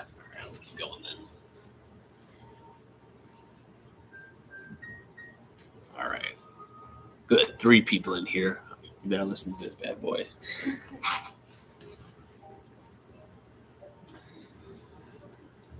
I'm gonna drink more water. Yeah, hydrate before you dehydrate.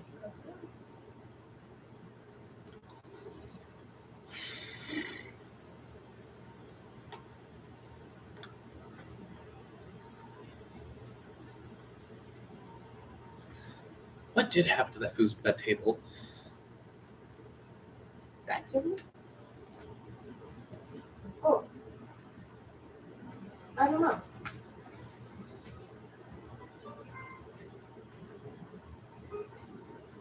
Oh, well. 704, 356, 703, 178, 702, 761, 701, 952, 700, 441, 699, 711, 697, or 698, 92, 697, 494, 696, 777, 695, 380, 694, 678, 693, 621, 692, 74, 691, 723, 690, 55, 689 is 40, 688 is 532, 687 is 439, 686 is 38, 685 is 309, 384 is 996, 683 is 653.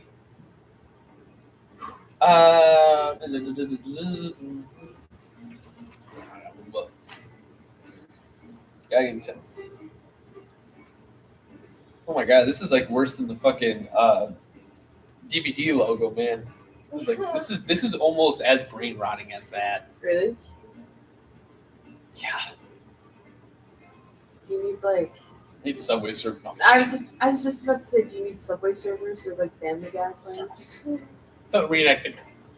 Guy. Breathing. Yeah, breathing. Anyway, 682, 957, 681, 597, 680, 943, 679, 992, 678, 384, 677, 949, 676, 46, 674, 31, 674, 129, 673, 168, 672, 141. And have bananas. What's this? An apple. Interesting. Have you never had an apple before? Never had one like this. A green apple? Thank you, Billy. I will use this for my later stuff. Have fun. Thank you.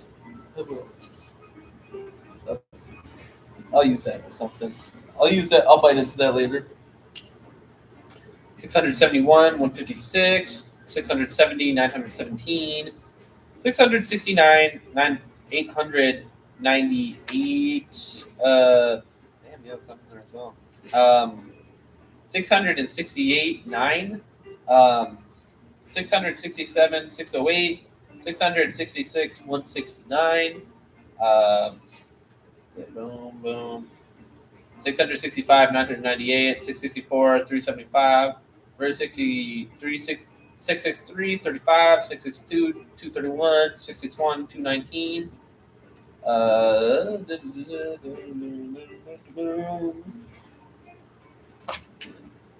660, 907, 659, 613, 658, 394, 657, 930 or 237, 653, 699, 655, 386, 654, 495, 653, 372, 652, 402, 651, 200, 650, 999, 649, 138, 648, 298, 643, 781, 646, 257, 656, 151, 644, 663, 643, 63, Let's see what else we got here. 642, 346, 641, 117, 640, 424, 639, 174, 638, 438, 637, 427, 636, 409, 635, 232, 634, 296. 633, 432, 632, 905, 631, 212, 630, 529, 629, 308, 628, 971, 627, 458, 626, 275, 625, 750, 624, 43, 623, 797, 622, 48, 621, 261, 620, 796, 619, 567, 618, 370, 617, 955. Switch my legs.